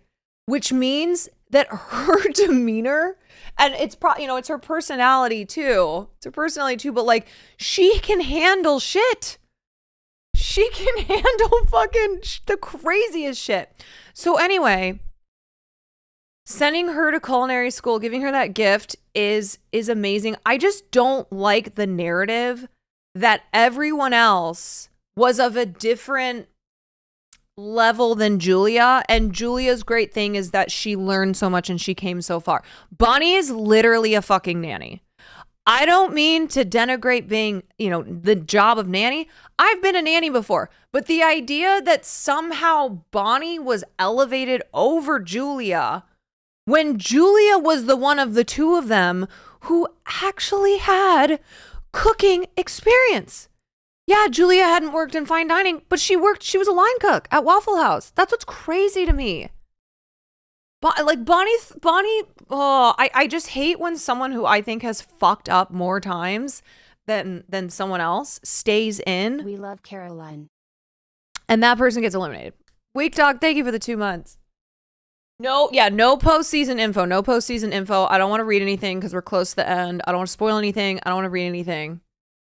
Okay, I'm actually very frustrated at the amount of classism that was in this entire season. Okay, and I know that this is an old show and whatever, it's reality TV, but it is unbelievably frustrating at how everyone else was treated over Julia simply because Julia worked at Waffle House. Insane.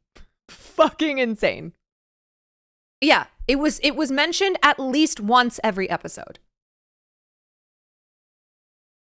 She straight up said, I cook for 4 people. If it's not done on time, it's okay. Like, how did she think she was more experienced than a short order cook? Right. And like Bonnie repeatedly saying things like, oh, she's come so far. She's learned so much as Gordon is gifting Julia culinary school. Bonnie's like sitting there like, this, what a beautiful thing. It's like, bitch, what? Who are you? Honestly, who are you to get off thinking that you are elevated above Julia? It's wild. Yeah, fuck Melissa. Fuck them all, okay? Julia deserved better. Wow, you're so well-spoken. Yes. I really hated the emphasis on Julia being the underdog. Like the person, underdog in the sense that like, oh, no one expects anything of Julia because she's a Waffle House cook. And so the fact that she even, it's so, she won her little challenges and she came this far. Just the fact that you made it this far, Julia, you should be proud of that. All right, fuck out of here. Anyway, Team Julia, we will read an update post season 3. Please do not spoil. All the microaggression shit. Yes, I know. And as someone who has dealt with a lifetime of microaggressions, it just pisses me the fuck off. It does. I am not black, of course, but I hate that shit so much. I hate it so much. And I hate the classism. I really do, because in my opinion, this is actually a huge problem. This is a huge problem in food, in the food industry, is this emphasis on like class, on this classy, like fine dining food that looks really good and looks really fancy, but doesn't really taste good. You know, I want food that tastes good. At the end of the day, I don't care what the food looks like. Okay, I don't care if it's like lower class, whatever. If it tastes better than fine dining shit, that's what I want to eat. You know? And just the fact that Julia was so smart time and time again when she's cooking for the kids, when they had breakfast and she immediately jumped into action. Okay, I've made my point. I've made my point, and I've made it again. I just, you hate to see it happen.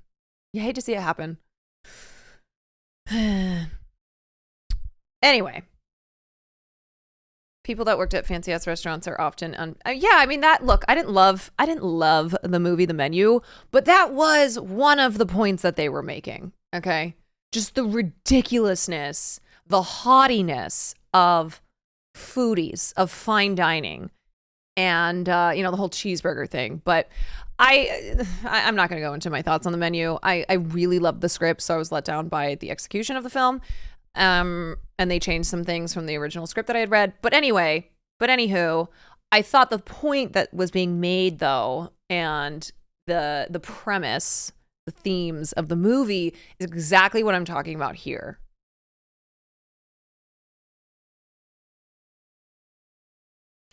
For a year, I dated a professional head chef for a ski resort. She was the most classist, ignorant person ever. She was anti-union because sounds awesome. So sick. All right. Well, let's finish this up. Now we're down to the final three. Julia made the Waffle House a waffle Rock. home. I said to you, it's going to get harder, but it's going to get more exciting. Congratulations. Now. I can't handle the fact that Trash Spaghetti Jen and Bonnie, who has fucked up too many times to number, that they're both in. Okay. Rock was a dick. Yeah, he popped off and he shouldn't have, but he at least has demonstrated that he is really good at this and he's a good competitor. I can't believe that Trash Spaghetti and Bonnie made it through past Julia. Get some sleep. Good night. Good night, Chef. Thank you, Chef. I really trash didn't spaghetti and trash fish. Excuse me, trash spaghetti and trash fish. Surreal that I've actually been doing well, and that I actually might win this thing. I have what it takes, and there's a reason that I am here. It's just that I have to really mold myself now to be a leader. The pressure's really on right now. I'm really excited to be here. I mean, top 3, that means Chef Ramsay does see something in me. He does. And it's up to me to bring it out. It's only up to Rock. This is Rock's restaurant to lose. To become a great chef, you must have natural ability. Clearly, Julia does have it. All she needs is a little more experience. Yeah, who do we root for now? She'll be ready to run her own restaurant.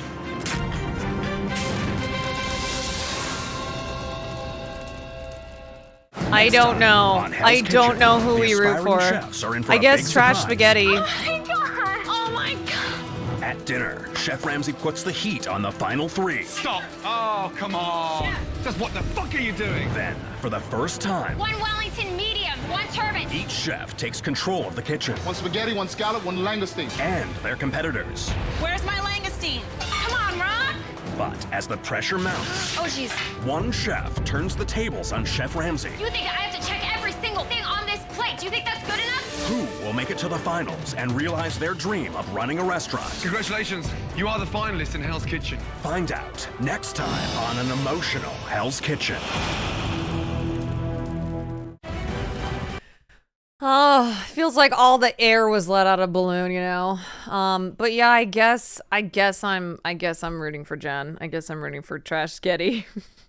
Never did I think after that episode.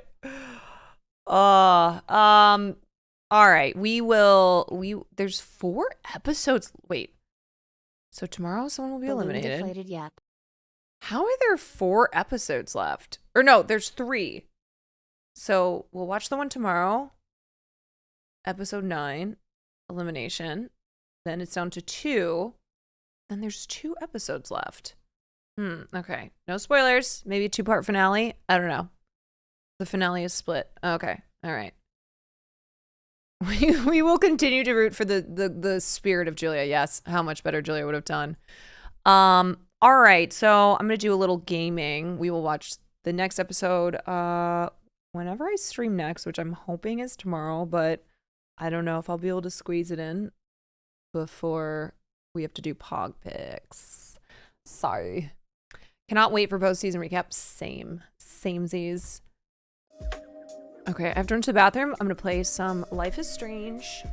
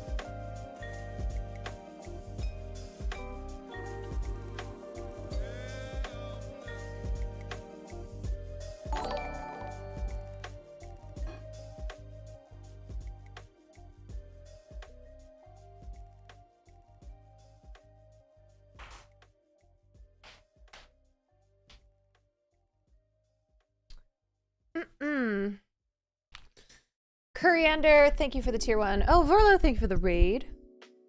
Okay, let me switch my category. Bum, bum, bum, bum, bum, bum, bum. Good night, BR. Yeah, if you guys are heading out, good night.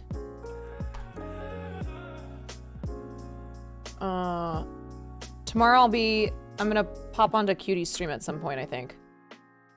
Probably around like noon, maybe? If you want to watch that. Okay.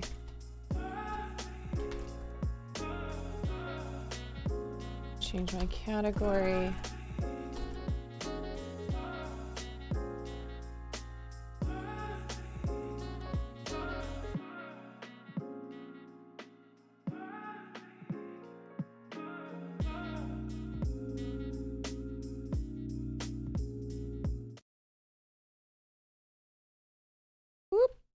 Boop, boop, boop. Switch to gaming.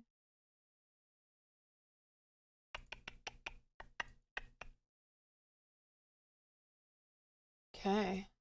All right. We are on chapter 4. Yes, we're just now starting chapter 4. Where's my controller? Hold on a second.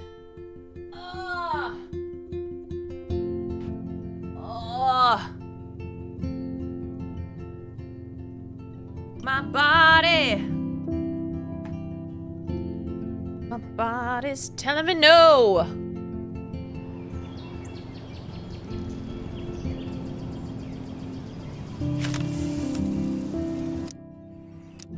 Continue. Previously on Life is Strange. Whoa. You don't know who the fuck I am or who you're messing around with. Don't ever touch me again, freak!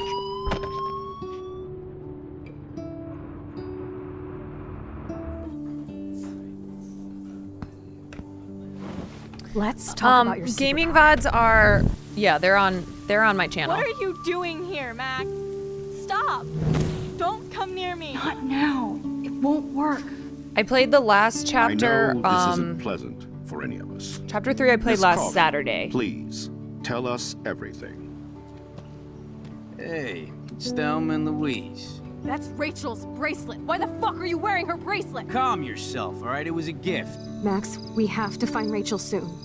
Like you said, it's time to start the search for clues.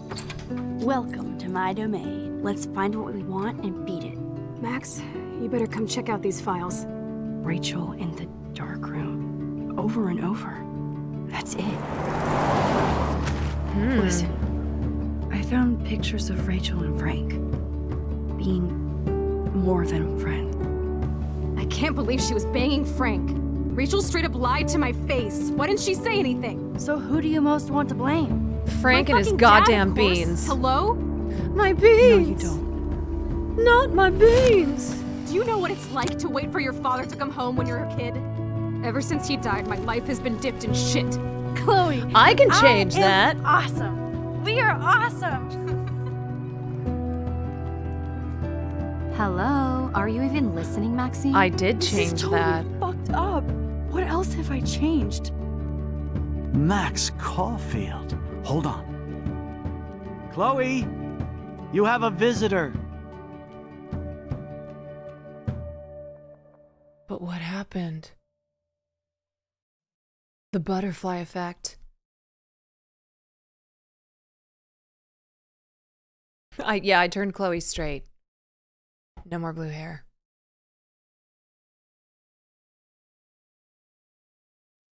Max is homophobic.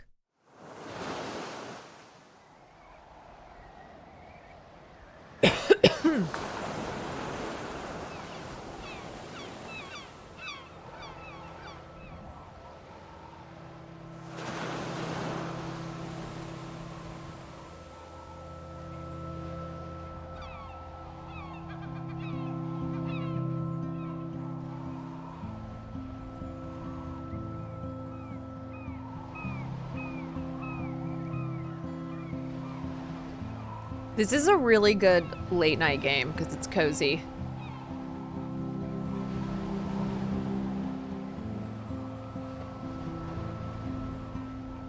Life was Gage, and now no longer.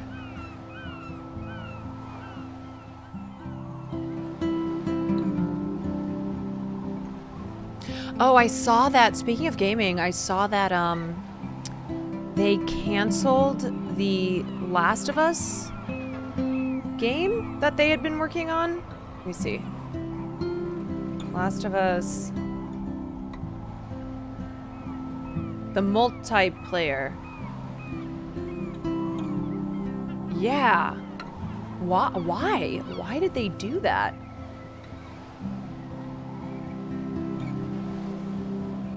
It was weird.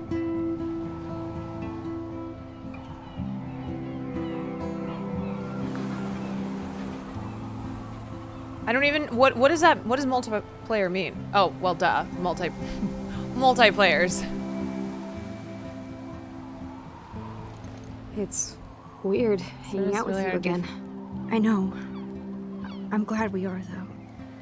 It was nice that you sent me actual letters. Oh my god. Chloe! And you even wrote on that cool parchment paper. Oh, it means play online, no story. Oh yeah, So that's pretentious. No, who But wants I love that? writing on it like an English poet. You deserve the best stationery. Probably easier to write than to visit me. I don't mean that in a bitchy way. Not totally.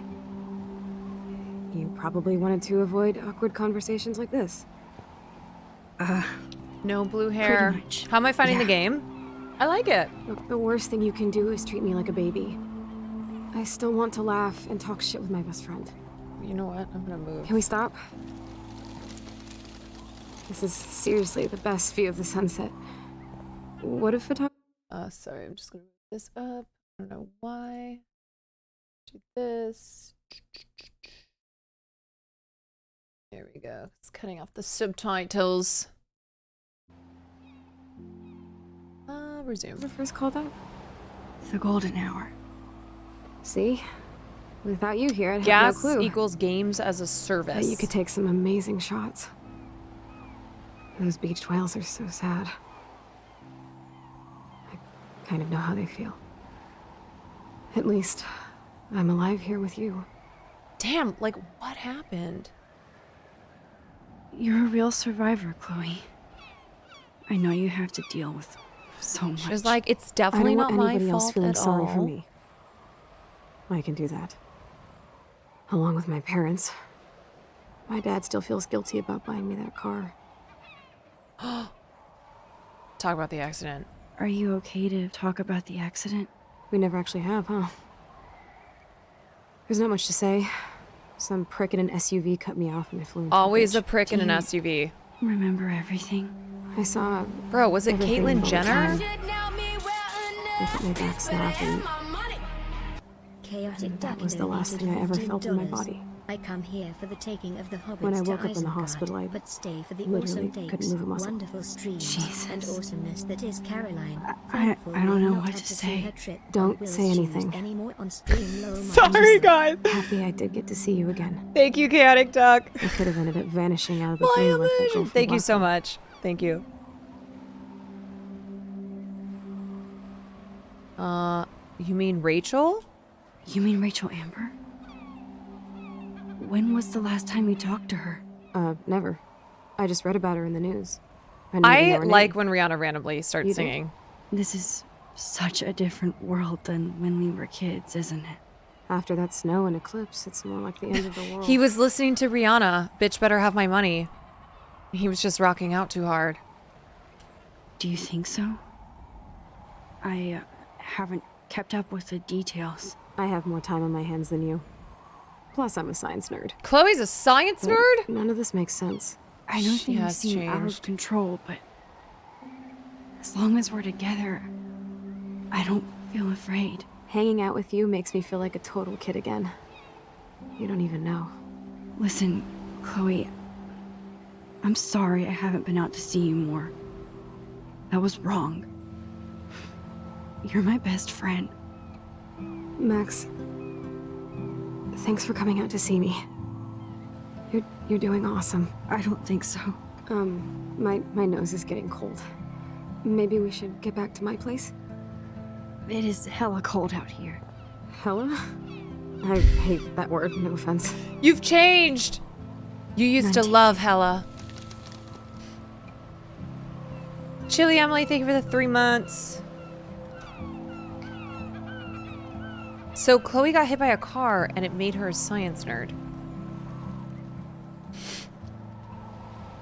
I hate the word hella.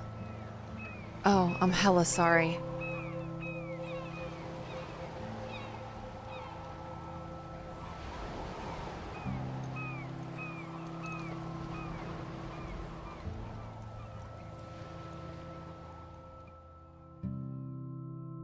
Chloe's a woman in STEM now.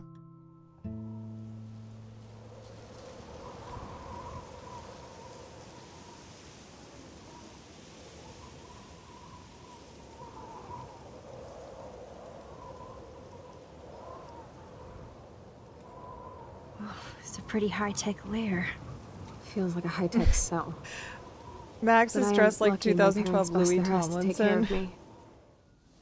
I know it's hard for them. God damn. They're grateful you're here with them. Right. Especially when they can't even take a walk alone. Sometimes I act like a total teenage brat just to give them an excuse to yell at me. Pathetic, I know. Chloe, you're a great daughter. You're kind and sensitive when you don't even have to be. Trust me, I still get my rage on. Especially when a nurse has to watch while I take a dump so she can wipe my bum. Oh. Or when doctors flip me around like I was a science doll. I can't even imagine. But you're still amazing. You always have been since we were kids. Thanks again for coming, Max.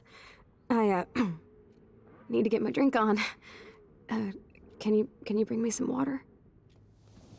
Bradley Cooper would not allow Chloe on set. He'd be like, sorry, no chairs. God, this is... Max, what have you done? That is so incredible. And she can browse cat videos on the web. Wow, her life is awesome. I should have browse cat makeup on videos for Chloe.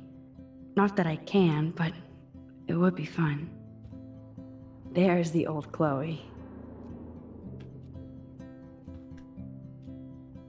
Whoa, Chloe can totally control her computer. It's so great people get this high-tech help. Instead of handing Chloe a bong, I'm feeding her water. Did I give her a choice? I cannot. Instead of handing her a bong, I'm feeding her water. Drink up, Buttercup. I should be feeding her a bong. You know, she can still smoke weed. No wonder my throat is dry. I don't think I've talked this much the whole year. Have you ever thought about doing a podcast or something? I wish I could punch your face right now. A podcast? A Dude, I am a pod in a cast. Boring. Ouch. It was just a thought. I know you're just trying to help. Yeah, that's become a bad habit. Yeah, Chloe becomes one of the You first sound like an streamers adult on now. Justin TV. It seems like we were kids in another life. What do you remember about us as kids? We all have different memories. I think about us as little pirates, running and jumping through Arcadia Bay. Me too. But we're still pirates in our own way. Yeah, right. Check me out, Chloe of the Caribbean. No way will I get on a fucking boat now. Unless you're with me. As you can see, I can't keep all my other friends away. Which friends did you hang out with the most? Megan Weaver, but you don't know her. She was cool. But after my accident, she was too cool for school. Fuck you, I wasn't Megan! around much. No excuses, I'm a loser. But I am trying to make things right. How? Dude, you're not Supermax. Oh, And little I'm not do trying you to guilt trip know. you. That's what my parents are for. Are they okay? I mean, are they still happy together and everything? So now you're Dr. Bill. I guess they're good, considering they have to deal with me. They laugh and hold hands. And I hope they still get busy, too. I think Joyce and William are incredible. Oh. Max, the accident has been so hard on them. Our insurance sucks. and Too medical real. bills are fucking Aware. insane. Aware, man. Megan Weaver, more like Megan Lever. Cannot. Pay all the bills? No way. They keep the numbers away from me, but it doesn't take much research to find out I'm costing my parents almost $1 million a year. Oh my Chloe, god, the awareness! Priceless. No pun intended. You are such a geek. That's why I love you. Of course, I know a geek when I be one. See, I'm practically a human entertainment system. It would be sweet to chill out together and watch a movie like when you'd spend the night at my house. What do you want to watch? I think I'm in like a mellow Blade Runner mood. Oh, hell yeah, good I always choice. cry at the end. Good choice. Plus, you know I always wanted to have cool colored bangs like Pris. I know. You would look incredible with blue hair. Now let's get this show on the road. And you better not fall asleep. Bro, on me let's like dye you her always hair. do when we watch movies. I remember, Max. Let's do a Swear I foos won't cut, fall dye the asleep. hair. Not when you're here. Not yet.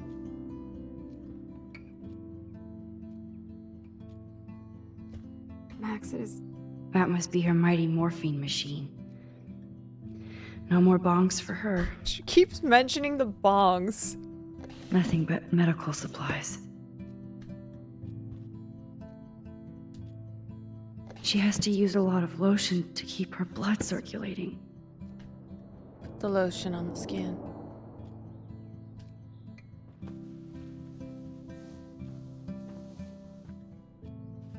Mighty morphing Thanks. machine. I think you missed a grain stuck in my eyeball. Hard to believe how just a little sand can cause such a big mess. It's like that Chinese proverb. A spark can start a fire that burns the entire prairie. Ah, yes. You know, like the butterfly thing. Oh. So I've heard. a metaphor. Wait, does Max remember that she, like, caused all this? Chloe's message board since the accident sure looks lonely. Make a wish? I fucking cannot. It's nice my parents sent a card at least. I wonder who this is. Kind of a generic card. It's Megan. Megan Leva. Dear Chloe, I'm so sorry for what happened. Know that I'm here for you if you need anything. I hope you feel better. I wasn't very available to Chloe. Chloe just thought I'd drop Real you a quick nice. note to let you know I'm thinking about you. I feel so lame writing shit like I hope you're well, etc. I know your life is so different now. I don't want that to get in the way of our friendship. Yes, I haven't been around lately, but that will change soon. I hope you're well. At least I sent road trip selfies to Chloe. I'm sure that made her feel great. Wow, Max, you're a real bitch. I still can't believe I put Chloe in that chair. Okay, so confirmed. She remembers everything. Yes. All right. So can't we just go back in time again? Surely. Snow globes Just are kill the taking dad. over.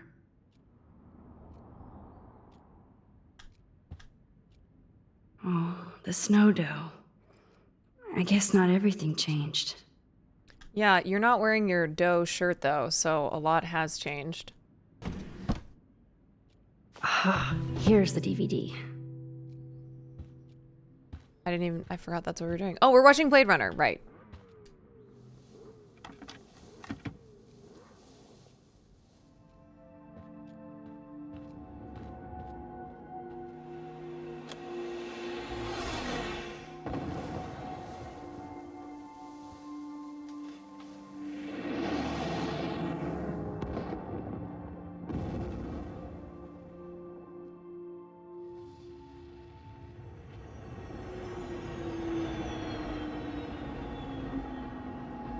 Truly best character in the game is Hot Dog Man. Hey, everybody!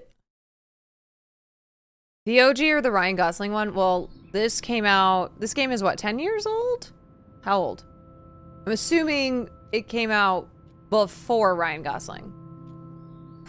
I'm assuming it came out before Ryan Gosling was born. No, before the Blade Runner Ryan Gosling.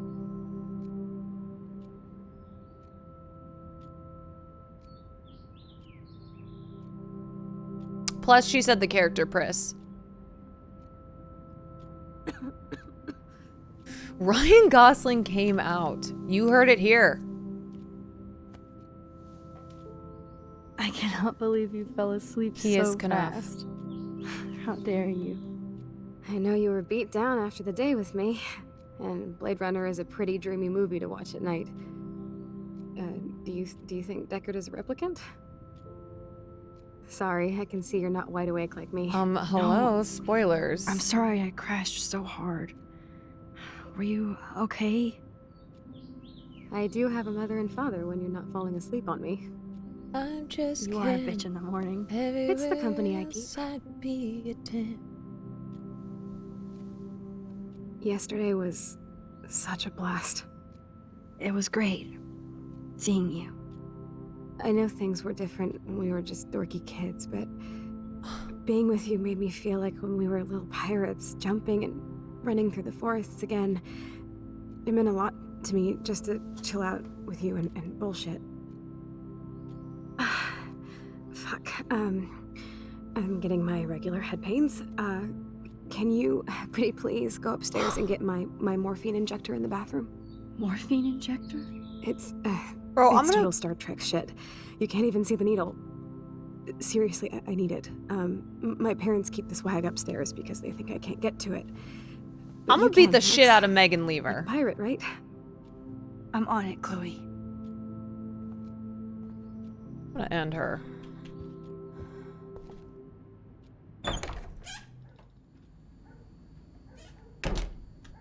Wait, what'd you say? Upstairs bathroom?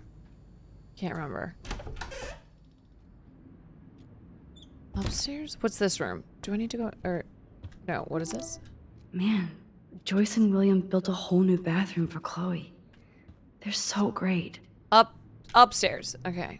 Sorry, I was thinking about I was thinking about what a piece of shit Megan Lever is. Damn. This is just for Chloe's basic supplies. Yeah, I'm sure they charged like $2,000 for Band-Aids. Anywhere else I'd be. That's great they finally went to Paris. Bonjour. Je m'appelle. They gave Chloe their giant expensive HD TV, and they use her shitty tube television. Let's talk to William. Hey, William. Am I bothering you? Why, yes, Max. I love going through bills. Kidding. How can you bother me? I haven't seen you in forever. I know. You look exactly the same. It's so cool. Good. Or I'd be scared if I didn't look like me. Of course, Oh, you seem more William. adult now. Unfortunately, what's you're gonna on your have to mind? die again. I was impressed by Chloe's room and all the high-tech equipment. You should be. She's You in could buy a pain few and Max mansions is for just what it all like, costs. doo-doo. Insurance helps, but I don't know, Max. I know it must be hard on you guys financially. Chloe's These in the bills other are more room like screaming. crushing. We have to mortgage our home, and that's pretty scary. But we'll get through it. Price is always right. Get it? No? So you finally made it to Paris. Oui, as they say. Not me, because I can't speak French. But it was a great experience, especially for Chloe. You got the dad I jokes. can see her loving it there. You guys rock for going on a family adventure like that. She talked about going to school there, but that's not practical anymore. It's not fair, Max. Being around you and Joyce again is When in here. so nostalgic. Cat Very gear, thank you old for the 9 school, months. as they say. I think it's great for Chloe to see you. Makes Joyce happy, too. So it's not all bad news in Arcadia Bay. Or is it? Little do you know. What do you think is going on with all of this crazy weather and animals dying? Nobody knows, right? It is Nostradamus type shit, pardon my French. But all I actually care about now is Chloe who? and Joyce. My family. The Prescott family might be bad news. What do you think about them? Evil. Next question? Sounds like you know them well. More than I want to. But Joyce has to work for those greedy bastards at Pan Estates. I don't even like to think about it. We should kill them too. I was reading about that missing girl. Rachel Amber. Oh, yeah, she went to Blackwell, right? Oh, poor thing. That's a real nightmare for a family. I get scared thinking about Chloe and that we might lose her someday. I don't know how to say this, but I'm truly sorry about what happened to Chloe. Me too. All it takes is a few minutes to change a girl's whole life. But she's alive. She's been a trooper. William, I don't know how to tell you this, but it's my fault. She just takes out a gun. Is she mad at me for not staying in touch? I'm sorry, William. She should be. You have to die. I have no excuse. She was disappointed, but she knows you care. And I know how hard it is to process all this. It's taken us years. William, I just want you to know that whatever happens, I'll always be here for Chloe. Always. I know you will, Max. I have to go see if Chloe needs anything. Oh no, she does. It was so great talking with you again. You act like it's the last time. And please, keep me from these bills whenever you want. A different studio made a prequel called Before the Storm, telling Chloe and Rachel's story. What sucked was the voice actors were all on strike. Oh, we don't get their story in this? So none of the old actors could come back for it. Oh. I assumed These we'd get their whales story. are just a preview of the tornado to come. No. And the Prescott Foundation?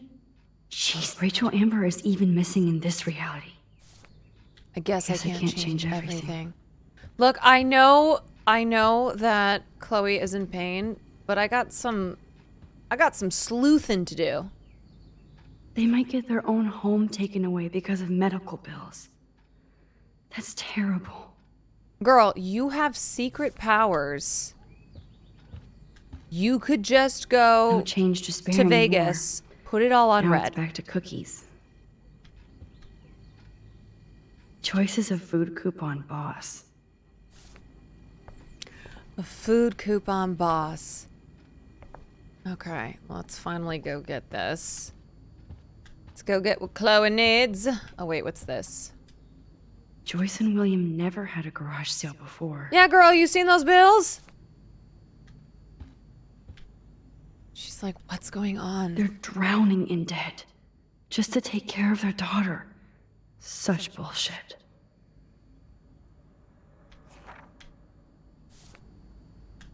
No, you want to know why I say put it on red?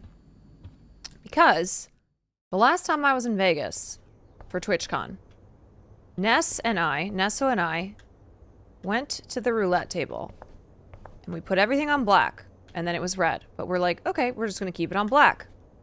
And then it was red again. And we're like, okay, we're going to keep it on black. And it was red again. You, Arcadia Bay, isn't it? And that happened 7 times. 7 times in a row until we had lost all our money. We had to tell each other we can't do this anymore. Oh, Max, it is so nice to have you around. What's up, Joyce?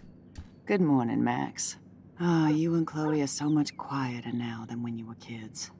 I remember. It's nice waking up in your house again. Oh, William and I love it. Finally seeing you and Chloe together after all these years. After the accident. The accident. Yeah, of course, once we left, it was How black. are you doing, Joyce? I'm doing the best I can, Max. I won't lie, it's difficult, but nobody said life was easy here in Arcadia Bay. Does she have her shoes on the bed? Oh my god, that is like... Do you know somebody named David Madsen? I will lose my mind. He, might hang out at the Two Wheels. Asian crime. Well, a crime that against was humanity. random. Yeah, he's a bus driver. He comes in sometimes. Cute, quiet. Why? Oh, I was just curious. You always were. Nice to see that everything doesn't change. So, what do you think is going on here with all of this eco-havoc? I don't even like when people Maybe lay Arcadia on a bed Bay with their just clothes. wants to be left alone. I know the feeling. Honestly, I don't give a shit about too much outside our house. I don't blame you, Joyce. Except now we have dead birds and beach whales outside our front door. Only naked. So maybe I should care, for Chloe's sake. Street clothes in my bed? I don't think so. No, pajamas are fine. I like pajamas. Plus, you guys have to The work outside too. clothes. Bill and I have no Being time where for I ourselves. sleep. And we're working more than we're living. I even had to take a part-time gig at Pan Estates. Ugh. Do you know the Prescotts? I know that Sean Prescott won't be happy until he owns everything in Arcadia Bay. Yeah, if you Stay away from his son, Nathan. If you come into my house and you want to sit on my bed, you have to strip down. This is a nude household. I have to tell you how much I love seeing you and William together again. He's been such a hero through all this. Chloe and I are lucky to have him. Chloe and William seem like they still get along so good. Yeah, those two are closer now more than ever. So well. Chloe will actually listen to William, while she usually ignores me. Oh, it's so cute when they gang up on poor old me. You rule, Joyce. Shit, things would be different if I did. I like how you think, kid. I wish I was a better friend. I know Chloe doesn't get many visitors. Oh, Max, you're Chloe's best friend for a reason. You're here exactly when she needs you. Okay, Farley is an exception. All right. Farley's the only being I hope so. who's allowed to be on the bed. You guys do and such be an dirty. amazing job taking care of her. We can only do so much. And Wait, she those are gets damn feet. sick of her parents. That's Why why do I it's think so she had important boots you on? came to spend time with her. Max, Chloe's condition Those are is some. That not was some improving. fate. Her respiratory system is very weak, and she. Do you know what I'm saying? Yes, I do.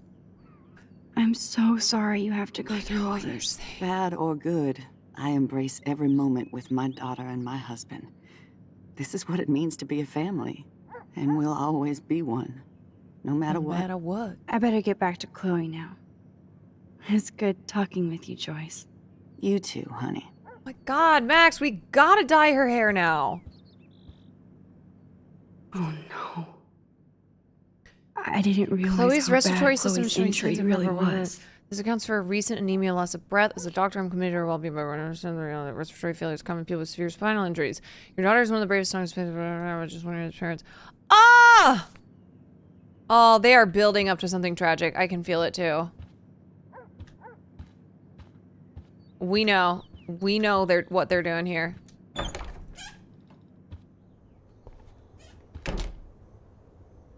Okay, what am I doing? I'm looking for the bathroom. Bathroom. God, this got so depressing.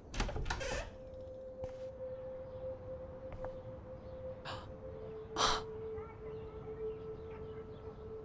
just saying it's been 20 minutes. She's dying for morphine. Look! I am busy. I gotta mull around Chloe's old room and be sad. Too bad Joyce and William can't get any help from the Prescott Foundation. Rich people. They bought crutches for Chloe, hoping she might walk again. Gosh. Toys?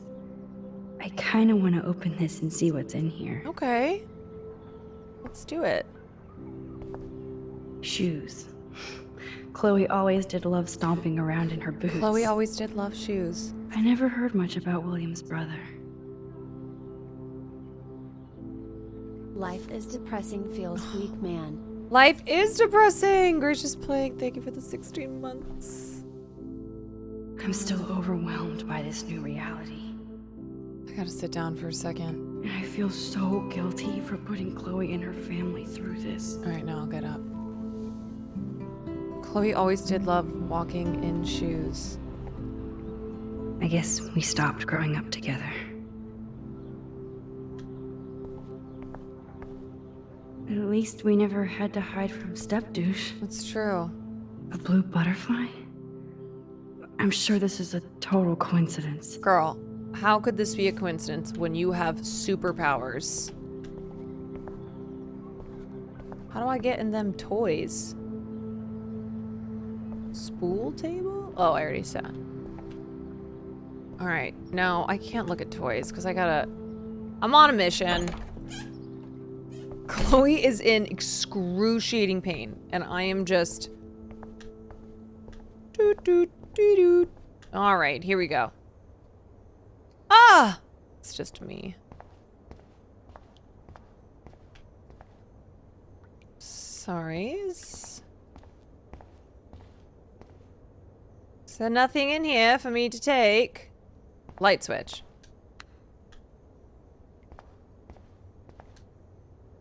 Nothing here. Do I do this when I go over to someone's house? Yes. It's cool that Chloe uses natural medicine too. Natural medicine. Here it is. I never thought I'd be delivering morphine to my best friend. The bathroom looks almost the same. Just more medicine. Just more. How's it going, Time Tripper? It's funny. I think I look older. Been through so much. Alright, we got it. We got it. Now, the question is... The question is, how do we get... Dear sir, you are... Oh. William? This insurance is worth... I definitely have to take a third job. Oh, God. I definitely have to take a third job. Ah. This game got so depressing. Hey, girl. Sorry that took so long. Finally. Give me the blue pill. I was sitting down I'm in your sorry. old room just I'm thinking. nosy, but not precise. Go ahead and plug it right in. It's so easy. And painless. Okay, but get ready to yell for your folks if I screw up. Oh, trust me. I will.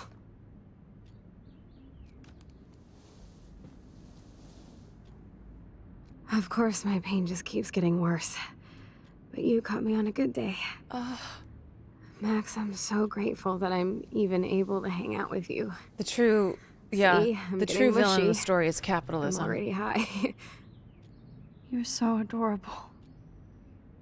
Do you want anything else? Stop me if I'm being too emo, but can you grab one of the photo albums over there? I'd like to check out some old pictures of us when we were kids. Please. My diary is like emo ground zero. Plus, Max Caulfield does not pass up a photo op with Chloe Price. Emo ground zero? Hello, Chloe. Oh my god, it's Hot Dog She Man. likes fluffy animals now. Hot Dog Man. Does Chloe look at the garden and think about her childhood? She can't even feel the grass now. Yeah, girl. I don't think she looks out in the garden and I'm thinks glad I about her took this childhood. photo. Chloe has a new memory of William and her together. So Chloe has her own photo album. Can't even touch grass, aware.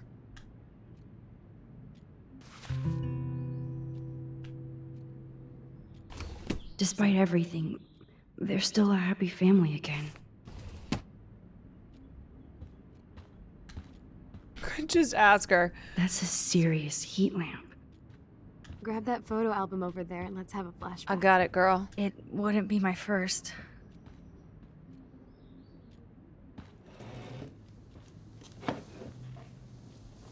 Life is sad. Is that okay? Perfect. Life is... Oh my god. Look how little we are there. We look like toys. Life is there's no I ethical remember that consumption day by under the capitalism. lighthouse. My dad was pissed at us. He actually tried to give us a timeout. And you laughed at him. My dad would have banished me. Bro, why have I not tried to go back in time yet? I don't understand. What are we doing here? Whoa, awesome picture. We look so badass in our pirate gear. We should have taken over Arcadia Bay when we had the chance. There's still time for you. Ah!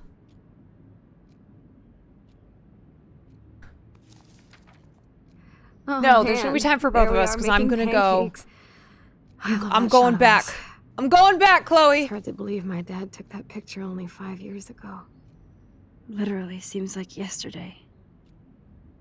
I wish it was. Me too. Girl, you have powers to go back to yesterday. Maybe I could... Listen, Max. My respiratory system is failing, and it's only getting worse. I've heard the doctors talking about it when they thought I was zonked out. So, I know I'm just putting off the inevitable while my parents suffer along, and I will too. This isn't how I want things to end. What? What are you saying? I'm saying that being with you again has been so special. I just wanted to feel like when we were kids running around Arcadia Bay and everything was possible, and you made me feel that way today. I want this time with you to be my last memory. Go back in time. Go back in time. Yes. Oh! All you have to do is crank up the EV to 11. Oh my god. Oh my god, I'm supposed to kill her? No. Dude. This is fucked up. I don't know. Chloe, I really don't know if I can do this. I had another friend who wanted to.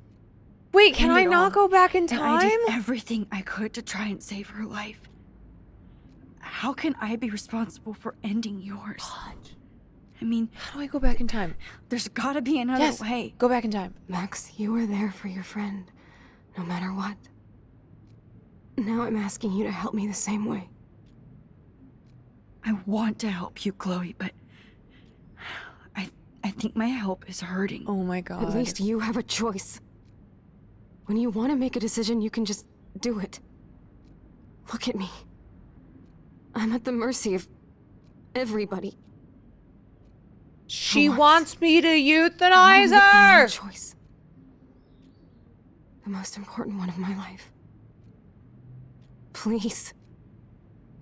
Help me, Max. Oh my god, this is fucked! This is fucked, because what if I refuse and then I can't go back in time? And Chloe... Oh my god, I don't know what to do! I don't know. Accept, refuse. What do I do? But if I do kill her, then can I go back in time and stop? Oh my god, this is dark. Okay, alright, I gotta make a decision. I have to make a decision. Okay.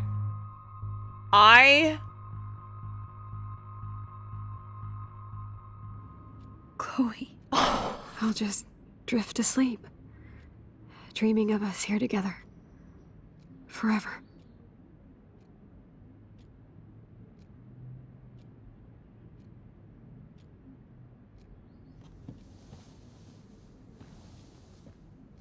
Oh my god.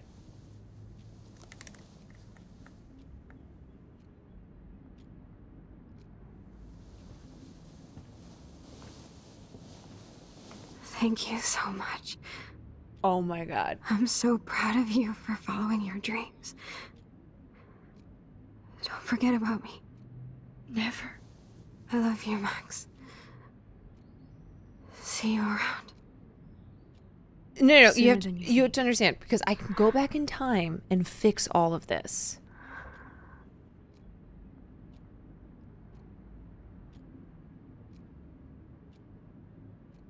Oh my god.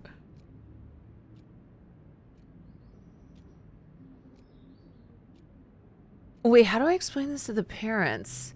How do I just walk out of there and be like, oh yeah, by the way.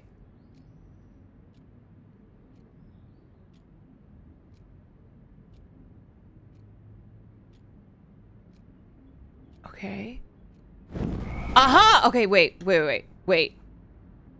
So I can't, okay.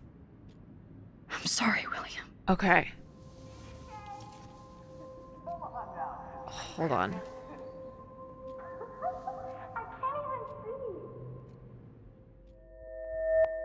Oh my god. Okay, I think I'm going back in time. Wait, what's left and right?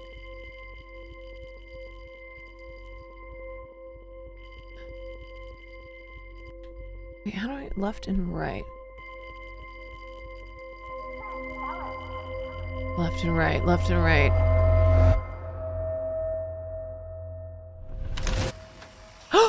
Someday Dad'll get one of them newfangled computers. I hope the flash didn't We scare you. did it! We went back! We went back in time!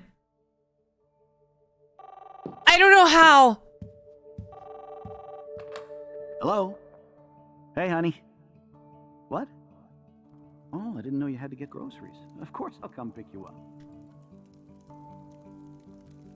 Shit, where are my keys?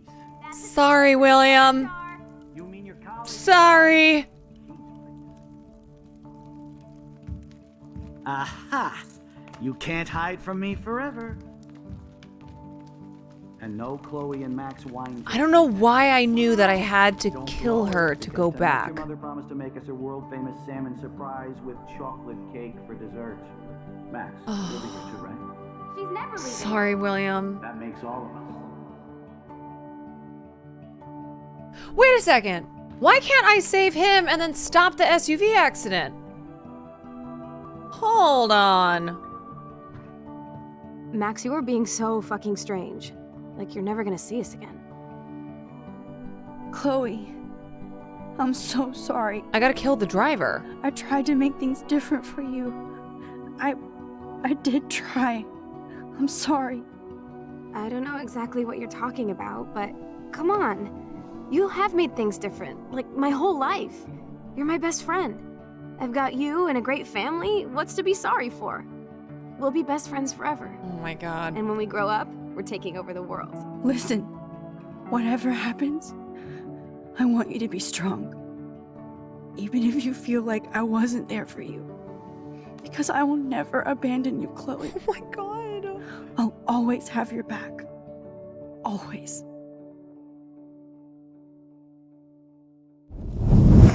Couldn't I? Okay. I feel like we could have handled this another way. I feel like there were other options other than William is dead or Chloe dies.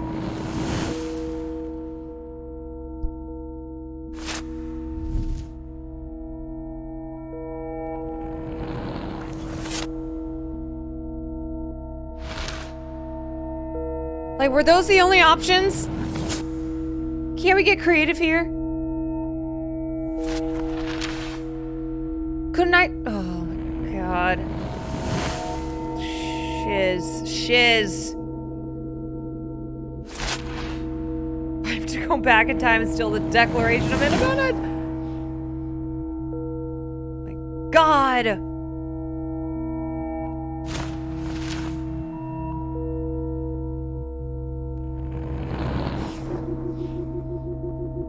At least she's got the blue hair again. Can we just stop the family from getting in cars? Yeah, maybe we should take... That's what we should do. Oh my god.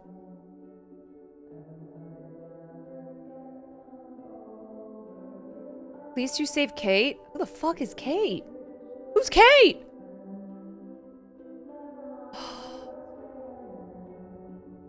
Couldn't I have some... yeah, couldn't I have slashed some tires? Killed the driver? Chloe, you're alive. Yes. Whoa, down, Max. You get one kiss, now you're all Oh my god, there's lesbians again. I'm so glad you're here. You sound high, but thanks for the morning grope. Since we were up all night playing CSI Arcadia Bay, I was still spaced out here trying to put all this info together. Oh, Kate! Yes, the Christian Max, girl. Did you forget we've gone over this? Yes, I forgot about You Kate. weren't messing around with time while I was sleeping. Not anymore. I'm just spaced out too. Welcome back to the real world, Max. Oh my god. All right, we gotta go back in time again. And see all our pieces in the puzzle so far. Damn. This is a serious expose on the Prescotts. Serious Finally. expose. Laying it all out. That's my Chloe. The bad girl's guide to guns. Chloe's back, y'all.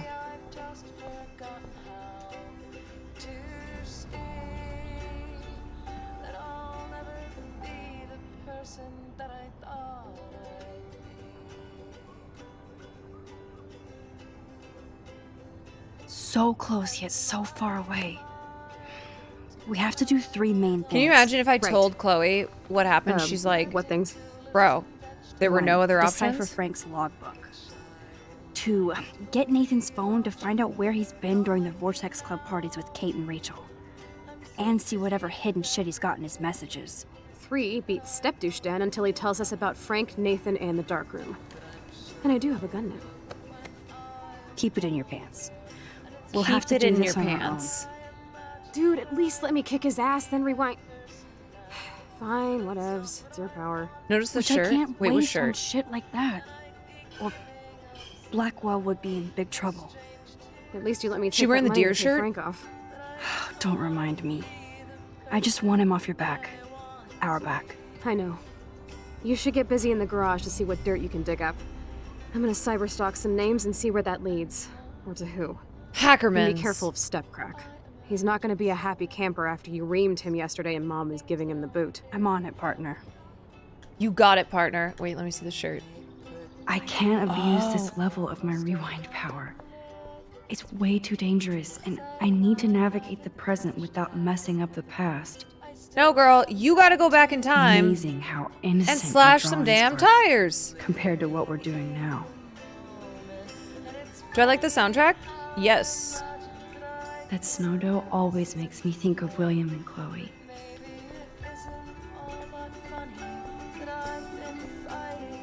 Yes, Chloe Price was here. Yes, we have established that, girl. Staying up all night is the best excuse to drink lots of coffee.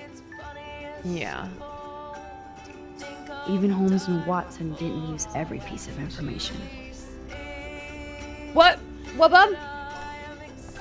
Yes. Damn. That sounds good. This is a serious expose. Yeah, that on sounds good. Prescott's. Thank you. Finally. There's Chloe's cash stash. Sorry, Principal Wells. Sorry, Principal Wells. I'm so sorry, William. Bro, it's not fair you had to die twice. I cannot believe this. I cannot believe that Max could not figure it the fuck out. This butterfly photo seems like a million years ago. How much time have I altered since?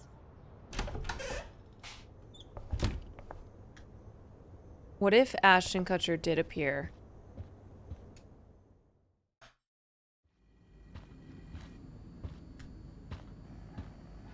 Oh, it's him.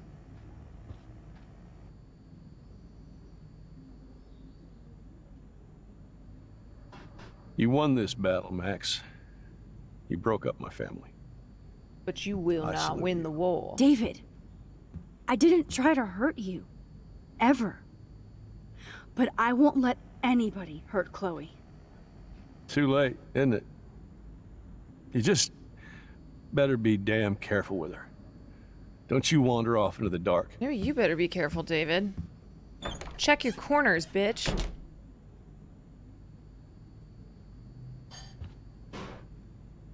David isn't any different from me when he's looking at those family photos. Wow. We're the same. Yep, locked from the other side.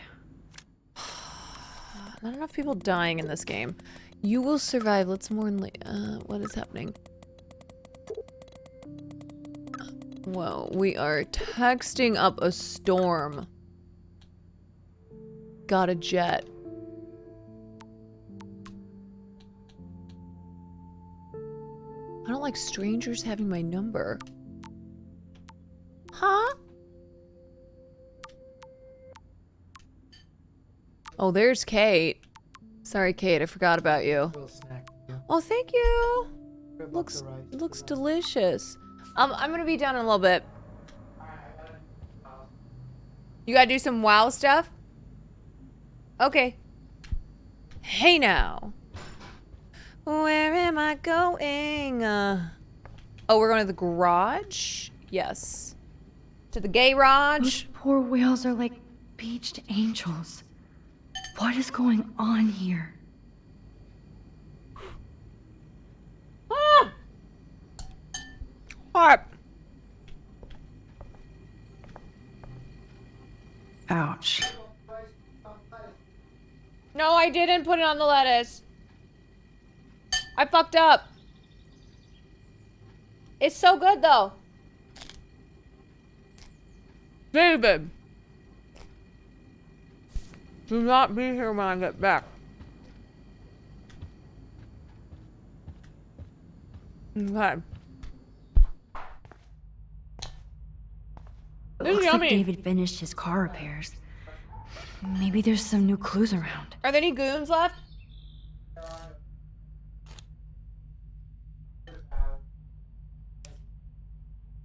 The goons are in your tummy? Well, get over and shit them out. I'm sorry. I promise I'll help Miss Grant next time. Oh, meow. At least he has. Wish I had surveillance footage of that conversation. Surveillance cameras at Pan Estates? David must be working for the Prescotts, too. David's working for everybody. Huh. There's more to David Madsen than meets the eye. He should finish this letter to Joyce.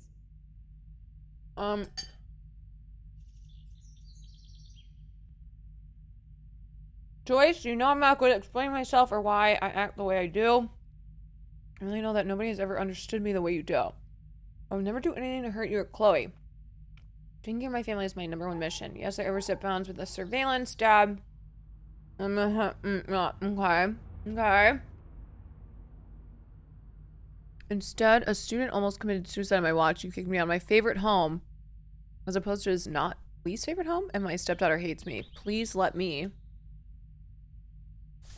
Nah. Finish in a little bit. Yeah, we'll see. I'm still. Oh, that makes me sad. It was so incredible to see William again. I'm not like dying or I wish anything Chloe yet. could too. I'm not gonna go hot. It burned my mouth.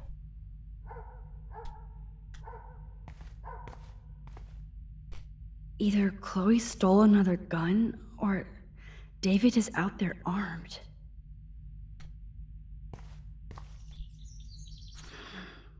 What the hell did David do for Nathan? And what did his dad do for David? We gotta put together the pieces. I know, I gotta go back in time.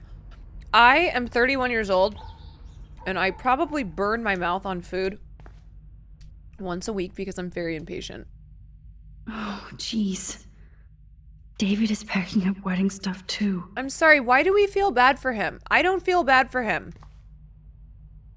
I promise I'll help Miss Grant next time. Hi. If there is one. Oh, meow, Miss Grant. Twist, at least he has one weird fan.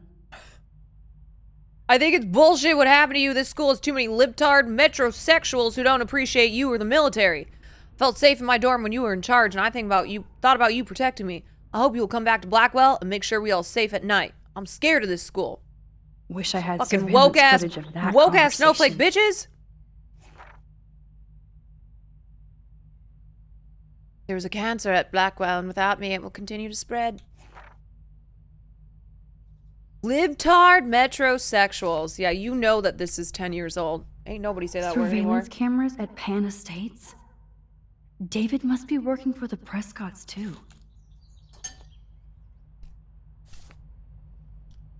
Okay.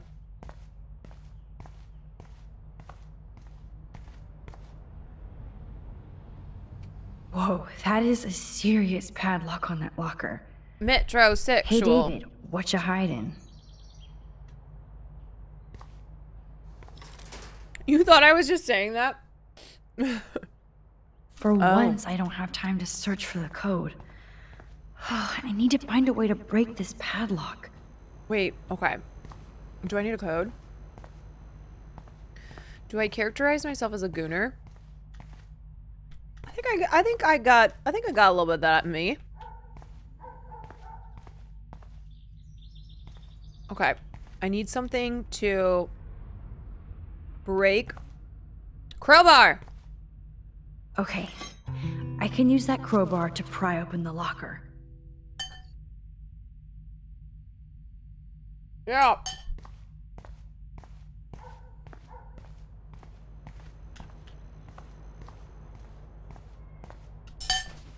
Sorry, David, but I bet you would do the same thing as me. What's in here?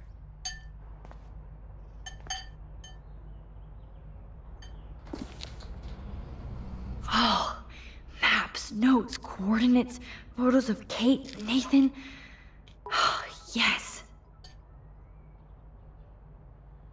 Whoa! Airbnb abortion. Thank you for the bits. Yes, there's a bonus on bits. Twitch is coughing up some money. And subs are 25% off, I think. Thank you. What the hell does this mean? Twilight? His license plate says Twilight ZN. He's a confirmed Twilight fan. David, you know what? Maybe you're not so bad.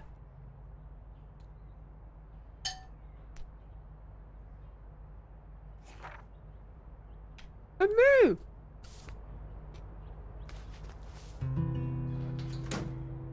Score. Back to Chloe now. No, it's not Twilight Zone. It's definitely Twilight. And the question is he Team Jacob? It's amazing. Or Team Evelyn? Looks like David already booked a room.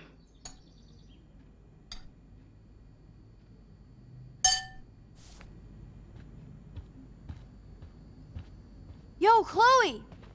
Are you ready yet? I have to get back to my dorm. Are we happy? Very happy. I hit the secret file jackpot. Kate, Nathan, and Rachel. Plus some location coordinates. David is like a one-man surveillance army.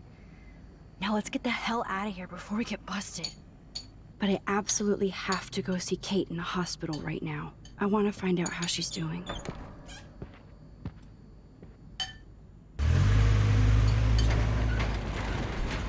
No problem. Your political coverage gave me some standing while my wife was in the hospital last month. I hope your wife's okay.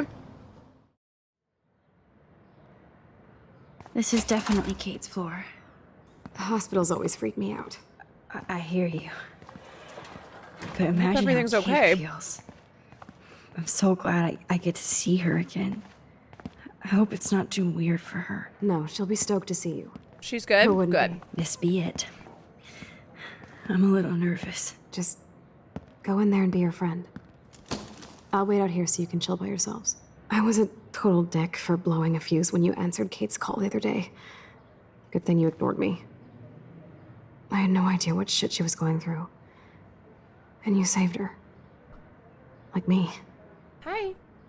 I'm sorry. Thanks, Chloe. But don't be sorry. We're all on the same team. Team Max. Let Kate know we're gonna string Nathan up by his balls then. Oh yes, I'm on it. Yeah, please. Can we kill someone?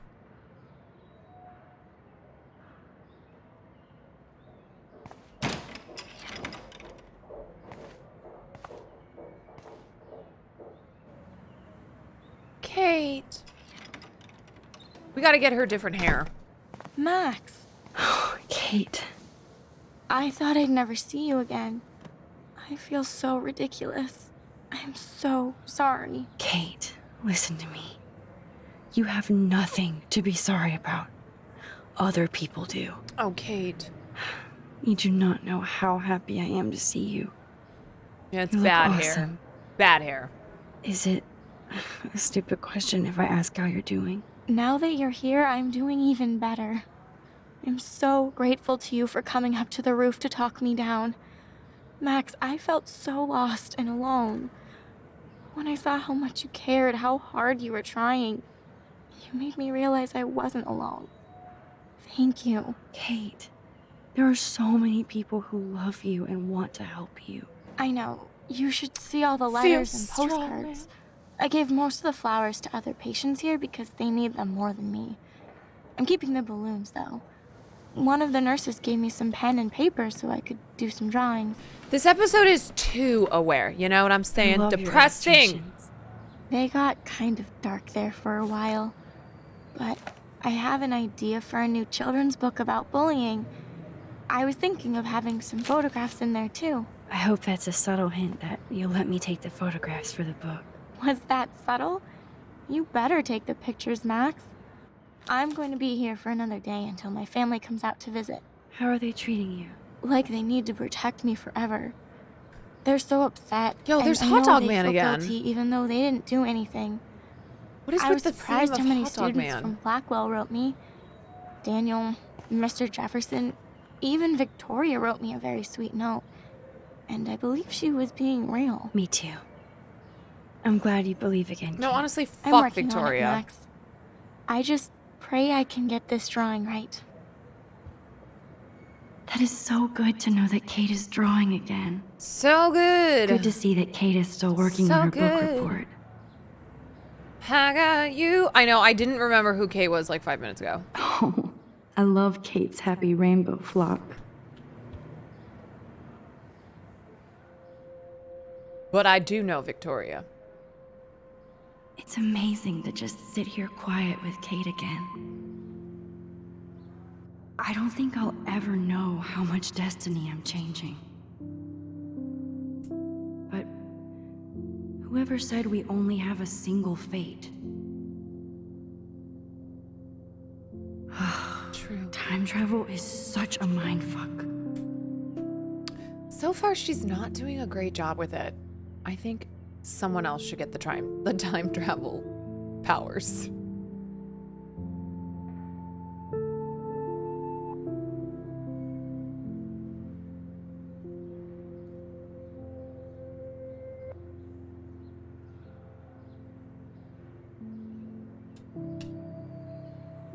That was a nice sit.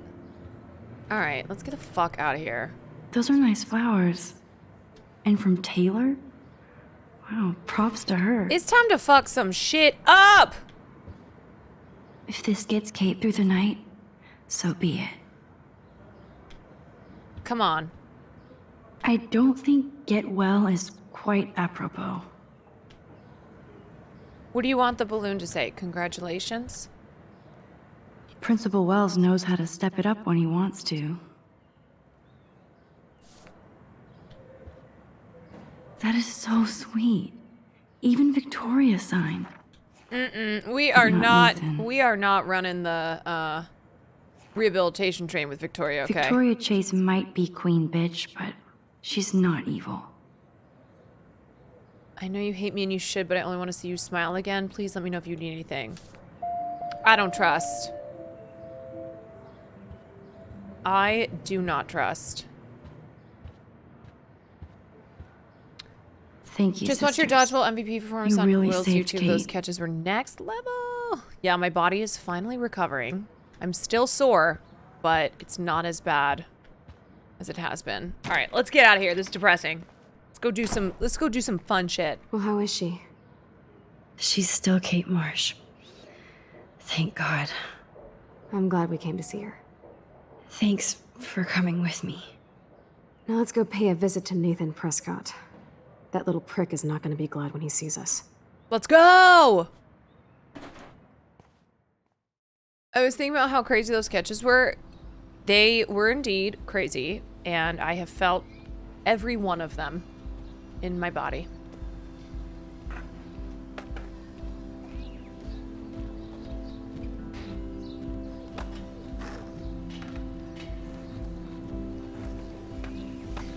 It's time to fuck Nathan Prescott up.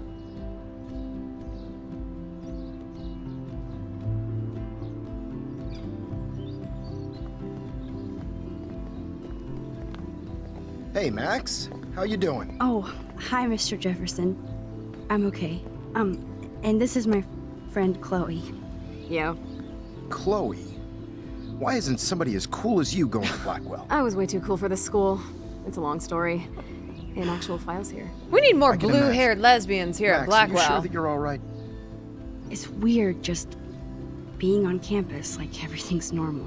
I know. Lame as it sounds, life has to go on. I think there's too much going on in my life. On that note, Blackwell duty calls. Remember, I'm going to announce the winner of the Everyday Heroes contest tonight at the party, so I hope you'll be there to celebrate. Too cool for school. Even though I'm sorry you didn't enter a photo. I understand your reasons. You can't force an artist to work. I feel like a total loser, but it's been a hard week to focus. No pun intended. I'm proud of you for caring so much about a troubled friend. And I take hope in the fact that you have plenty of time to find your way. Just get in the habit of putting your work out there. Thanks, Mr. Jefferson. I'll definitely be there tonight. He's like, submit a goddamn photo. You better dance with us at least once. Nobody should have to see me dance. Plus, you don't want to watch the old hipster trying to keep up with the kids. I have some pride. Be seeing you. Yes, you will. Hot for teacher. Gross! You're out of control. Not yet. Just wait until the Rager tonight. Shut up. Don't the be jealous Rager because Mark tonight. Jefferson thinks I'm cool. I am so bored. Fine. Since I'm here, I'll see if I can get some dirt from Justin. Yo, we about to get I down. haven't talked to him in a while. Now that is a great plan.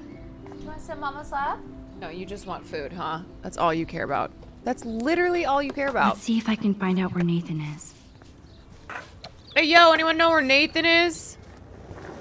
Justin, it's been so long since I've seen you. Because you're way too cool for us now, Chloe. I can tell that Justin is really into Chloe. Try going to Blackwell. Chloe fits in so easy with Justin. So I hear. Any word at all on Rachel? Dude, I wish. They both look like I'm they working love on the it. Smiths I and miss craft her beer. laugh when I bail off my board. She was probably high. Yeah. Enjoy the big game, Zachary. I hope it's not the last. The last or your last? Hey, yo, anybody know where Nathan at? Dead birds today. Trying to fuck his Mrs. ass Grant up. looks interested in whatever Samuel's saying. Hi, Miss Grant. Max, you always show up when I'm talking about you. And I swear, it's not about that petition you didn't sign. I was hoping you could explain some of these crazy things happening in Arcadia Bay. If I could, I'd be collecting my Nobel Prize in Science today.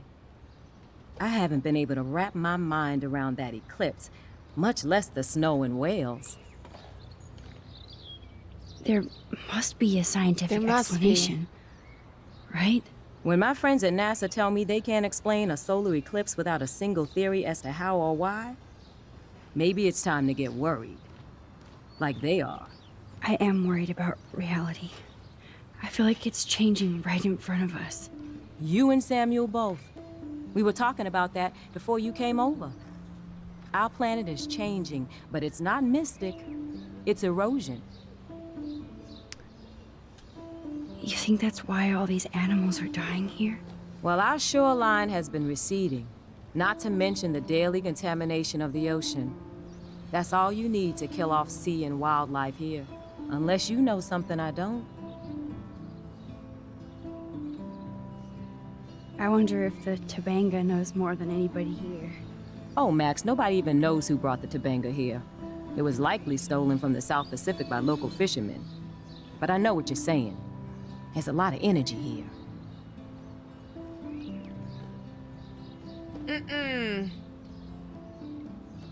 Yeah. I was looking for Nathan Prescott, and I thought he might be in your class.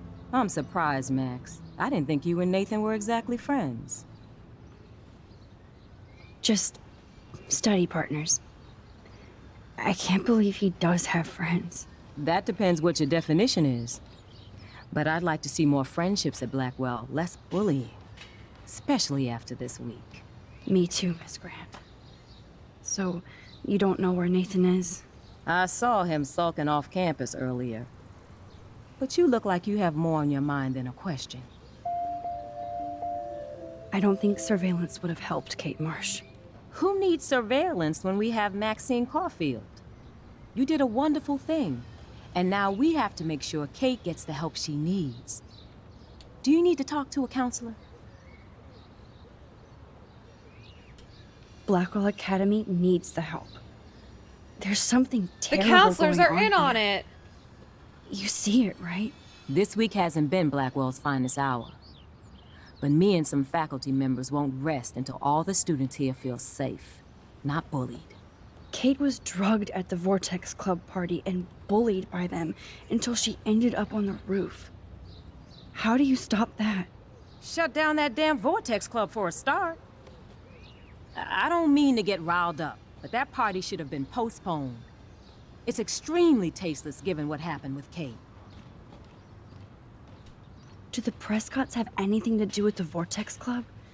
I mean, they don't get all their money from car washes. No, they don't. But membership has its privileges, especially when your father is Blackwell's biggest sponsor. This elitist nonsense has no place here. You're right. I just wish this could be the school that I dreamed about before I came here. I hear you, Max. I love seeing you and Warren and all my students at your best Yo, here. you guys are yelling in all caps. You're all and too Farley young is to be so barking. cynical.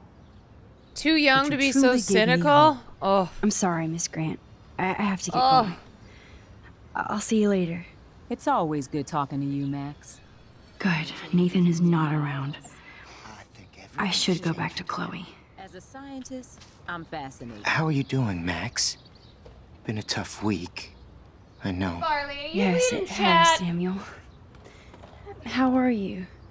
Sad and confused He like loved everybody else in Fiona. Arcadia Bay.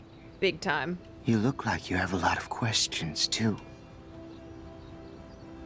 Last night, so Farley, he will eat his food, but he'll eat, like, if we put special food in his hard food, he'll eat the special food and then put the hard food all over the floor.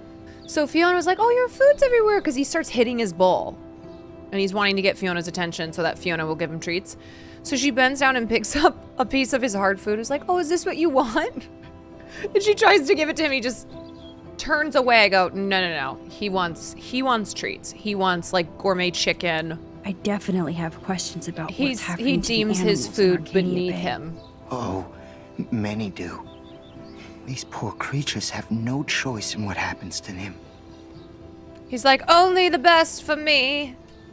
How can anybody explain all those poor beached whales? My dad was a fisherman, and he'd take me out to hear the whales sing. Now they just cry. They're not alone these days. I feel so powerless. Oh no. You're the opposite of powerless, Max. You think so, Samuel? You and Arcadia Bay are connected by time and tide. So, next time I have a question, I'm coming to you. What do you think about all I those do know a dying lot about birds? deer. Samuel had to bury dozens near the Tabanga. Tabanga? Is that cool with the Tabanga? We'll find out if the souls of the bird move on. Not that we can prove it. It's so ominous. Unless it's fate, then it doesn't matter. Well, I'm glad to see your squirrels are still healthy and happy on the campus. Me too. Then it doesn't matter. If something happened to them, oh, Not as long as you're here to take care of them, Samuel. Samuel only just thing loves that the calms them is animals. food. Lots of food. Which reminds me that I have to feed He them just now. loves the aminals.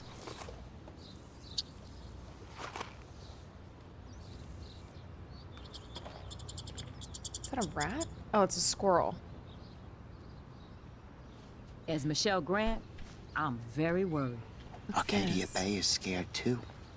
Look at the weather and the animals. Everybody's Get that scared. food in your belly. We all Oh, it need was to like look out for Farley each with other these days. Farley with Fiona last night. Except he wouldn't eat it. I'm coming back over.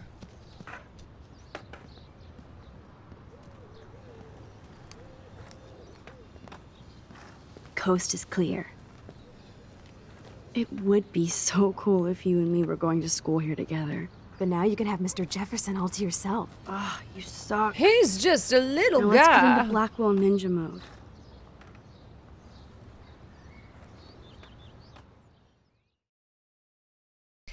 Farley knows Fiona. Yes. Farley also knows Hassan's so lame mom. They don't have co-ed dorms here. Yes, because I want Nathan I'm just gonna Prescott leave it at in that. the room next door. Good point. When we did the blacksmithing here. stream, Give me the signal if Nathan or anybody shows up. I won't let you down, Batmax. when we did the blacksmithing stream, Now I we just have to brought find Farley over to Nathan's Hassan's room. house and left his ass there with Kaya. And a couple hours later, Hassan's mom sent a picture of Farley sitting on the couch next to her. And she said, I made a new friend. It was very cute. Who would steal cat pics? I was like, yeah, They have one more meeting left. He wants to be by you because he doesn't want to be by Kaya. Kaya literally leapt over Farley. That's how excited she was. She leapt over him. Oh, why, hello, Trevor. In an And attempt to Dana. play. Apparently Logan missed this poster. Look before you lust, always use protection and secure your future. Evan. Of course. That's why no shits were given. Evan rolls. No, Kaya is not mean. She's super sweet. She's just so big, and sometimes big dogs, especially when they're puppies, they don't know how big they are.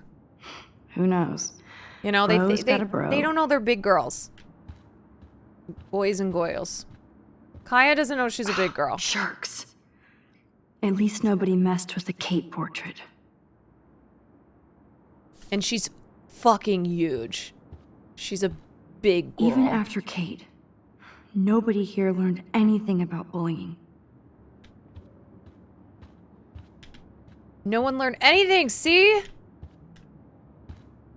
Are toilet paper wars mandatory in the dorms? Yeah, I feel like that's a thing with big dogs, is they act like lap dogs. They don't know how big they are. Oh, why, hello, Trevor. And Dana. Skateboarding is not a crime, dude.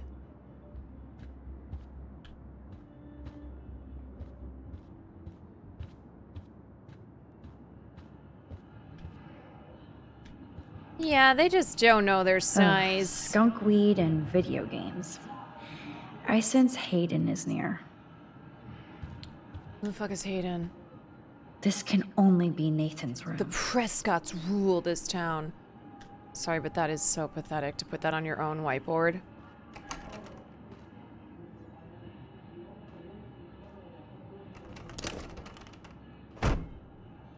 Yeah, Kaya's super sweet though. I love her. She's just very big and strong. Yo, she just broke into Nathan's room. Let's go. We're doing crime. We're doing crime. Now I need that monochrome camera is brand new and costs about $6 grand. Goddamn rich people. Bastard. I thought Victoria had the photo bling, but once again, the Prescott's so rule. Cute and ironic. I can't believe Nathan still has it around. I really hope they were all consenting models. What? That is so Chloe. Hey, asshole, we need to talk or I'm going to tell everybody what you did and you're going to pay, Oh motherfucker. my God. Chloe. Oh, Chloe. Also, are those noises coming from the game? Or are they Will? No, that's coming from the game. Whale songs? Maybe this is the only soothing thing Nathan ever hears. Bro, what is his... That must be the lamp Chloe Wow. broke when Nathan drugged her. Good lord. That looks like a totally fun show. Even Nathan has a light side. Even Nathan. Damn, Nathan. That's a nice shot. It's so damn creepy, but the guy has his own style. It's giving Hereditary.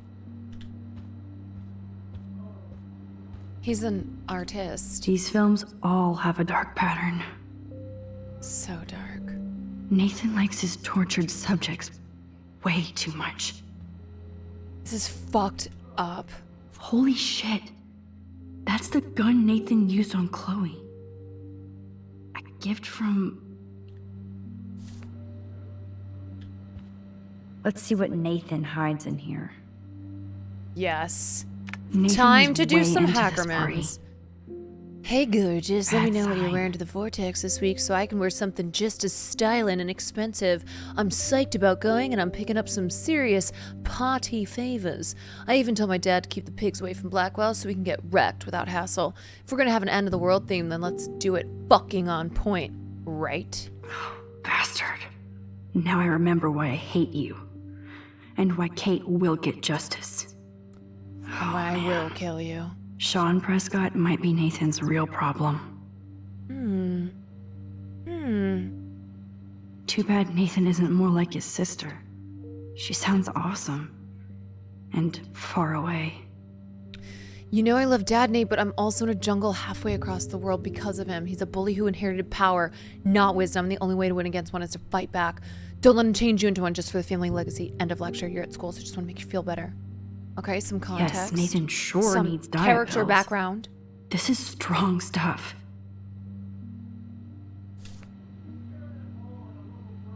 We learning some shit. I'd cry too if I had him for a father and had to wear that suit.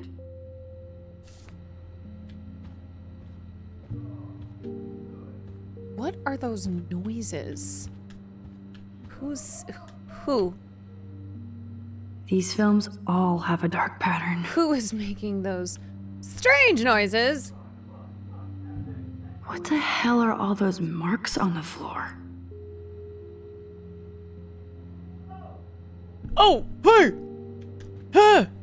Let's find out Hey, what you! you're hiding.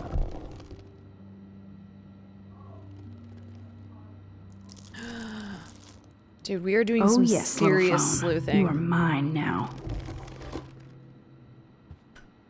Some serious Now I have Nathan's sleuthing. phone, so I can show it to Chloe.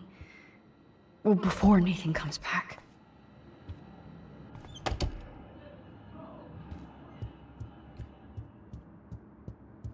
Chloe, look at this tiny little phone I got.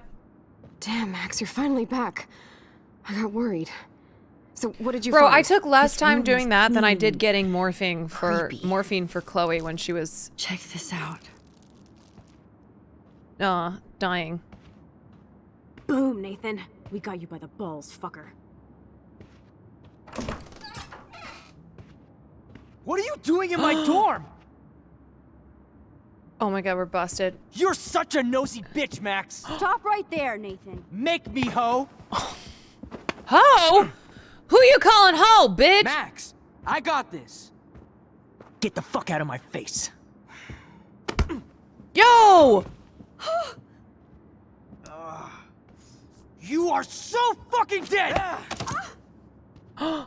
He just casually takes out his gun. Stay out of it. You like to hurt I ain't people, huh? seeing anything here. Like Max? Like Kate? Like me? Huh? Nothing Feel to this see one, here. fucker.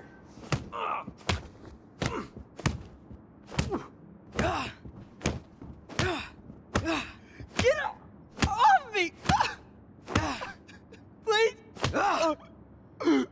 Warren is popping off. Please stop! Warren is popping off. He's down. Hey, come on. I ain't seen nothing, officer. Stop. Sorry. Yes, we have to go. It's time to bounce, folks. Who's the bitch now? Chloe. Yeah. That's right. You know what? He had that coming, okay? He has like 10 of those coming. Damn, Warren went full alpha on Nathan. And it was good. And it was good. But scary. Yeah, I don't give a fuck. Shit, man. We out of here. I'm not going back and changing shit. That was intense. Warren went ham. Thank you so much. For what? For beating the shit out of Nathan Prescott? Full alpha. I don't know. I kind of went crazy there. Warren really Not popped off. anything like him. Good to know. So where are you going? I better stick with you guys. Just in case you need me to get my Hulk on again. Or should I call the cops on Nathan? No police. Not yet. Mm-mm. So maybe you better, Warren, me and Max have to do this on our own. No offense. It's cool. Whatever I can do to help. Warren let out that nerd rage. Anything you can about Nathan's father. I'm on it. Between the snow and eclipse, I'm assuming the apocalypse is around the corner. And thank you. Seriously. I'll call you later. You better. I'm feeling pretty alpha now. Oh boy. Yes, you are. Oh boy.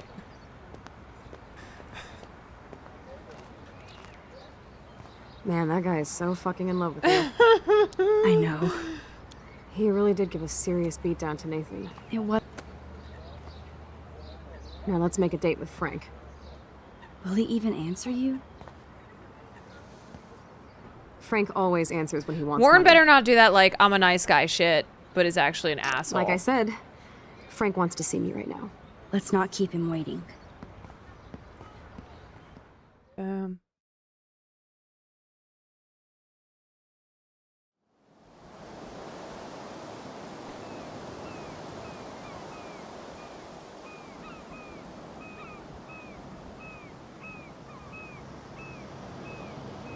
foreign podcasts are coming. All right, does anybody know how much longer in this chapter I have? God, I hate seeing those poor whales like that. Me too. I just think of their A families lot? in the ocean. Okay. They're looking for them. Honestly, like 2 well, hours. that asshole's gonna help us find Rachel. Or what? You'll actually shoot him? Chloe, do not count on my rewind. Seriously. All right, I'll stop here then. I think that's a good place to stop. Perfect. Yeah. Yeah, we got like an hour and a half in. This is a longer chapter than the other ones have been. That's why I was like, I don't know if there's like half an hour left, and I'll just knock it out. But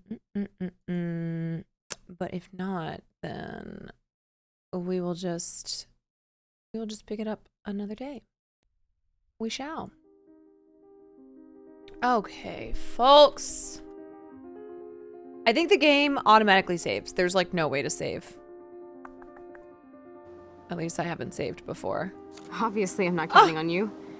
Stop.